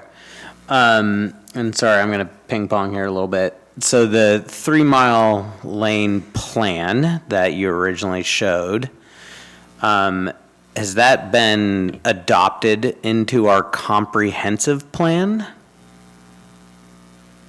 Yeah, sorry, I don't have the ordinance number listed on here, I don't think. But yes, it was adopted by ordinance as a supplemental document to the comprehensive plan. Okay. And then the thing that I find kind of somewhat hard to pin down is this trip cap. I didn't see anywhere in there how the trip cap could actually work. Like, I mean, in this day and age, I don't know if they took into consideration DoorDash and the amount of kids that DoorDash 7-Eleven would potentially add several trips a day to that. So Yes. how would a trip cap work? Those trip generation manuals are updated pretty frequently, and they account for all those activities. So whether it's a post person coming in to drop the mail, like all those like auxiliary services are built into the models that are used to generate trips for different land uses. So there's different assumptions for residential and what those auxiliary trips should be compared to an industrial use, for example. So, Councilor Cunningham, we have to make decisions based on clear and objective standards. So the manual that Evan's talking about is a manual in the industry recognized as sort of the generic manual that tells you how many trips are associated with different types of projects. And it's what we use in the industry to say, this project's going to generate that many trips. When a project comes in, so when the development, this will be recorded on the property if we move forward with approval. This trip cap is recorded on the property, and what it says is a development can only come in and be proposed for this property that meets that 715 trips per that ITE manual. So when it comes in, we review it against the manual to see if it's meeting that number of trips. We're not looking at the disposition of the family makeups in there, making assumptions or anything like that. We really have to go from this sort of clear and objective data source. So ultimately, that would then, by the algorithm, say there's only X amount of availability for apartments, like whatever that's 104 or something to that effect, that that will be part of that algorithm, basically. It limits the amount of development that can occur on that property based on the trip cap. Okay. And then on page 7, it refers to the easement being relocated. Is that an easement that all parties have agreed to, or is that a proposed easement? So it's not something that's being required because, like I said on this slide, the review of that easement was done as a part of the partition process in 2008, and it's not part of what can be reviewed for the review criteria as a... Even though it's, in essence, gets to the point of condition 2?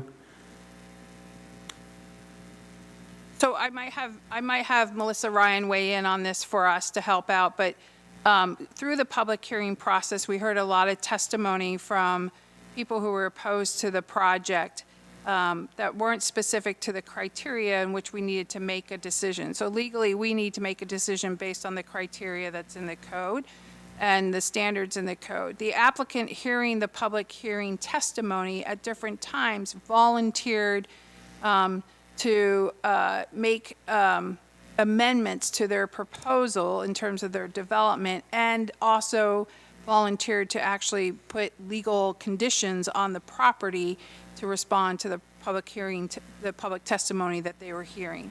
So the access easement is not actually something we're reviewing. It meets our criteria. They volunteered that this will be how they will design the new access easement when they come in with the development project.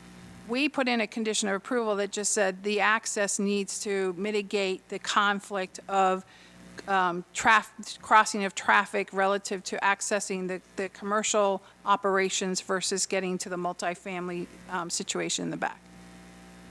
Okay, and pardon me for just being the newbie up here. So that, in essence, the easement's granted one way or another. It already exists. It already exists. What the applicant is offering is to basically change the exact layout of that easement to give everyone as best traffic flow and the shed back and that type of thing as possible.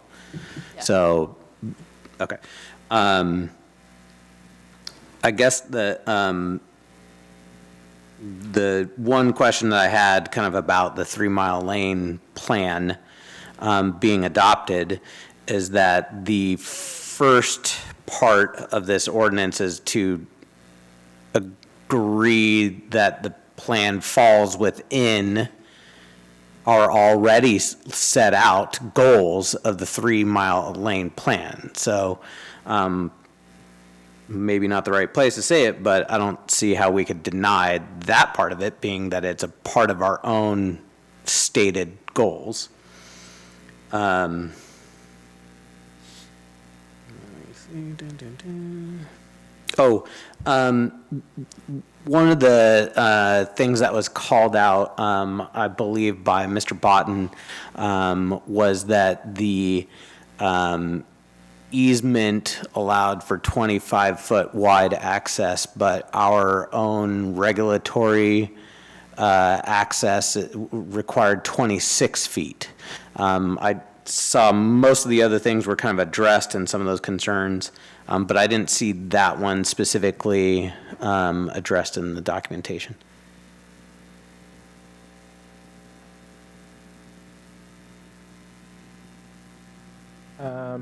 Yeah, sorry, I'm not sure what that comment was, but I mean, it definitely, like, when you see the spacing, it is, I mean, it's like 12.5 and 12.5 was in the easement documentation. I don't, to be perfectly honest, I don't know if the 26 is relevant or not. It was just called out by one of the folks.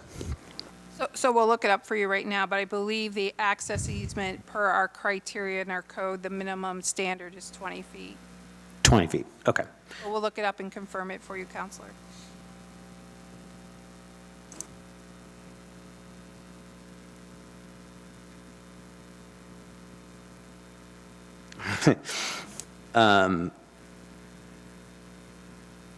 In page, oh, it's hard to find that one.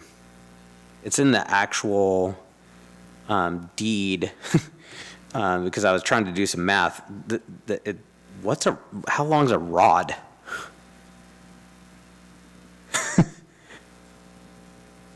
I beg your pardon? Yeah, how long is it? A survey measurement of a rod? Yeah, like.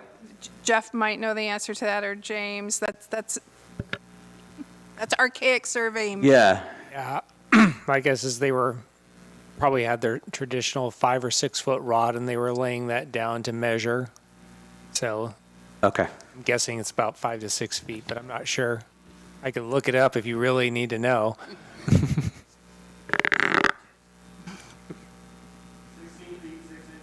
Oh, okay. There you go. Got some survey nerds in the audience who know it's 16 feet 6 inches. And then, Counselor Cunningham, we looked up the access easement. So the actual minimum standard is 15 feet. I think what was being confused was there is a 26 feet wide access standard for emergency access. The access to the site and the property is wider than the 15 feet and accommodates the fire access. Okay. And I guess the final one that I believe I know the answer to this one, but getting into that original kind of warranty deed, it talks about the Kurt, Rhonda, husband, wife, guarantee to hereby grant, bargain, sell, convey unto said grantee and grantee's heirs. So there's no issue with this being a situation where the errors. It's not whether Kurt had a desire for this property or not. It does solely go to the heirs. I guess I'm confused about your question. There is What in the, criteria it relates to. yeah, I guess it probably doesn't relate to criteria. Okay. Is it? I guess it would just be in the real sense that estate transaction legal question? I'll just rescind the question. Sounds like the council rescinded the question. We will move on unless you have other questions, Counselor. Okay, Counselor Chenoweth.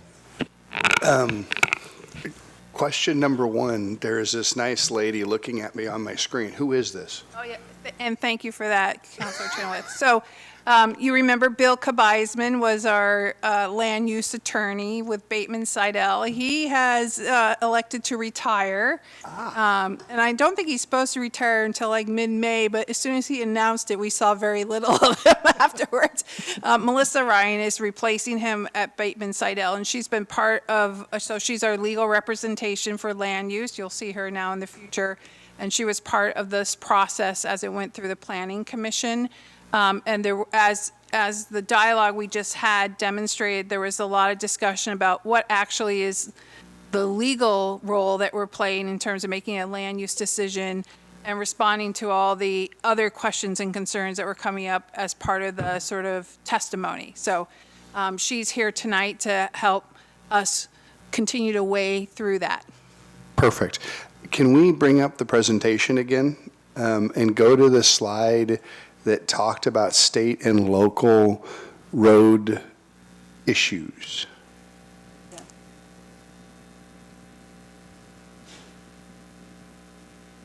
And as you're going there, the question that I'm going to ask is, is that the one? Sorry. It's scanning in front of me. That's not the Why don't you ask your question, and there's about one. 5 slides for traffic, so. So it said something along the lines of, if I remember it correctly, I would have loved to ask the question then, but that state and that the applicant is going to have to evaluate for state and local road issues. Directly preceding that was a slide talking about trip usage. Is the trip usage therefore referring to usage of Highway 18, not Norton? Yeah, so it's a complicated process in which we review the impact of traffic and when we review the impact of traffic. So in the city of McMinnville, we do not have a policy statement saying that we review traffic impact at the time of zone change and comprehensive plan map amendments, different than what the state transportation planning rule calls for. We actually, in our TSPs, point right to that state transportation planning rule. So based on that, we followed the analysis was done based on the transportation planning rule. The transportation planning rule states that if your threshold does not exceed X, and the number differs based on, whatever the analysis is, then you don't do further analysis. If it said it does exceed X, then you are doing further analysis, and that's when we can require the local intersection analysis to occur. But if we don't get into that next step, we can't require it. So with our TSP update, we're recommending that we have our own local policy so we can do that analysis on our local intersections, because there are intersections of concern out in this area that we're watching. But you'll note in the condition of approval 4A, I believe it is that right? We actually identify all the local intersections that that will be required to be analyzed at the time that the development comes in. So we do, when development comes in, if it's exceeding a certain standard, we do require a local analysis to happen of all the intersections at that time of the development, and we know what the development is. So right now there's this unknown, right? And even though the applicant has put it on the table, but that's not being booked into the land use decision. So when the development comes in, we'll know the numbers and we'll be able to do the analysis. This condition of approval actually just requires the analysis. Okay, so For the purpose of this land use application, a concern that I would have with where Norton tees to whatever that is, what is it that it's teeing into? It's Stratus. If Stratus. you're talking about the south queuing, I'm very concerned at that intersection because you got ambulance traffic coming off the highway that is going to get caught because we're going to have so much queuing occurring 100 feet in. right. So we're concerned as well. So that is one of the intersections to be reviewed. And what will happen is when it is reviewed, it will look at the amount of traffic that's proposed to go through that intersection, including the built environment and proposed built environment. So there was some confusion about what that was. But we do look at all future developments too. And then if there are issues with how that intersection will operate with the amount of traffic going through it, the transportation engineer will need to recommend solutions for those issues.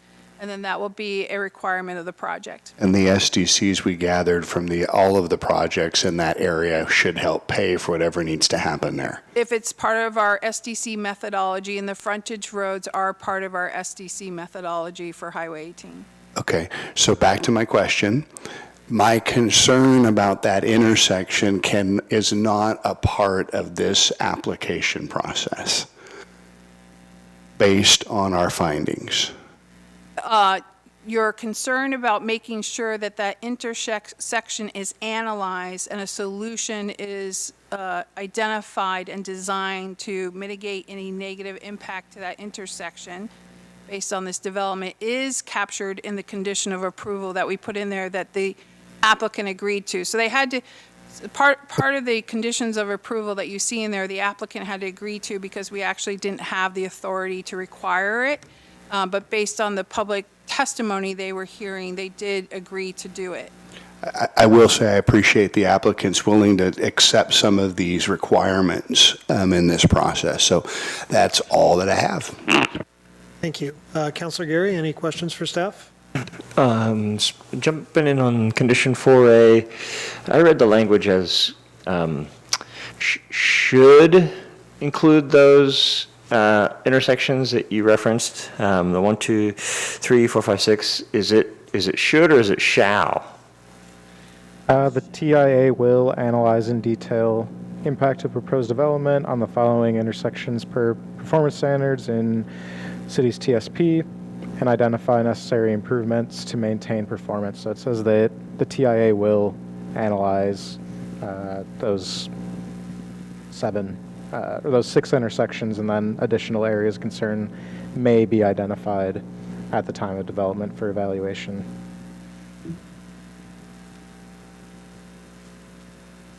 So it's saying that the document will analyze those intersections.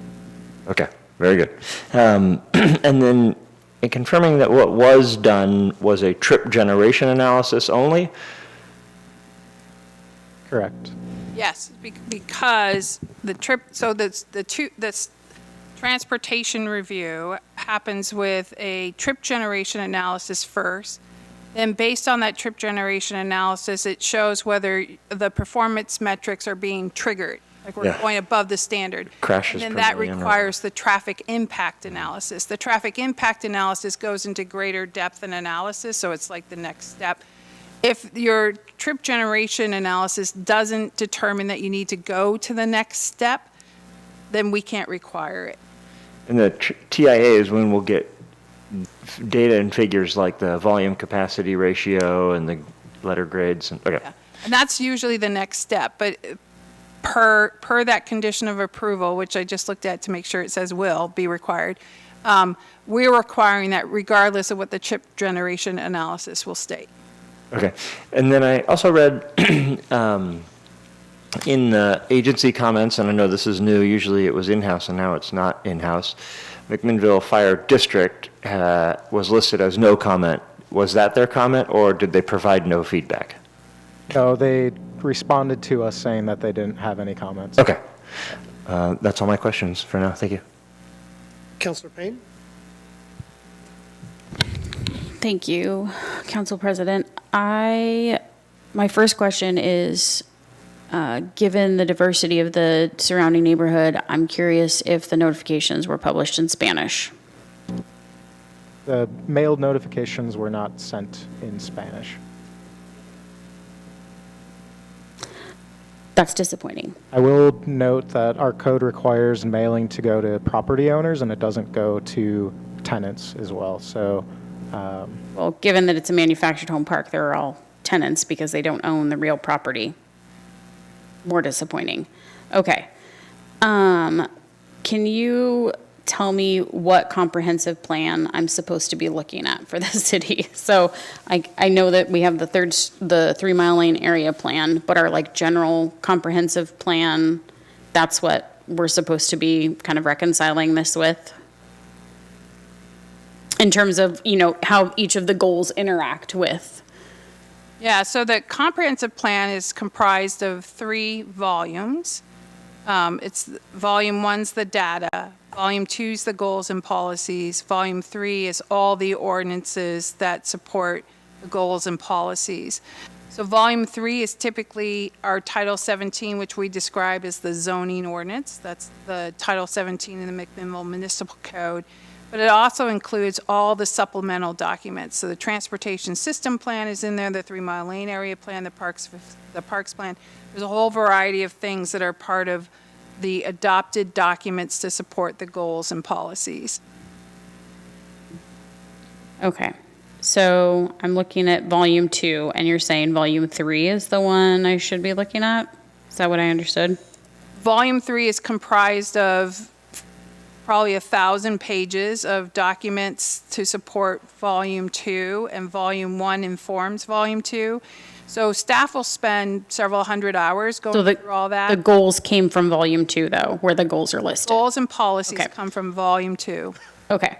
Thank you for clarifying that. Still navigating my way through being a bit of a newbie. I have a few questions, and I'm sorry about the timeliness of this. It's late, I know. So my first question is, was there no response from the school district? Because I'm just thinking of like this massive flood of elementary students as part of the goals to particularly Buell Elementary, and that we've already got, a 400-unit complex in process that's partially occupied, and now we're talking about doing 90-plus units, so that's just a serious influx of students. I'm just curious if the district responded to. Yeah, we didn't have a response, and Heather, if you have more information, at my last jurisdiction, it was a lot of getting those notifications so that they can do their forecasting work for their schools, but it wasn't often as much commenting on specifics. It was being aware of what is coming in the pipeline so that they can do their forecasting and planning on their end. Okay. That's correct. So the school district will update their forecasting, I think it's every 5 years here. I don't know if someone's served on the board before. But their consultants will then contact us and find out all the projects that have been built or are in development as they're putting their forecasting together. The 3 Mile Lane area plan was part of their most recent forecasting. Okay, thank you.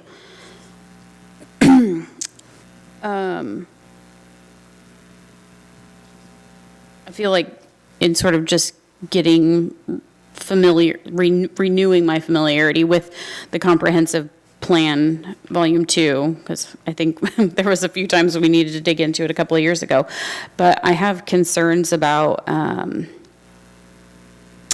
the impacts to, it looks like goal 4, 2, policy 2103, 2105, 23. So there's a section, do you have the code? So there's a section of the code which says, so you have a 3-part test under which you're reviewing this application. Mm-hmm. And part of that 3-part test, there's a caveat in there that says, if it's for needed housing, that's that needed housing discussion, that comprehensive plan policies for housing will supersede other policies in the comprehensive plan. And I guess, is that infinitely, or is there like a threshold or a status quo? Maybe that's a good question for Melissa. If 10 policies are impacted, then when does something carry more weight or not?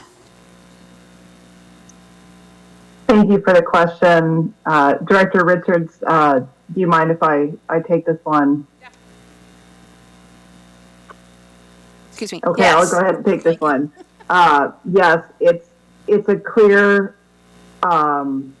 provision of the city's ordinance that dictates how to resolve perceived conflicts.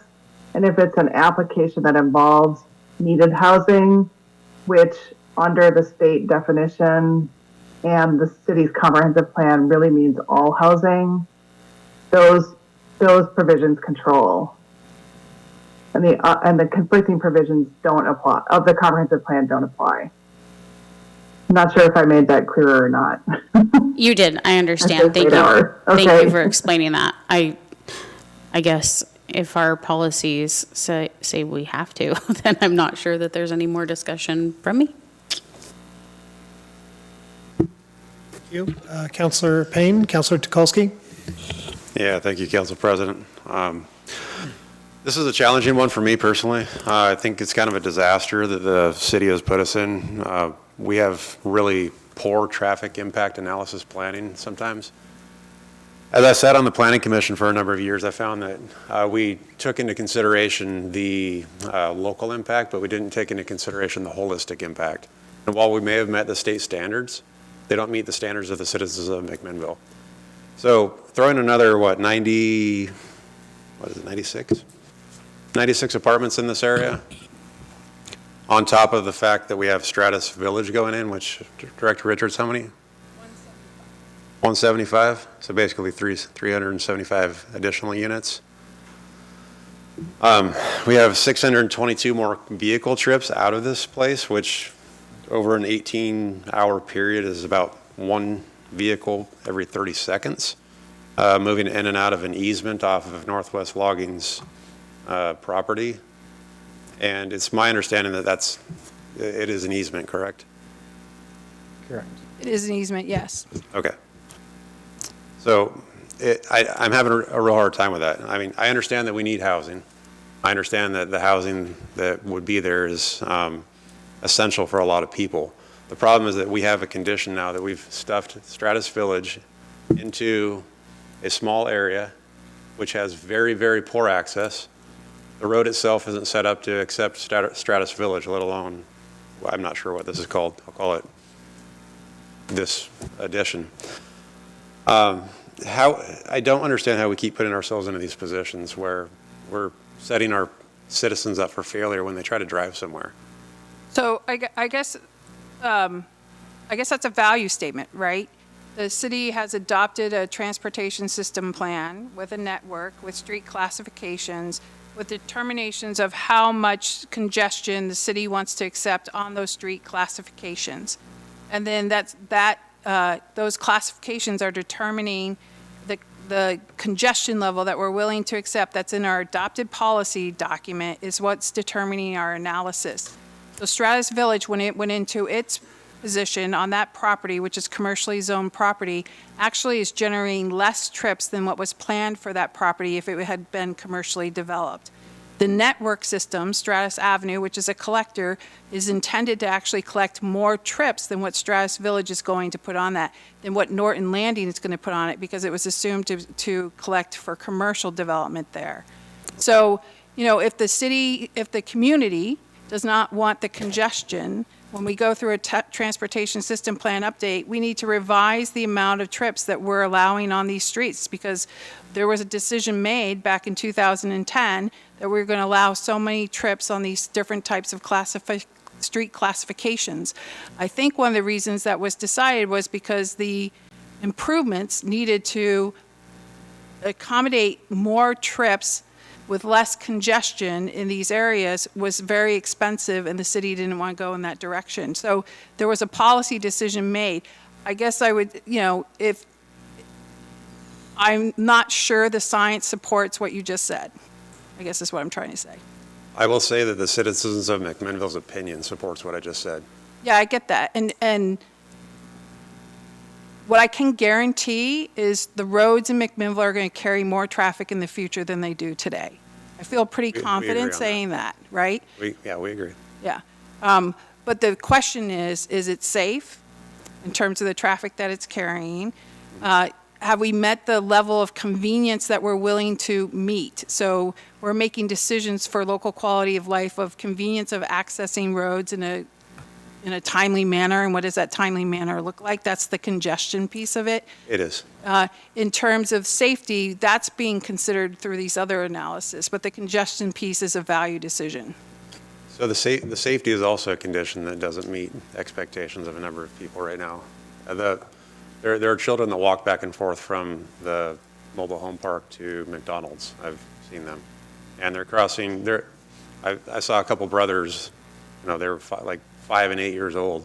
I stopped and asked them if they were okay. What are you doing? Because it looks like you're playing in the highway.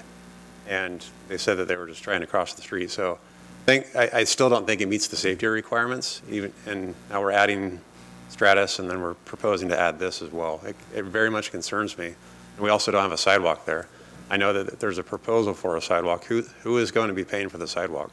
So the applicant, the only place that will not have a sidewalk if this development moves forward will be the portion of land in front of the manufactured home park. All the rest of the street that's within the city limits. Now, remember, Stratus Avenue goes beyond the city limits.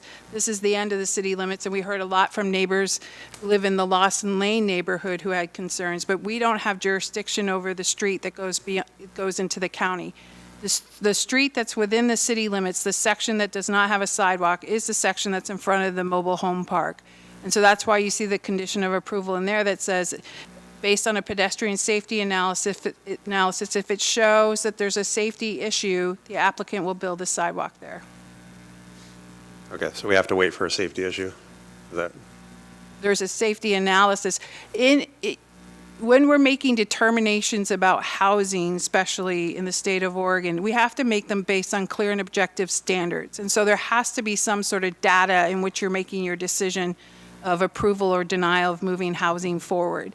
So there needs to be an analysis to support why we're asking projects to do what they're doing.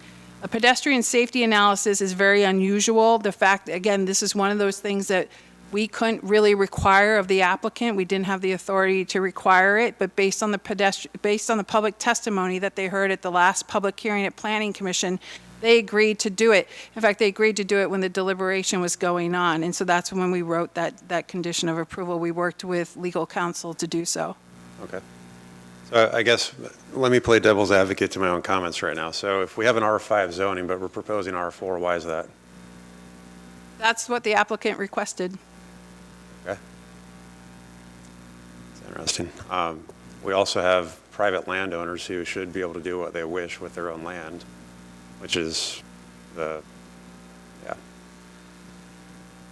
I just know that people aren't satisfied with the northwest section of town. I know that people are not satisfied with the look of the area, the congestion of the area. So I guess these are my opinions. You don't want my opinions, you want questions. So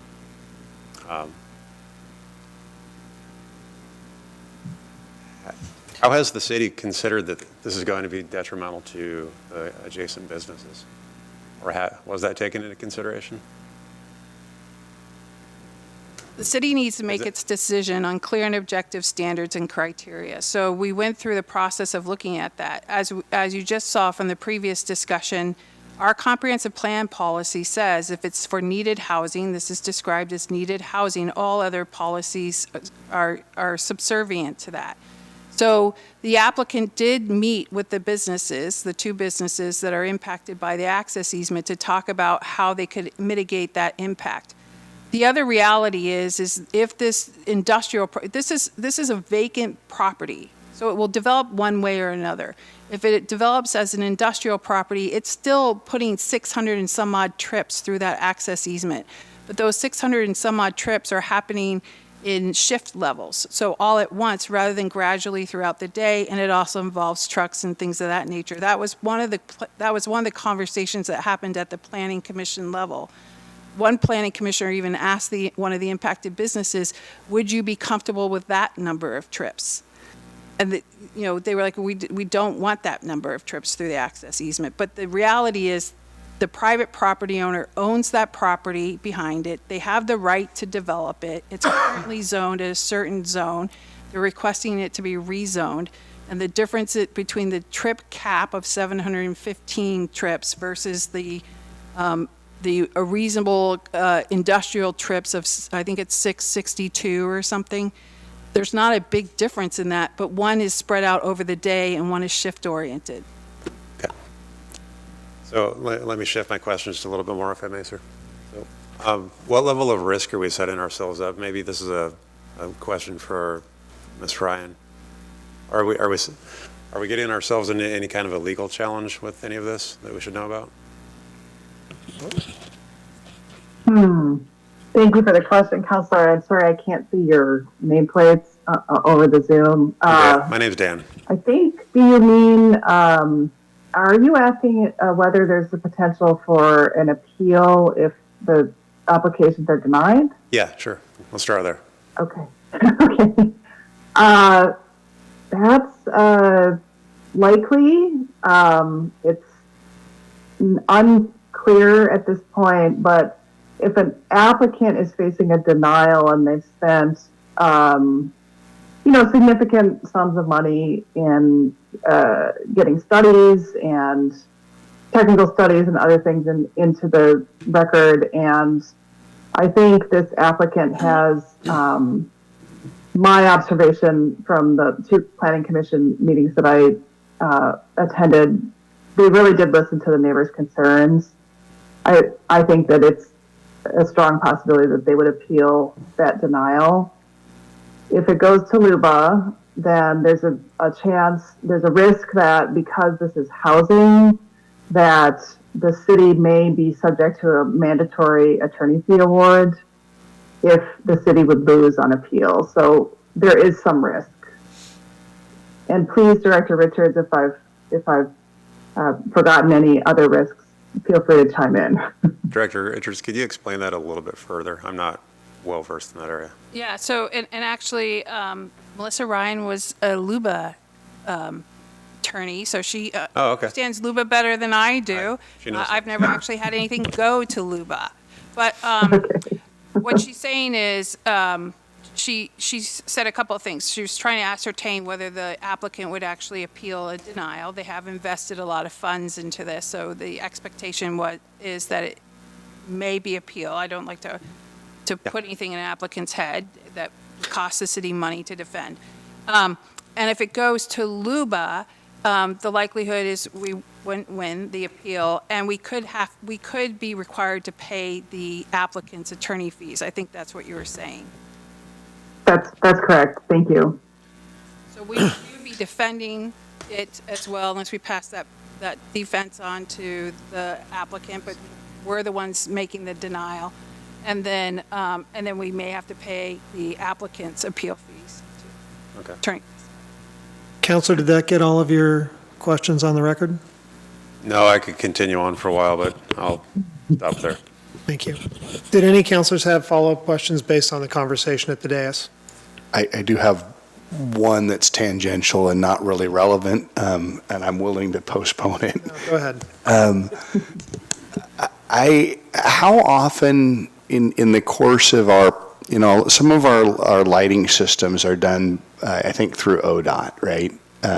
Control, the traffic control of our lighting systems. How often are those things reevaluated? Are you referencing street lights? Yes. Like the stop lights? Yeah, the ones that go red, green, yellow. I'm going to defer that to the Public Works Director. Yeah, we have an agreement with ODOT to do all of them, and we actually are meeting with them in like a week, myself and our operations superintendent. I don't know. Great. I'm going to have a conversation with you as soon as this meeting is done. Okay. Director Richards, I just had one question for you, just apropos of the conversation that's happened on the dais with respect to traffic, because the traffic seems to come up in all of these subdivision hearings and all these housing hearings. And I do understand that there are people in different parts of the community that are frustrated about their ability to get out onto the connector streets and so on. But from your perspective, is there anything unusual about the traffic levels that we've established, or have we set kind of a high level of traffic for the city in terms of the, have we set a high level of congestion in our policies, or is it fairly normative for cities? I would have to go back and look at the data. This came up during the Oak Ridge Meadows subdivision, if you recall, and that was probably my first interaction with it on such a emotional level from the community. So we did go and look at the data as to what other cities had adopted for their congestion levels. I don't recall where we sit in that grand scheme of things. I do recall that Mike Bissett, the previous community development director, public works director, did share with me that at one point in time there was a decision made to accept more traffic on our local streets than what we had originally planned for because of the cost of the transportation improvements that were coming out through the mitigation efforts. So I'm happy to, maybe what we should do is plan, not that I want to do another work session, but maybe we did bring in a traffic, we brought in Kittleson Associates one year to work with our planning commission. I think this was pre-COVID, to work with our planning commission on traffic planning, what it means and sort of what our current policies do and what it looks like relative to other policies. We may look at doing a work session like that, again, with planning commission and city council, especially since we're going to get out the RFQ to update the TSP here very shortly. So as a community, we're going to be having this discussion. It'd be good to understand what that means. Thank you, Director. Just an editorial comment. When I travel to other cities, I'm always glad to come back here because I feel like we have less traffic than the other places that I go to. But that's not to criticize the concern. Does any counselor have any other questions for staff? Counselor Payne. Sorry, we're never going to get out of here. Okay, so I'm looking at the definition of needed housing, and I'm struggling to understand how we make a decision that this meets the needed housing requirement when there's no plan. So attachment 6 is a legal memo that Bateman Seidel put together because some planning commissioners had similar questions to walk them through the definition of needed housing and how it applies here in the city of McMinnville. If you'd like, I'm sure Melissa could go through that on a high level for you. No, I just need to find it in this 500-page packet. Let me try to help. What was that? 472. 472 pages. Forgive me. Sorry. What was the exhibit number you referenced? 6. Yeah, it's not coming up for me. It's like 448 is where it starts in the packet.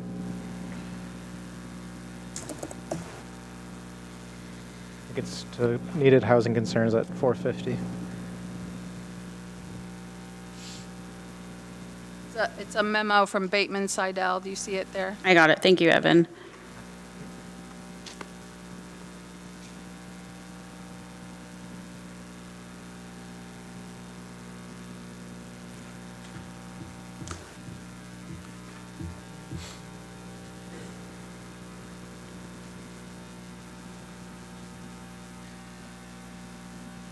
I can jump in here just if you would like me to. I can't tell what's going on, but the basic premise is that because this is a comprehensive plan amendment to a residential zone, that is the tie to it being a proposal for needed housing, even though you're right that there's no housing proposed with this application.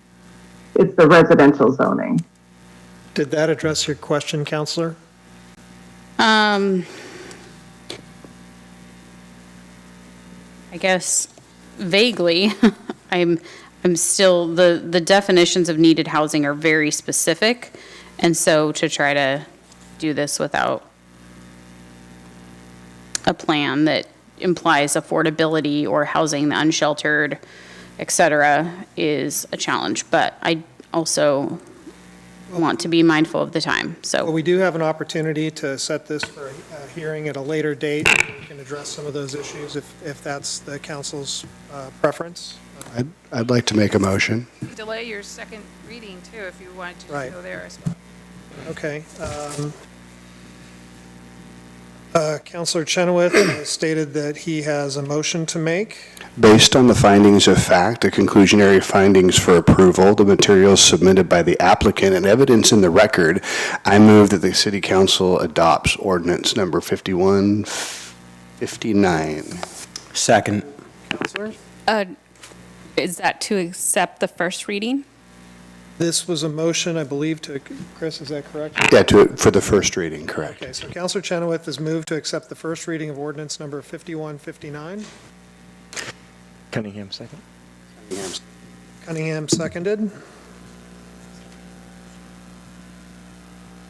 Is there further discussion? Seeing no further discussion, Claudia, can you poll the council? Counselor Cunningham? Aye. Counselor Tukolsky? Nay. Counselor Chenoweth? Aye. Counselor Payne? Nay. Counselor Geary? Aye. Council President Peralta? Aye. Ordinance number 5159 passes with dissent on a vote of 4-2 on its first reading and will be brought back for a second reading on May 13th, 2025 City Council meeting.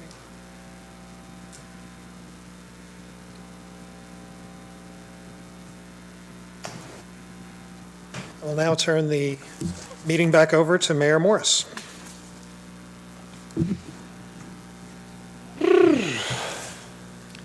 And I'd like to thank the members of the audience for hanging with us for the full 5 hours at this point. Thank you very much. Okay, so City Manager Towery, we have two more things on this docket, and it is 1026. Can we push those to May 13th? I think we can do that.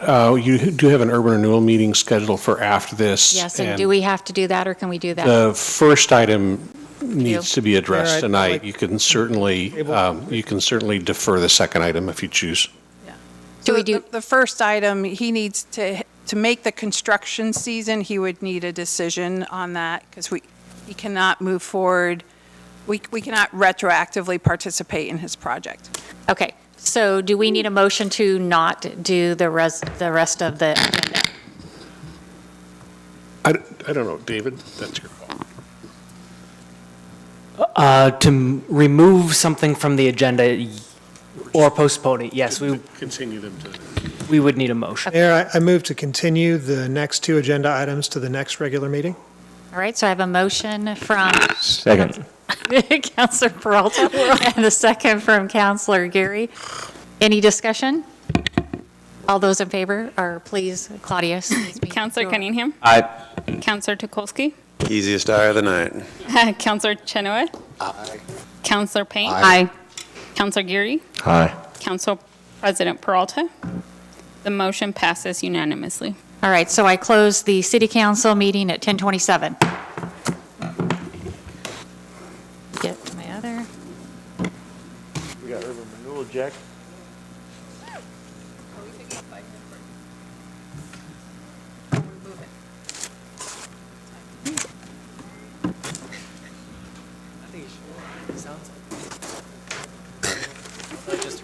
Okay.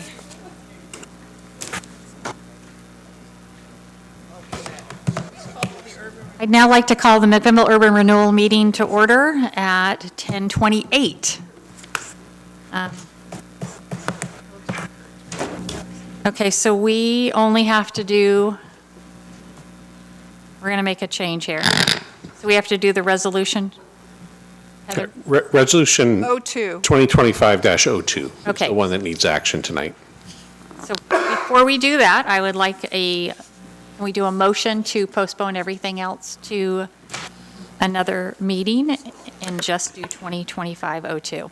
So moved. To be clear, does that include the consent agenda? Yes, we're moving that too. Are we good with that? And who so I second. moved? I so Counselor Chenoweth so moved. Do I have a second? Second. Second from Counselor Tukolsky. Any discussion? Claudia? Counselor Cunningham? Aye. Counselor Tukolsky? Aye. Counselor Chenoweth? second easiest eye. Counselor Payne? Aye. Counselor Geary? Aye.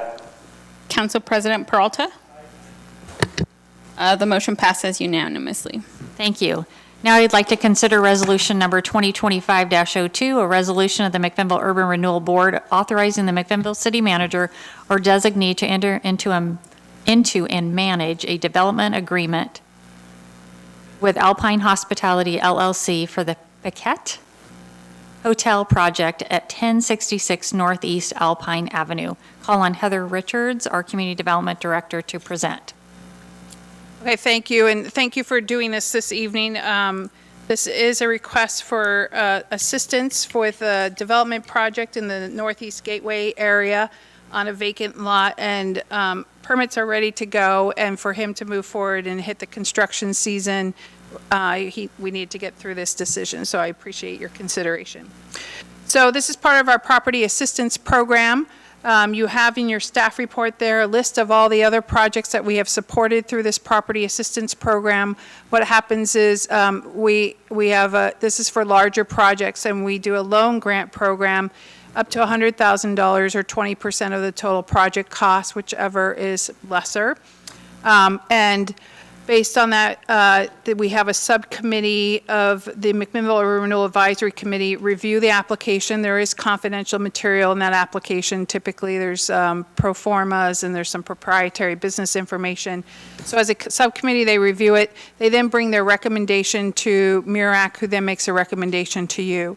The subcommittee makes their decisions as to what the package recommendation that they're looking at, which could be a grant, it could be a loan, it could be a combination of both, the terms for the loan, all of that based on what the project brings in terms of the, to the district in terms of meeting the objectives of the plan. And what the project needs are. So this is the first one we've received in a little bit. The subcommittee looked at this project and then looked at the other projects and how we've participated with them. And they're bringing to you a recommendation that went to MURAC and was voted on to come to you, similar to what the Urban Renewal Agency did with the Atticus Hotel, because this is a similar project in terms of impact based on their consideration. So to describe to you what the project actually is, it's building a 17-room boutique hotel at 1066 Northeast Alpine Avenue. That is a vacant lot. It's the lot that used to be owned by the Stassens. And then it will be combined with the lot that's just south of it as well. It's owned by Alpine Hospitality LLC. It's a $5.5 million investment in new construction and tax space in the urban renewal area. The hard dollars into the construction piece of it is $5.3 million. The request is for $100,000, which represents 1.8% of the total hard construction costs and 1.6% of the total project costs. So we're looking for leverage in terms of the public funds that are going into this versus the private funds. To qualify, the project needs to be located within the urban renewal district. It needs to be new construction or substantial rehabilitation that increases the assessed values in the district, so puts tax base on the rolls and creates jobs. It needs to comply with federal, state, and local codes. They already have gone through their land use processes and their building permit processes, so those are all approved. It needs to leverage at least $4 to every dollar of urban renewal investment. This leverages 99 private dollars to every dollar of urban renewal investment. And it needs to address 2 or more of the urban renewal goals. It actually addresses 3 of the goals in terms of economics, unique district identity. It is meeting the design standards of that area, and then development on vacant property. The recommendation to you is similar to the package we put together for the Atticus Hotel. So it's a 5-year forgivable loan, which is $100,000. We write the loan in such a way that it's $100,000 plus interest. We do that because we want to make sure the project is actually built and performs. That's why we're investing in it. So it's forgiven proportionately over 5 years based upon performance metrics. So every year, $20,000 is taken off of this forgivable loan. And we write into the development agreement that it needs to have permits by such a date, it needs to be constructed by such a date, and operate by such a date.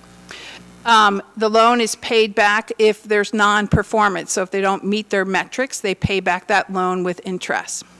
So this is all recorded on the property. We do take a personal guarantee for the loan at the time of signing, and we ask for the whole loan to be paid back in full if the property is sold within 5 years. So if it's developed and sold, it all gets paid back to the city with the interest. The way we can do this for the city is, it is a disbursement of money into the project, and because we're looking at cash flow with the agency and with the other Northwest Rubber Site project underway, we're recommending doing something similar that we did with the Atticus Hotel, where the agency enters into an agreement with the city for a 5-year payment plan for the development fees associated with this project. So that's SDC fees plus building permit fees and otherwise, which equates to $100,000. The first payment would be due prior to occupancy, which is estimated to happen in the fiscal year 25-26 budget. I worked with, and so what that means is the transportation and wastewater SDCs, which is what would be collected on this project, they would get the funds that they would normally get from the building permit distribution at the over 5 years. So we wanted to make sure those funds could accommodate that sort of distribution over 5 years. We worked with Public Works. It's a $20,000 impact per year into the fund. Those funds are in the $1 million level, so we don't think that that's significant impact. And then I worked with the finance director for cash flow in terms of the agency and whether it could afford it. We put in assumptions that we're moving forward with potentially an Alpine Avenue street improvement project within that 5-year time frame, and what would that bonded debt look like. We tried to bring in other assumptions, and we felt comfortable that the agency had the cash flow as well, so the finance director signed off on that too. So that's the proposal in front of you. The resolution authorizes the city manager to sign the paperwork with the applicant, which is comprised of a development agreement, promissory note, trust deed, personal guarantee, and then an agreement between the city and the agency for the 5-year payment program. Perfect. You did that very well.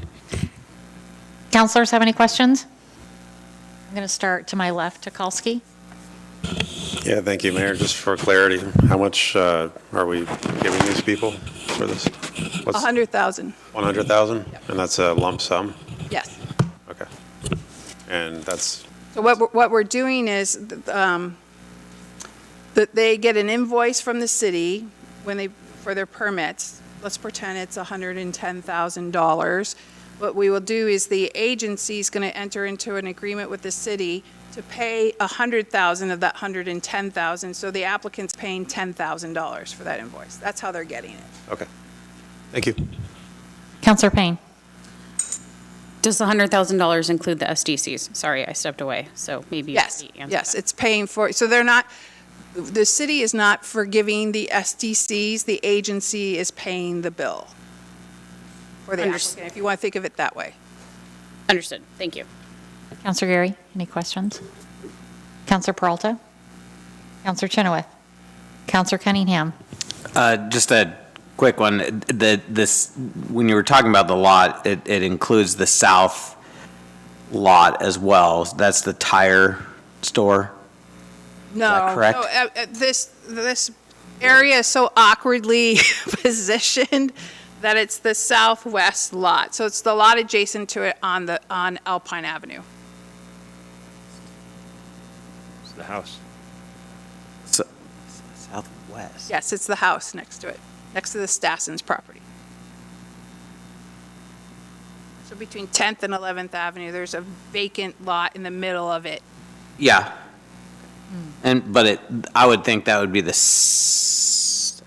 oh, it's the southwest. Yeah, the corner. Okay. Weird 'cause Okay, but that's still on Lafayette Avenue, correct? Oh, it's on Alpine Avenue.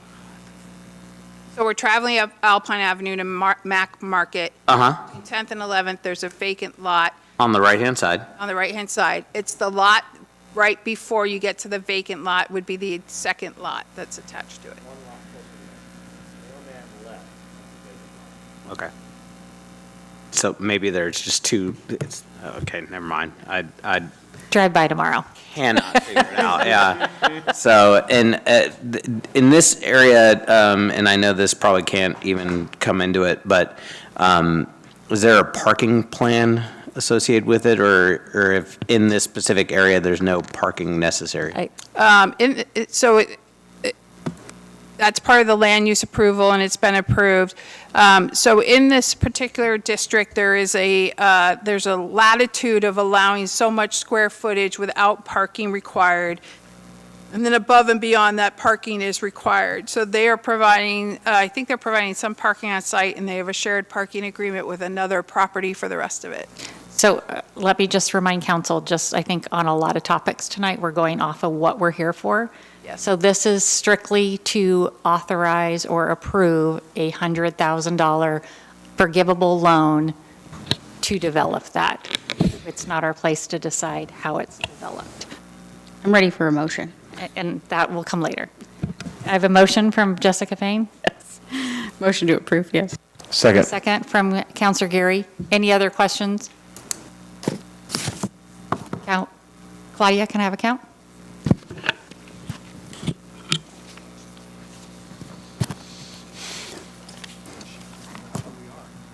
Counselor Cunningham. Aye. Counselor Tukolsky. Aye. Counselor Chenoweth. Aye. Counselor Payne. Aye. Counselor Geary. Aye. Council President Peralta. Yes. Urban Renewal Resolution Number 2025-02 passes unanimously by a vote of 6-0. I'd like to close the Urban Renewal Agency meeting at 10:40. Mayor, if we can we identify the date that will bring 2025-03 back to you so we can communicate that? May 13th. Okay, excellent. We just added like 4 things to it. We just added like 4 things to it. It actually Other was stuff. fairly light going into tonight. But it's less light